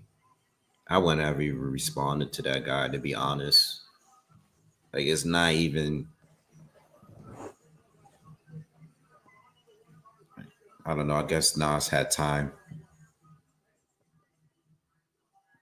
Love the Clips album, bro. It's probably my favorite album in the past few years already. Who's fighting next week? That's a good question. I don't know who's fighting next week, but I'll let you guys know. ESPN boxing story. Schedule. Who we got next week? Xander Sias. Oh yeah, the ESPN card. I'll let you guys know. I might, but I'll let you guys know. You got Clarissa Shields card on the zone. I'll let you guys know. I gotta see what I got going on next week. Manny Pacquiao's doing his ring walk now. And he's walking straight out.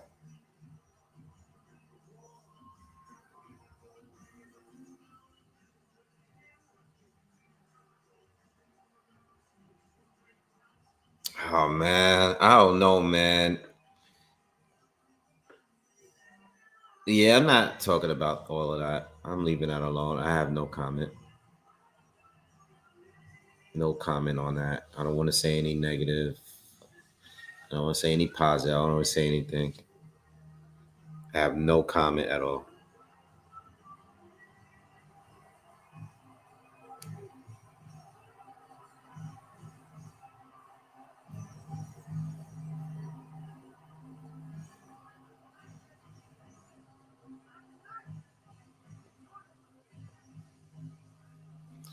All right. Pacquiao's in the ring. Let's go. Let's get it.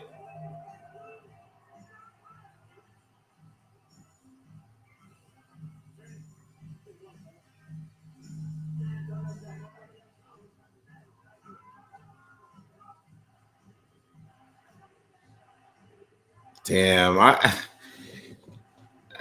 don't know, man.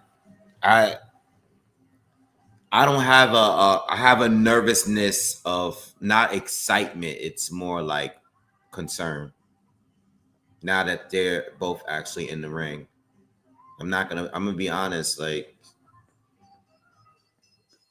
I don't know, man. I'm not like, I was nervous, but excited earlier when Usyk was fighting Dubois. Right now, I feel like I'm just nervous. I don't know how this is gonna look. I kind of wish, yeah, and I know he's trying to make history and stuff, and that's cool. But I kind of wish this was like an exhibition or something like that, man. I don't know, man. Maybe he does well. Maybe I'm just overreacting. I'm tripping.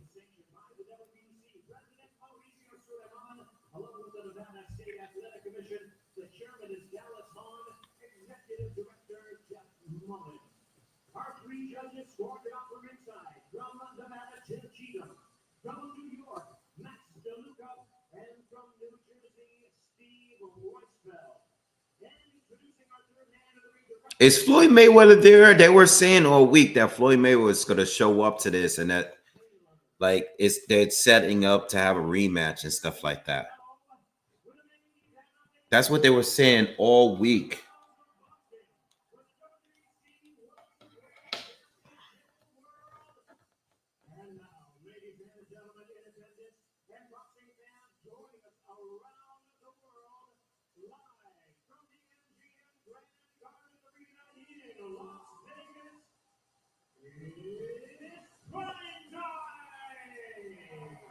He said it's prime time instead of it's showtime.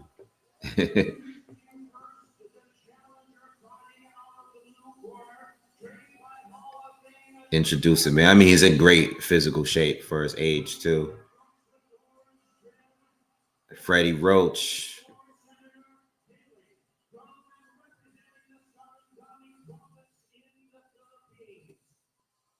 I mean, he's in great shape for his age, you know, but I mean, looking good and fighting good. I don't know. Oh man.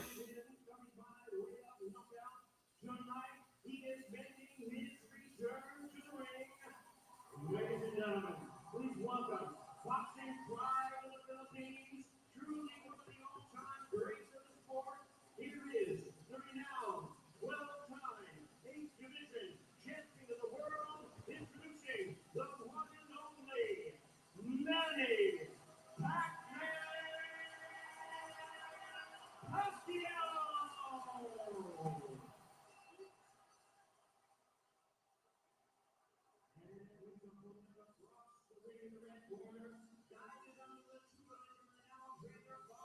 I think my favorite Manny Pacquiao moment is when he knocked out Ricky Hatton.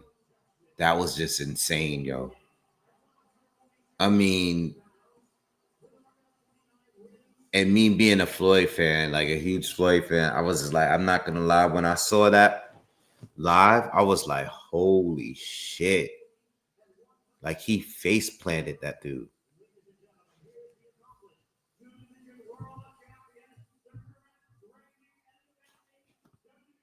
Like when he beat De La Hoya, I didn't care. When he beat Cotto, I was like, wow. Actually, I was really, really mad that night because I had Cotto winning. I thought he was just, you know, size and everything. I think that was a huge moment. Actually, Keith Thurman is up there. Even though that's recent, that's still up there. Just because Keith was, damn, Barrios looks huge compared to this guy. Yo, man, this is dumb. This is crazy, yo. Yo, I can't believe this is happening. All right, here we go. Round one. This looks crazy, bro. But then again, Barrios he looked huge against Tank too, and we saw what happened there.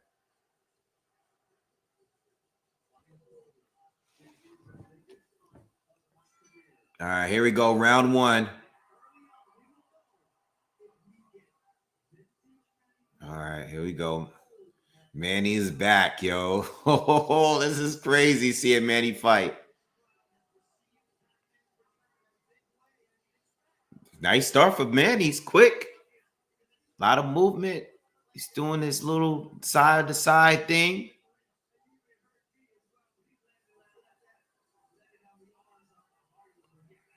Pacquiao comes in, shooting left hands to the body. Movement's good. He's winning so far. A nice jab from Barrios there.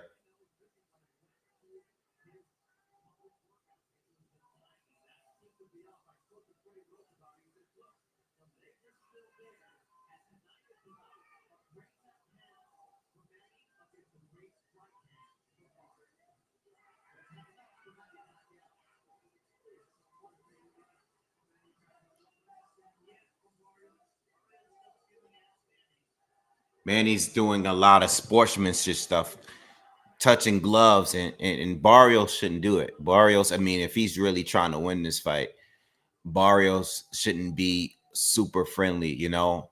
I know you got, you know, it's the one thing to have respect, but you know, at the end of the day, this is a fight. Too much glove touching already in the first round. Halfway through, feel like Manny has the edge so far. Pacquiao's coming at him, man.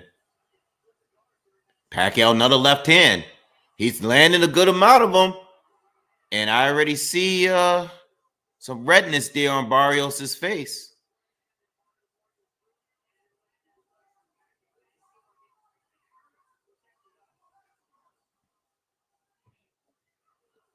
He just caught another straight left.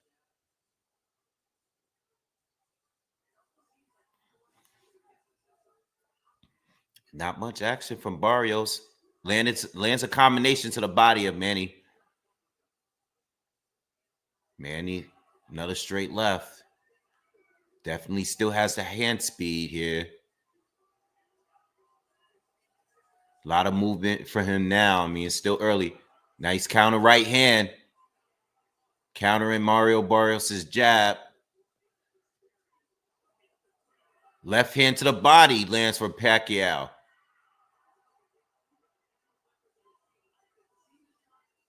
Oh, shit. Pacquiao's winning this round.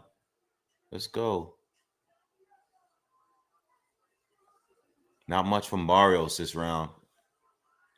Another hook to the body lands for Barrios. Round one's done. Good round for Manny.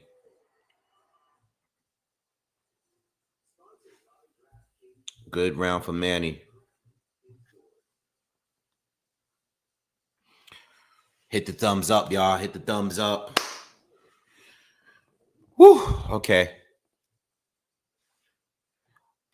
Figure Pacquiao is going to win the first 2, maybe 3 rounds. See if he can keep the momentum going. It's funny because he's still quicker, at least for now, than Barrios is.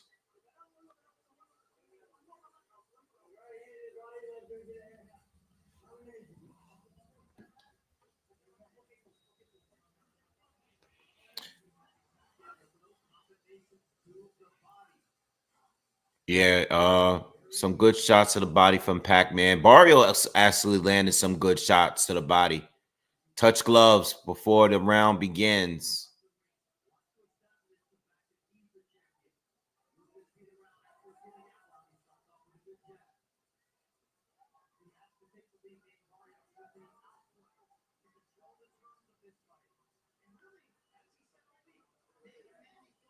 Barrios is coming forward a little bit here.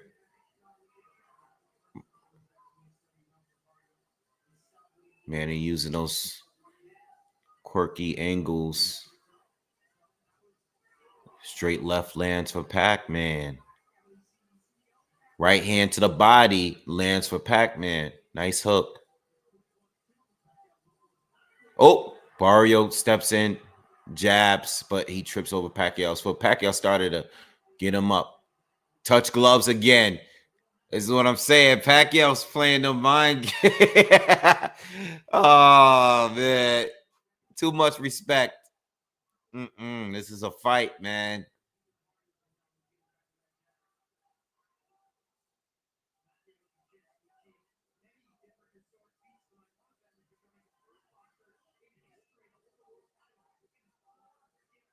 He doing nice counter from Barrios, but Manny saw that one coming. Manny looks good. I would say like 2 rounds in, he looks good.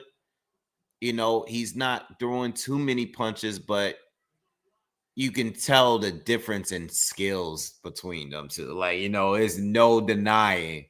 Even though Pacquiao is a very old version of himself, you can just see like the difference in talent between those two. Good shot from Barrios there. He caught Pacquiao with a good shot. Pacquiao caught him with a counter right hand.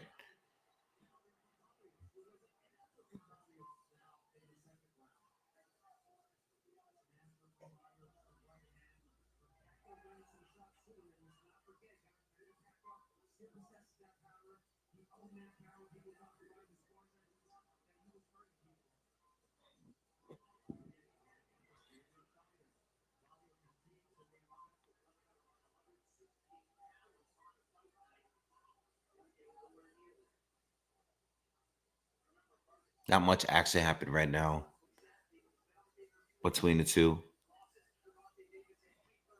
I mean, nice counter right from Pacquiao. Barrios is pretty much fighting at his pace right now. But Pacquiao is barely getting the better of him. I mean, this is a closer round. I think, nice jab from Barrios. Is a good round from Barrios. I think Barrios landed some good shots in that round. It's a close. That's a round could go either way. That's a close round. The first round was clearly Pacquiao. The second round is Barrios landed more than he did in the first, but I don't know. Pacquiao still got off too.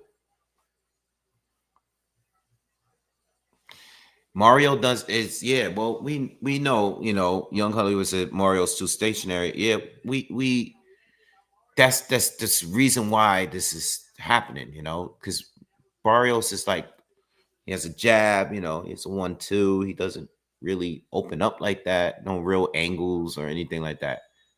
He's pretty basic, Um, that's what I said, like watching the two of them, looking at the two of them, you can see the talent gap between him and Pac-Man. Even though Pac-Man is old, you can just see like the way he moves, the way he just reads a punch. You still see it, even though he's older. He still has the experience, man. He just doesn't have the youth to move as well as he used to, But the feints too, like good shot out there, Barrios.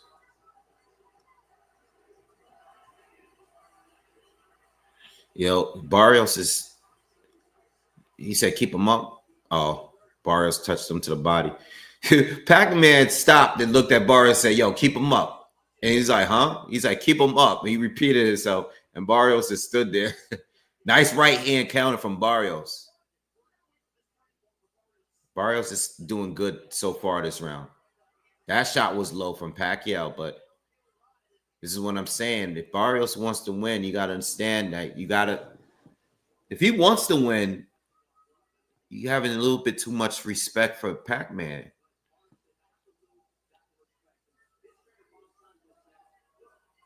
Good right hand to the body. Barrios is having a better round than the last two.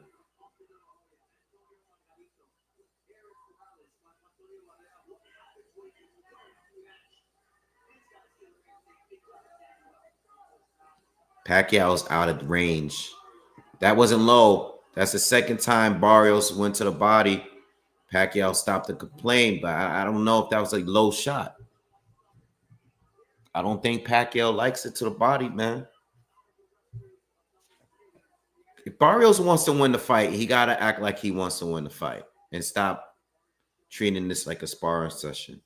Good left hand from Pacquiao lands. 45 seconds to go in the third round.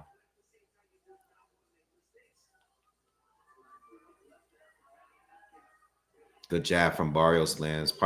Manny lands to left to the body. Good short right hand counter from Barrios. Another jab from Barrios lands. He's having a good round. Clear round to me from Barrios.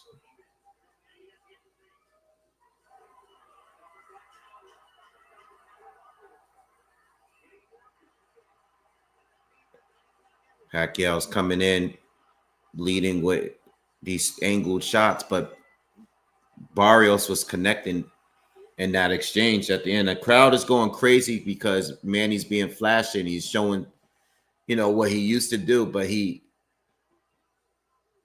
was getting caught. I got it 2-1 for Barrios. Definitely clearly won that round.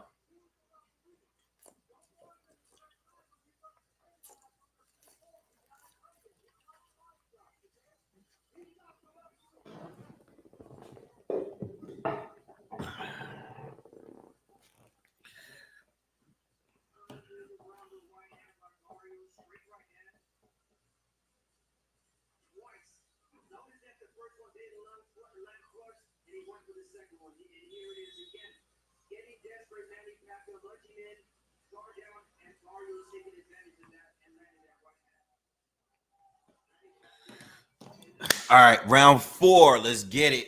Let's get it.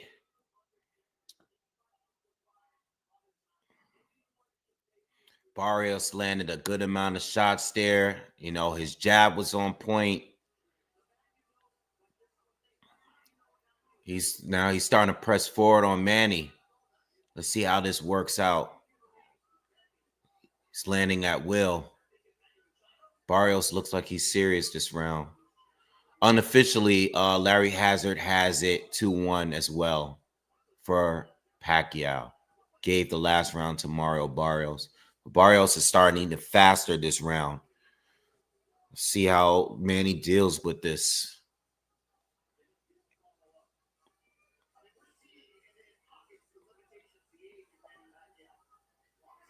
Yeah, he looks old. He does.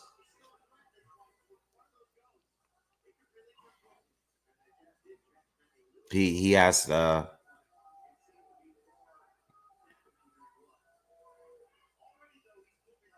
he does look old. But we all expected that.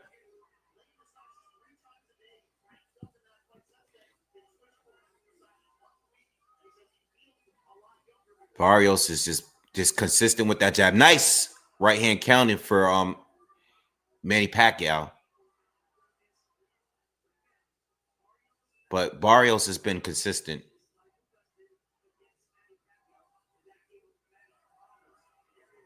Another jab. Pacquiao comes back.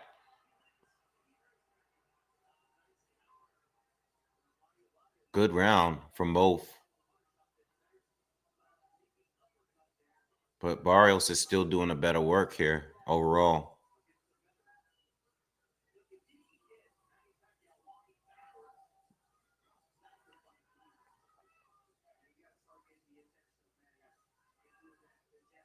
Another jab last for Mario.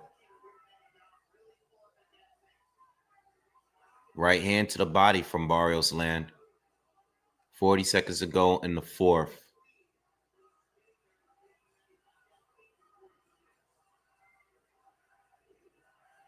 Crowd is getting into it, you know. Mario's doing he's doing the better work right now, though. Crowd is getting into it, you know. A lot of what's going on? Oh. All right, come on, ref. He's get this guy. I don't like this ref. Get this guy out of here. Nice left hand from back Manny lands.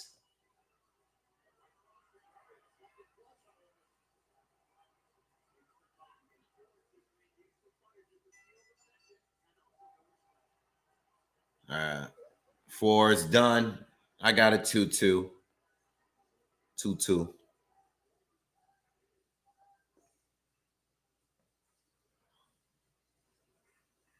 Yeah, Ellis, I agree with you. Nothing special. This is the reason why he was selected.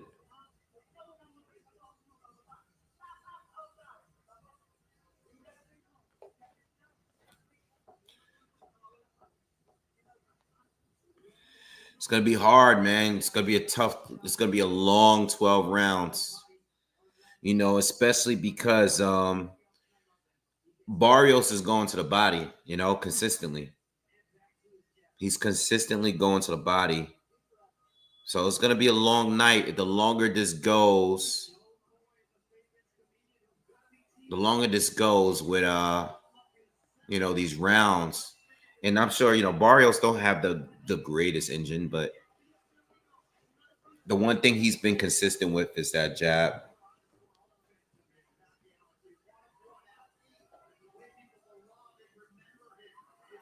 Straight right lands for Barrios.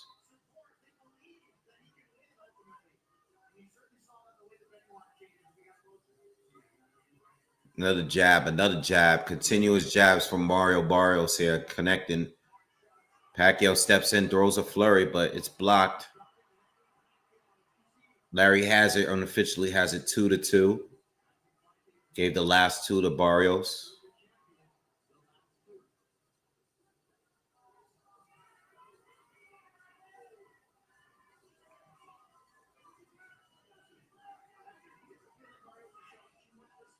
Yes, he is showing a lot of respect, too much respect to Pacquiao. He is. But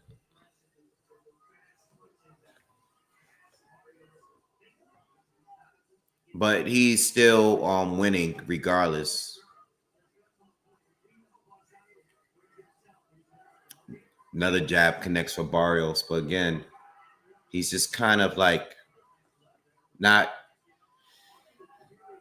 Yeah, I don't know. I don't know what Barrios. I don't want to sit here and insinuate what's going on, but just no gears, just like landing like a little tap on Pacquiao here and there, connected with a right hand just now. No real engagement here. Pacquiao is throwing less and less with each round. And he's getting caught with a lot of jabs, but that's it. Barrios is not really sitting down, not really putting any power into anything. But he's just landing scoring shots, you know?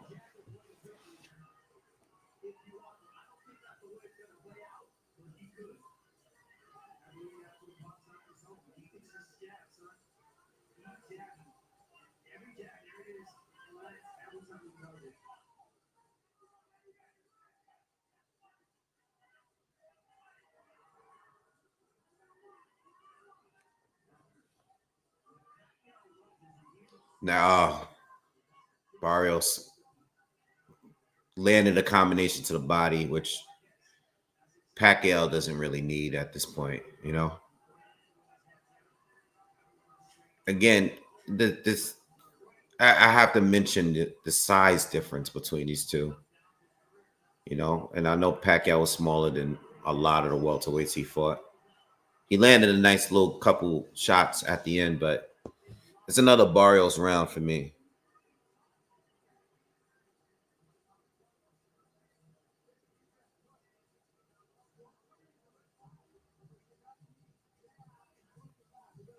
I totally forgot Manny Pacquiao fought Lucas Matisse. Totally forgot that even happened. That's crazy that you brought that up just now.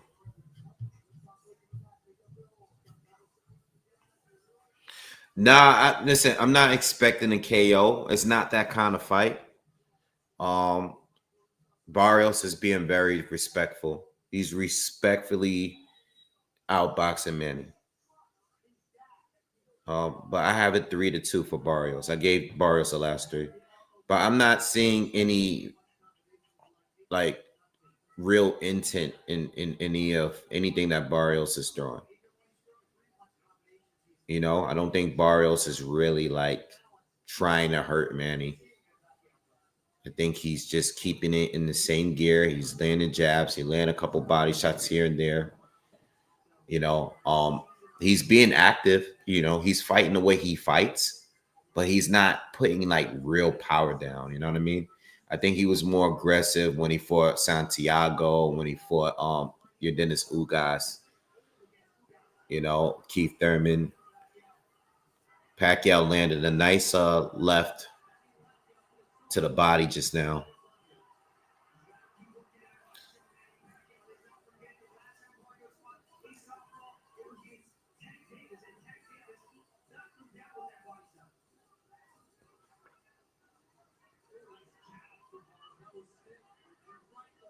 So we're in the 6th round, y'all.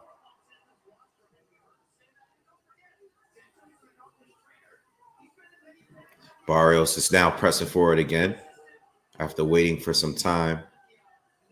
Came in, drew a couple jabs, landed a right hand right down the middle. Good jabs from Barrios. Good 1-2 on the step back. Barrios nice slipping and pivoting around Pac-Man. Pac-Man's just not throwing enough. Barrios lands to the body, but Pacquiao stops and looks at the ref. Don't think that was low. That's not the first punch that, I mean, I don't know. I got to see the slow-mo, but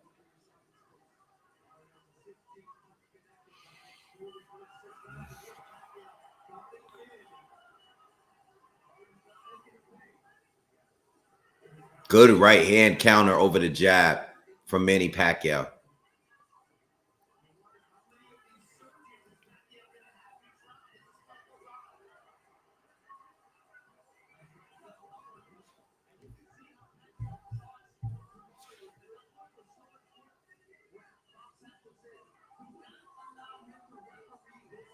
Good jabs from Barrios.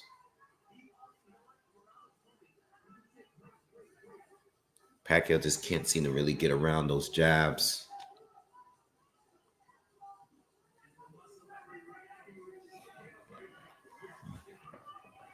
Another jab for Barrios.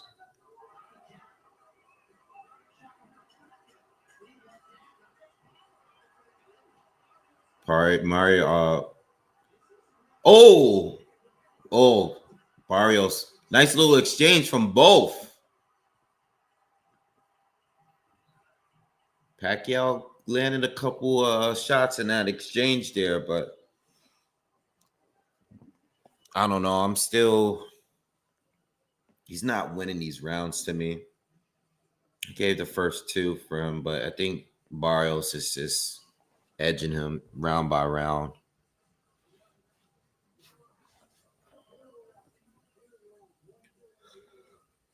Oh, yeah. Oof. What's up, Rich Franklin? What's up? What's up, everybody? And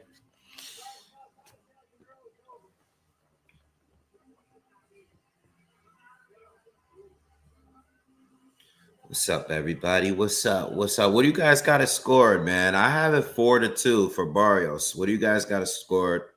Let me know in the comments. A better round though from both, but I still think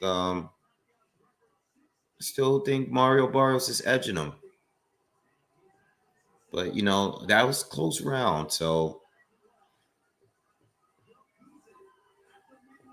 I don't know how they're gonna score it.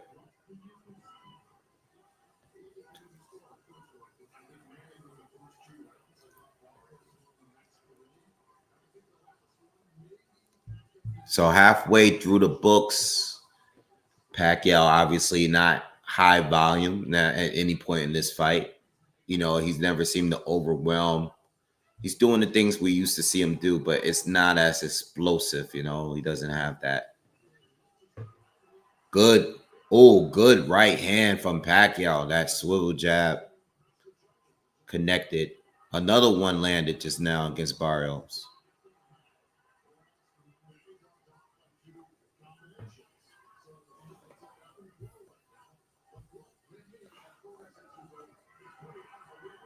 Good jab from Barrios. Pushes Pacquiao back.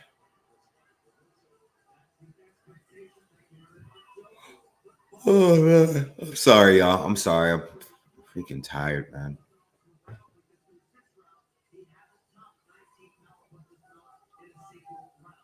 Thing is, too, I mean, Barrios could slow down himself, you know? Good shot from Pacquiao. He's having a good round here.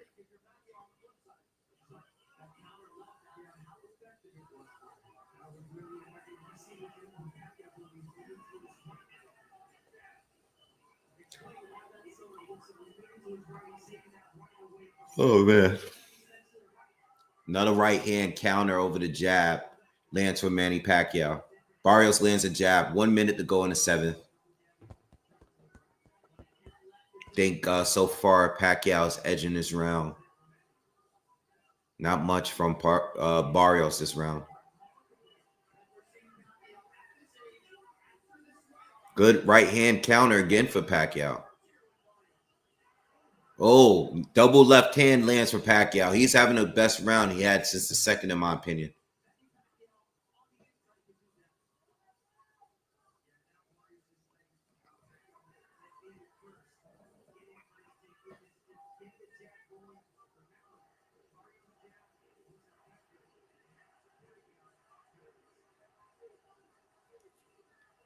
Nice right cross lands for Pac-Man. It's been all him this round.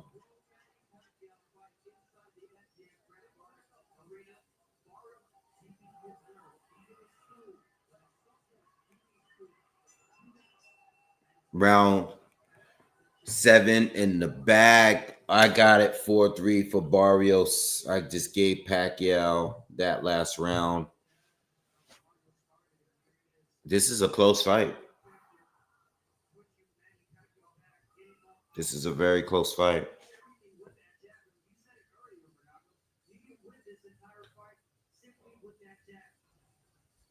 Oh, boy.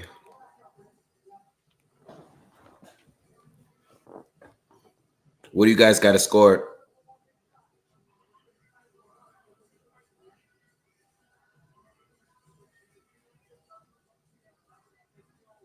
What you guys got? What's your scorecards? Let me know.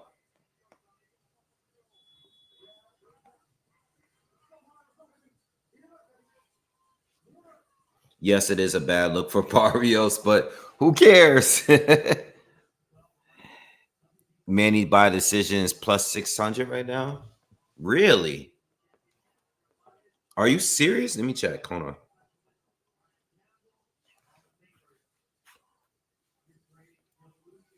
No one's getting knocked out. You know, I don't think anyone is throwing any punches with bad intentions. You know what I mean?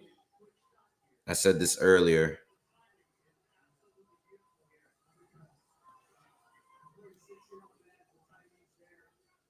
Oh, man.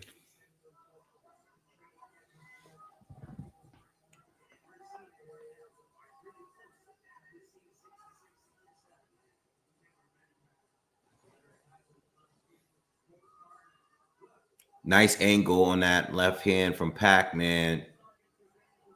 Nice right hand from Barrios connects. Oh, body shots again from Barrios. That Pacquiao doesn't like it. And he, you know, I mean, Pacquiao does not like those body shots. He wants to complain every time. Like, did they agree on contracts for him not to throw those? Because every time he throws it, Pacquiao complains. Oh, good right hand from Pac-Man.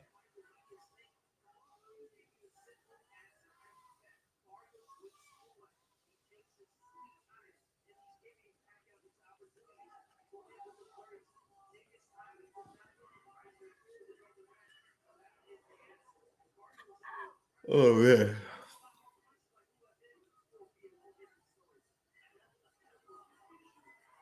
Straight right hand lands for Barrios. Kind of a slower round. But I feel nice short right hand from Barrios. I feel like he's got a little groove going on this round here.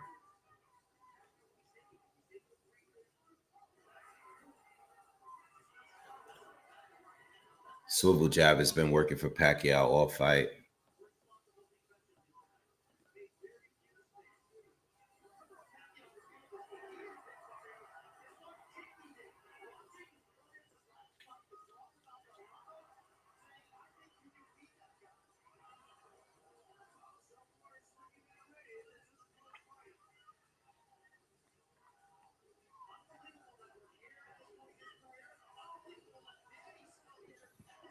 This round is going to a close. Good counter right hand from Pac-Man. Oh, and the left. That buzzed Barrios a little bit. Barrios just lost the round. He just let Pacquiao steal it. I got it 4-4.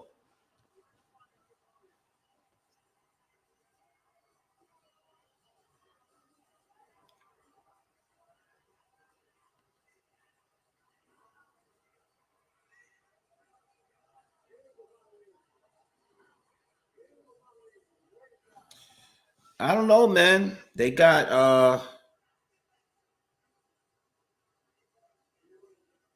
plus 220 for Pacquiao on points. Or plus 270, I'm sorry. Oh no, it just went down. Damn, it just dropped.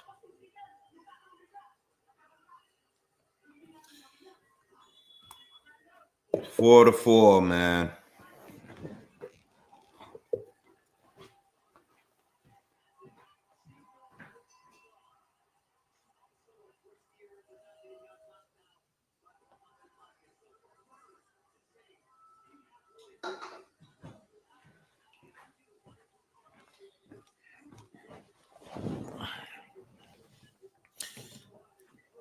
Sparring session. It's a sparring session. Larry Hazard officially got it 5-3 for Pacquiao. I think Pacquiao is going to I think Barrios would have won the last round, but he gave it away in the last 20 seconds or so. Good right cross from Pac-Man. He's been countering that jab all night. Yo, you guys are going in. Yo, I see a lot of you guys going in on Barrios. I'm not gonna say anything. I'm gonna be like Maze. We gonna keep it professional. I don't have nothing to say. I'm gonna let Barrios and Pac-Man do their thing in there, and that's it.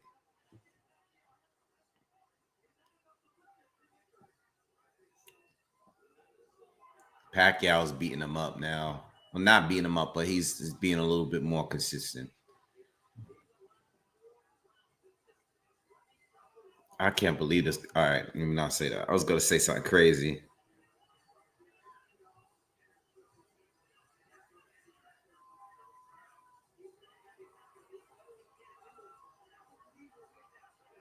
Pacquiao is getting a better, but Barrios okay.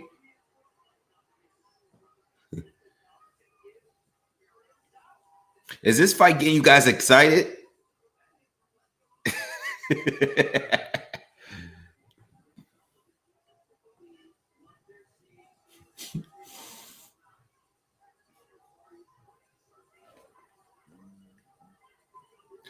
You know who really doesn't like Mario Barrios? Paulie Malignaggi. You ever heard his podcast when he talks about Barrios? Phil. Paulie really picks on that guy. Probably worse than anyone.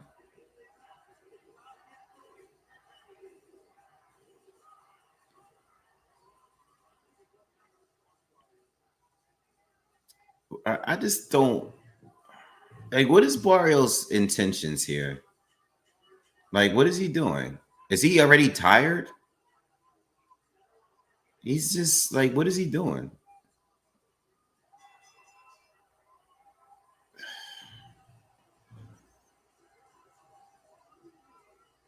What's going on here, man?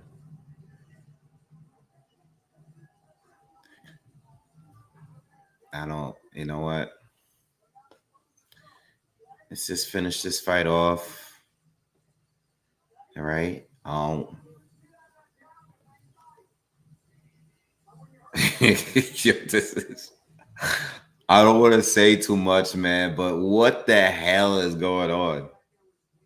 Like, what's up with this guy? Is he, like, what is Barrios doing?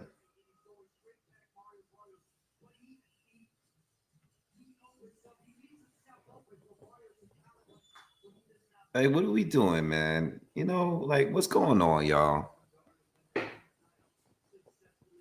What are we doing, man? Like, what's happening with Manny over here in the corner in the next round?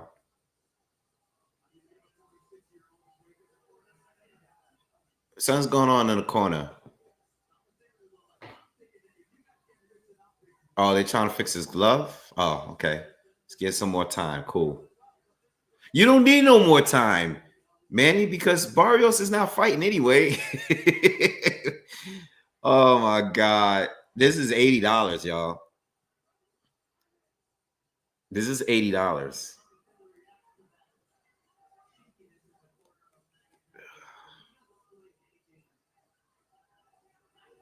Yo, this is $80. That's crazy.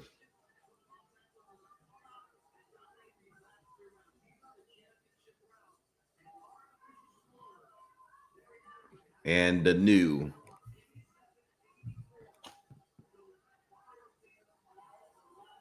Yeah, I haven't given Barrios. I think the last I had it 4-4. So, and I know they have it closer for Pacquiao. Barrios went to the body. And Pacquiao was telling him, keep him up. These are legitimate body shots, though. Nice uppercut from Barrios there.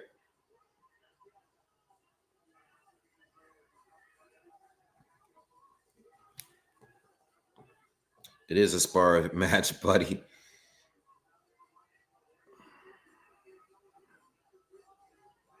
It's a weird fight.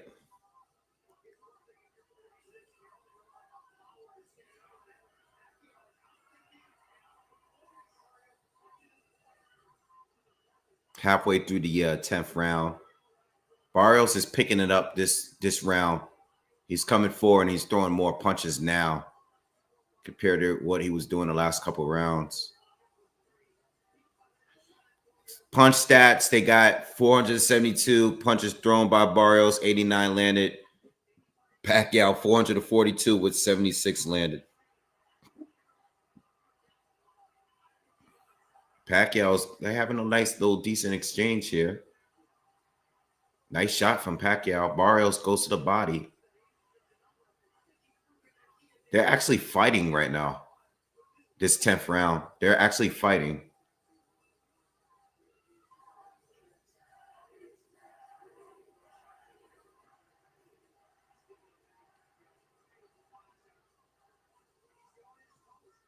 Stop touching gloves. This is too much.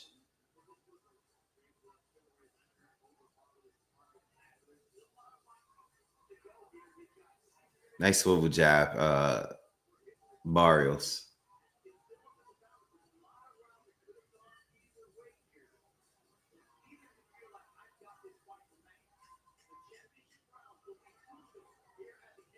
All right, round coming to a close.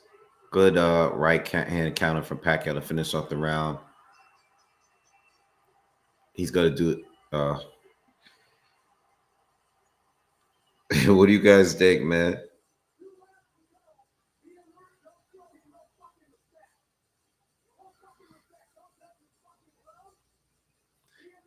That's what his corner is telling him. The corner is telling Mario Barrios, stop showing so much respect. Stop touching his gloves. I mean, as much as I respect Manny, and I know he's an old guy, like, come on. Like, this is, like, over the top. This is not a sparring match. You know? It just makes me feel like he's not really trying to win this fight.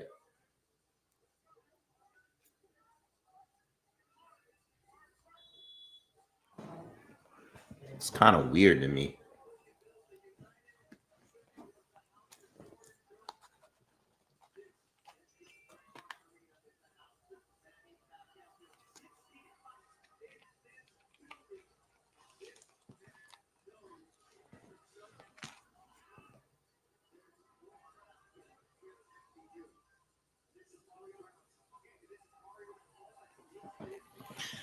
All right, we are in round 10.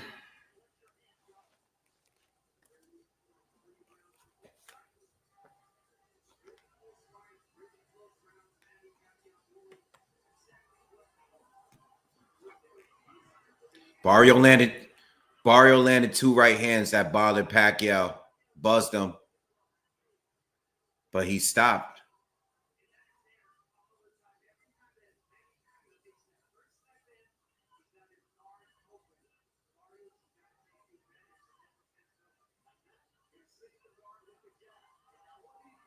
Good hook from Barrios lands.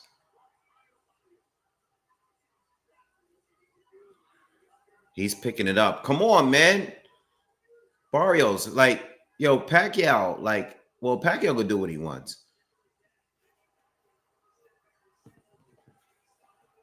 Nice 1-2 from Pacquiao. Twice in a row. Pacquiao's getting his back. Oh, cut. Oh. Oh, okay. Barrios got some pop left.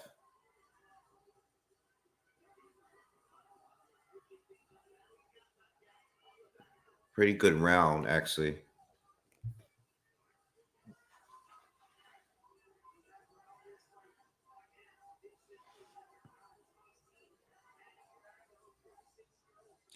We got just over a minute left in this 11th round.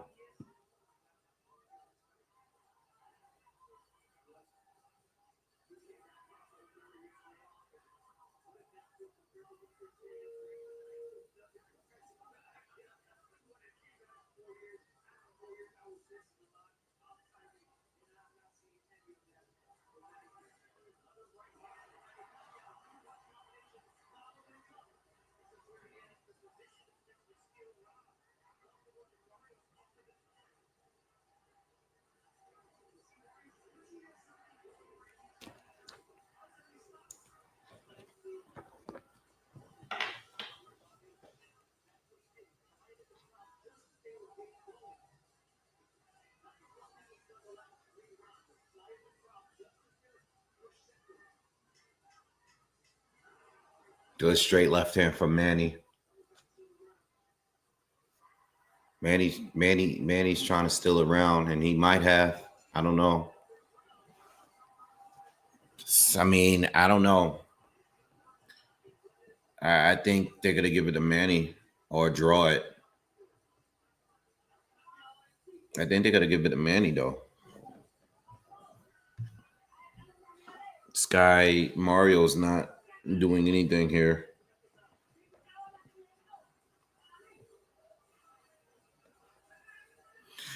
My thing is this, like, who does he fight exactly? Like, if he wins this, right? Like, what are we gonna do with this? You know what I mean? Like, how long are we just gonna keep this going? Like, is he gonna keep if Manny wins this fight, if he wins this fight, he's gonna want to have another fight with someone else, you know, and defend this title. And I don't know if I really want that, you know. I kind of want this to end. Like, he can do his exhibition with Floyd Mayweather. I don't want to get this, just keep this thing going with these old guys, you know. They all hug and embrace in the last round. Let's see what Mario does. Let's see if he's actually going to take this last round serious, like as if he wants to win the fight.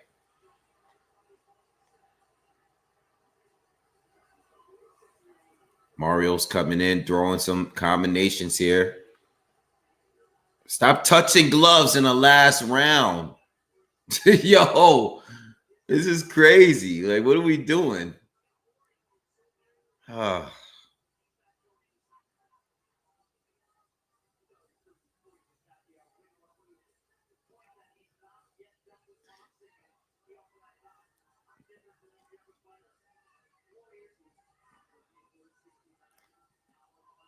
They both power punches have thrown just over 200 punches. Power punches.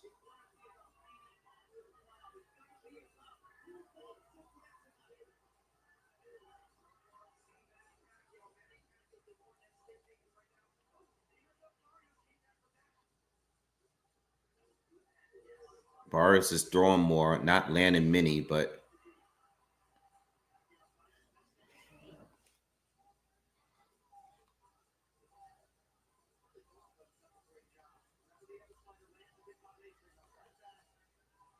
nice good shot from Pacquiao to the body. Minute and 20 seconds to go. Straight right lands from Barrios.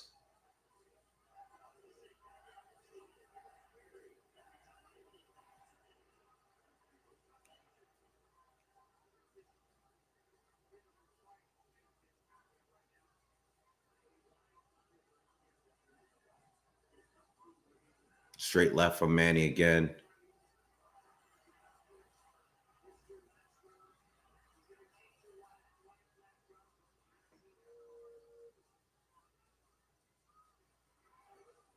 I don't know, man. This is really close rounds here.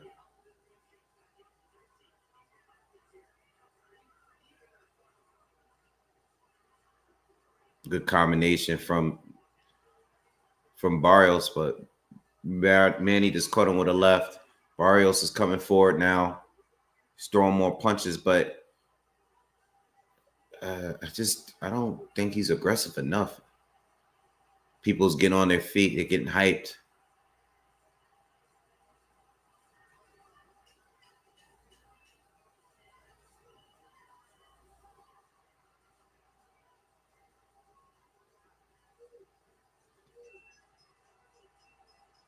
Fight's done.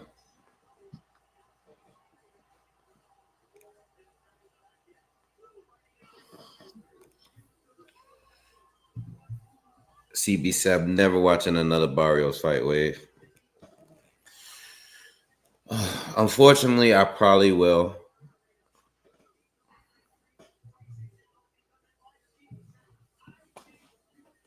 This is weird, man. But I'm not shocked at anything that's happened right now, to be honest.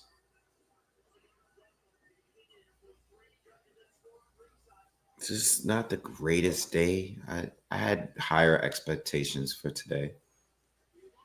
Usyk definitely delivered. Fondora and Timzu was fun until the ending, the unexpected ending. But that's just about it. That was the only standout fights.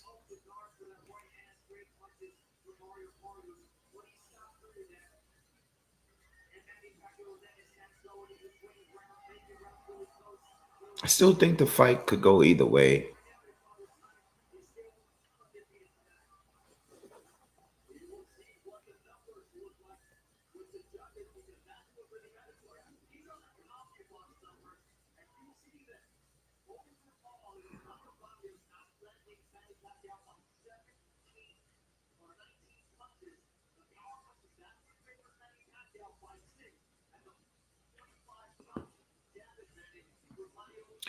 All right, guys. Who do you think won the fight before they give us the answer? Dion, thank you. Appreciate it.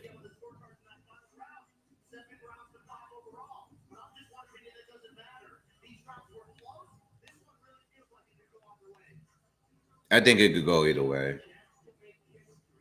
It would be great if it was a draw, so I can make some money. That's the only place I put money at.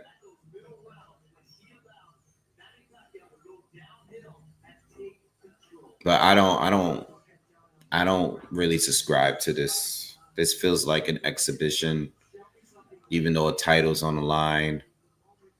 I mean, Barrios competing like that against.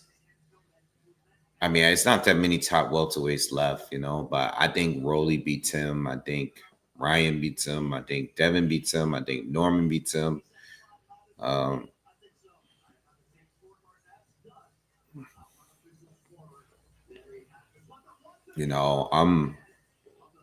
even think, like, I don't know, Ladies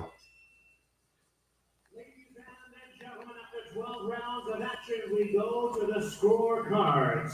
Judge at the ringside, Max DeLuca scores it out 115 to 113 in favor of Mario. 115, 113 for Barrios. Steve Weisfeld and Tim Cheeto 150. 114 to 114. Draw. The decision is a majority draw.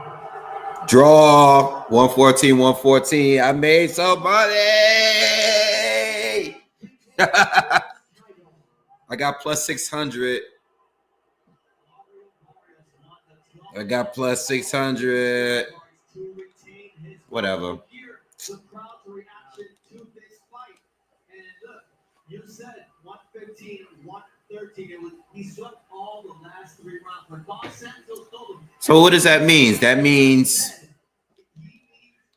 to me, I feel like that means Mario Barrios keeps the title. I mean, obviously, but Manny Pacquiao's not going to retire because he just went and had a draw against an actual active champion that's 16 years younger than him. They're celebrating over there. Your thoughts on that decision? I thought I wouldn't fight. I mean, it's a close fight.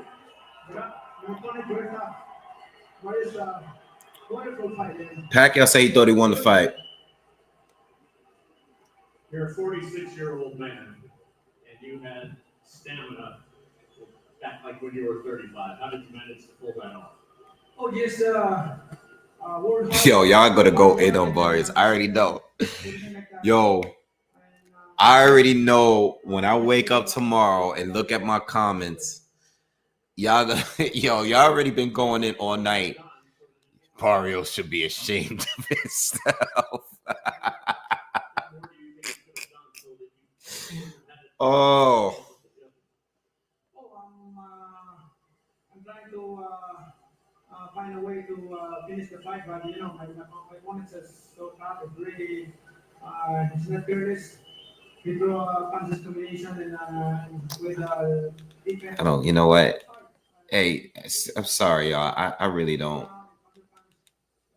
I really don't care about. I really don't care.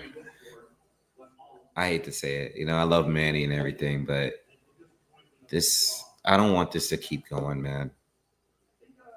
I don't want this to be a thing,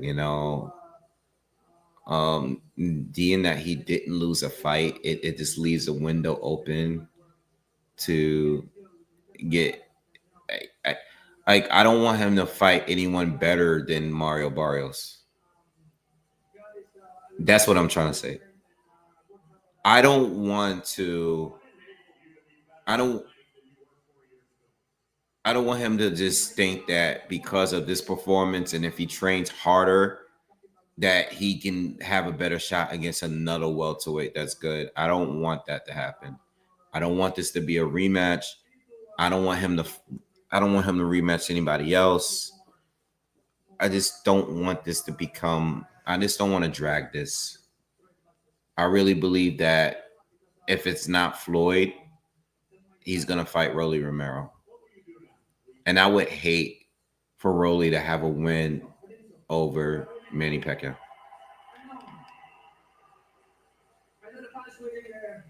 I only have a 2 months training.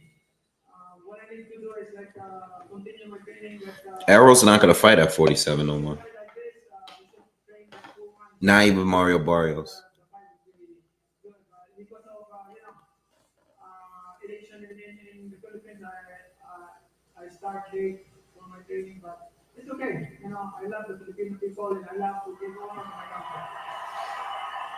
So you'd like to continue your career? Would you like a rematch? Yes. He said he wants a rematch. That's the only legacy that I can leave behind, to give inspiration to the Filipino people and to be proud wherever you are. Y'all want to see a rematch? Y'all want to see a rematch? Mario, a draw. Your feelings on the draw. Hey. I pulled it out, but I still took my hat to Manny. It was an absolute honor, to share the ring with him, to share the ring with somebody, with someone's experience, who accomplished so much in the sport. Man, shout out to all the Mexican fans here, shout out to all the Filipinos, supporting this event. This is huge, by far, the biggest event I've had to date. And, we still came in here. We left everything in the Today was weird. And, like I said, to my hat to Manny. I would give a sense of stamina for a 46-year-old man, right? Oh, absolutely. Crazy. His stamina, he could still crack. He's still strong as hell. And, his timing, his rhythm, everything. This is crazy. The talks of a rematch is crazy to me. Barrios versus Pacquiao too. All right.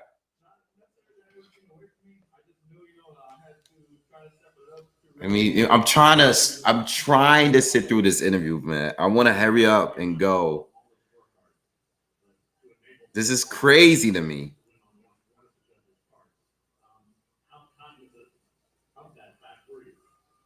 Very, I was going to the corner, Richard Ball was telling me, pick it up, start really, pressing him.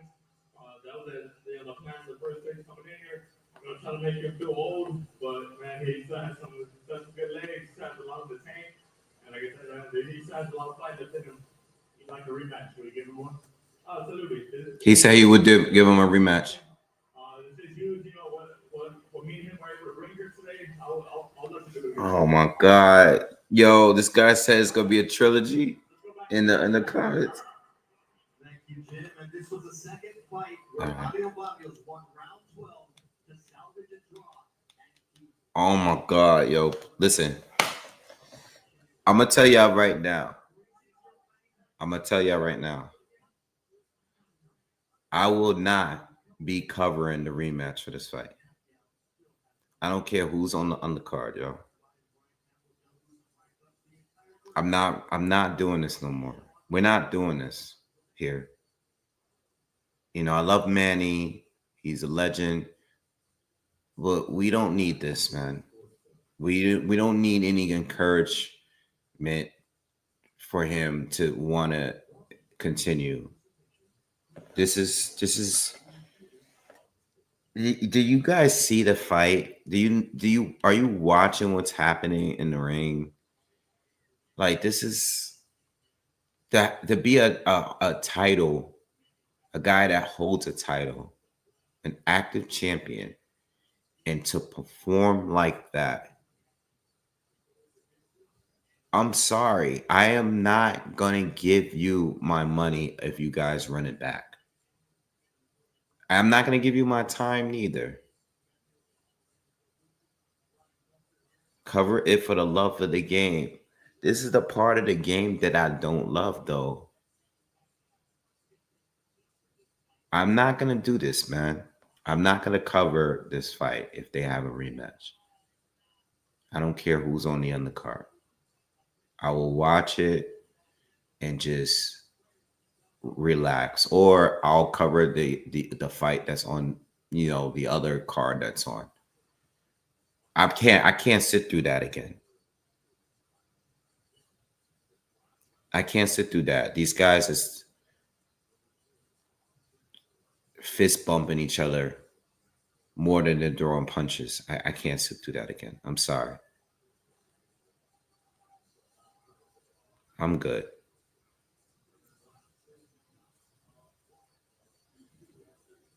Shout out to Manny, though. This doesn't make or break his career. This doesn't do anything. It's just, you know, Manny is doing what Manny loves. You know what I mean? But, like, what was that, man? All right, listen. I'm going to get some rest, man. It was a great time with you guys. I really appreciate it. You know, this is definitely one of the longest days of making content. All right. It's 12 hours officially in 1 minute. We hit 12 hours. I appreciate you guys' support. If you are new here and you're listening, hit the subscribe button. It was a draw. If you just get in here, it's a draw. Please, if you guys can just do me one last favor, hit the thumbs up for me, smash the like button. You know, if you don't follow me on Twitter, Instagram, find me on both. I'm on there. People send me DMs all the time. If you guys just want to chat, just hit me up. And I'll try to get up here on here in the morning so we can talk a little bit more about what happened today. Highlight of today was definitely Usyk and Dubois. But there wasn't many good fights today. You know, as far as the day, as far as the actual fights, you know, I'm gonna give today like a C minus. You know, wasn't really many good fights. I think Fondora and Tim Zoom was a really good fight. Just the ending kind of threw things off a little bit, but anyway, if you guys are out, get home safe. That's it, man. Appreciate you guys for coming through, man.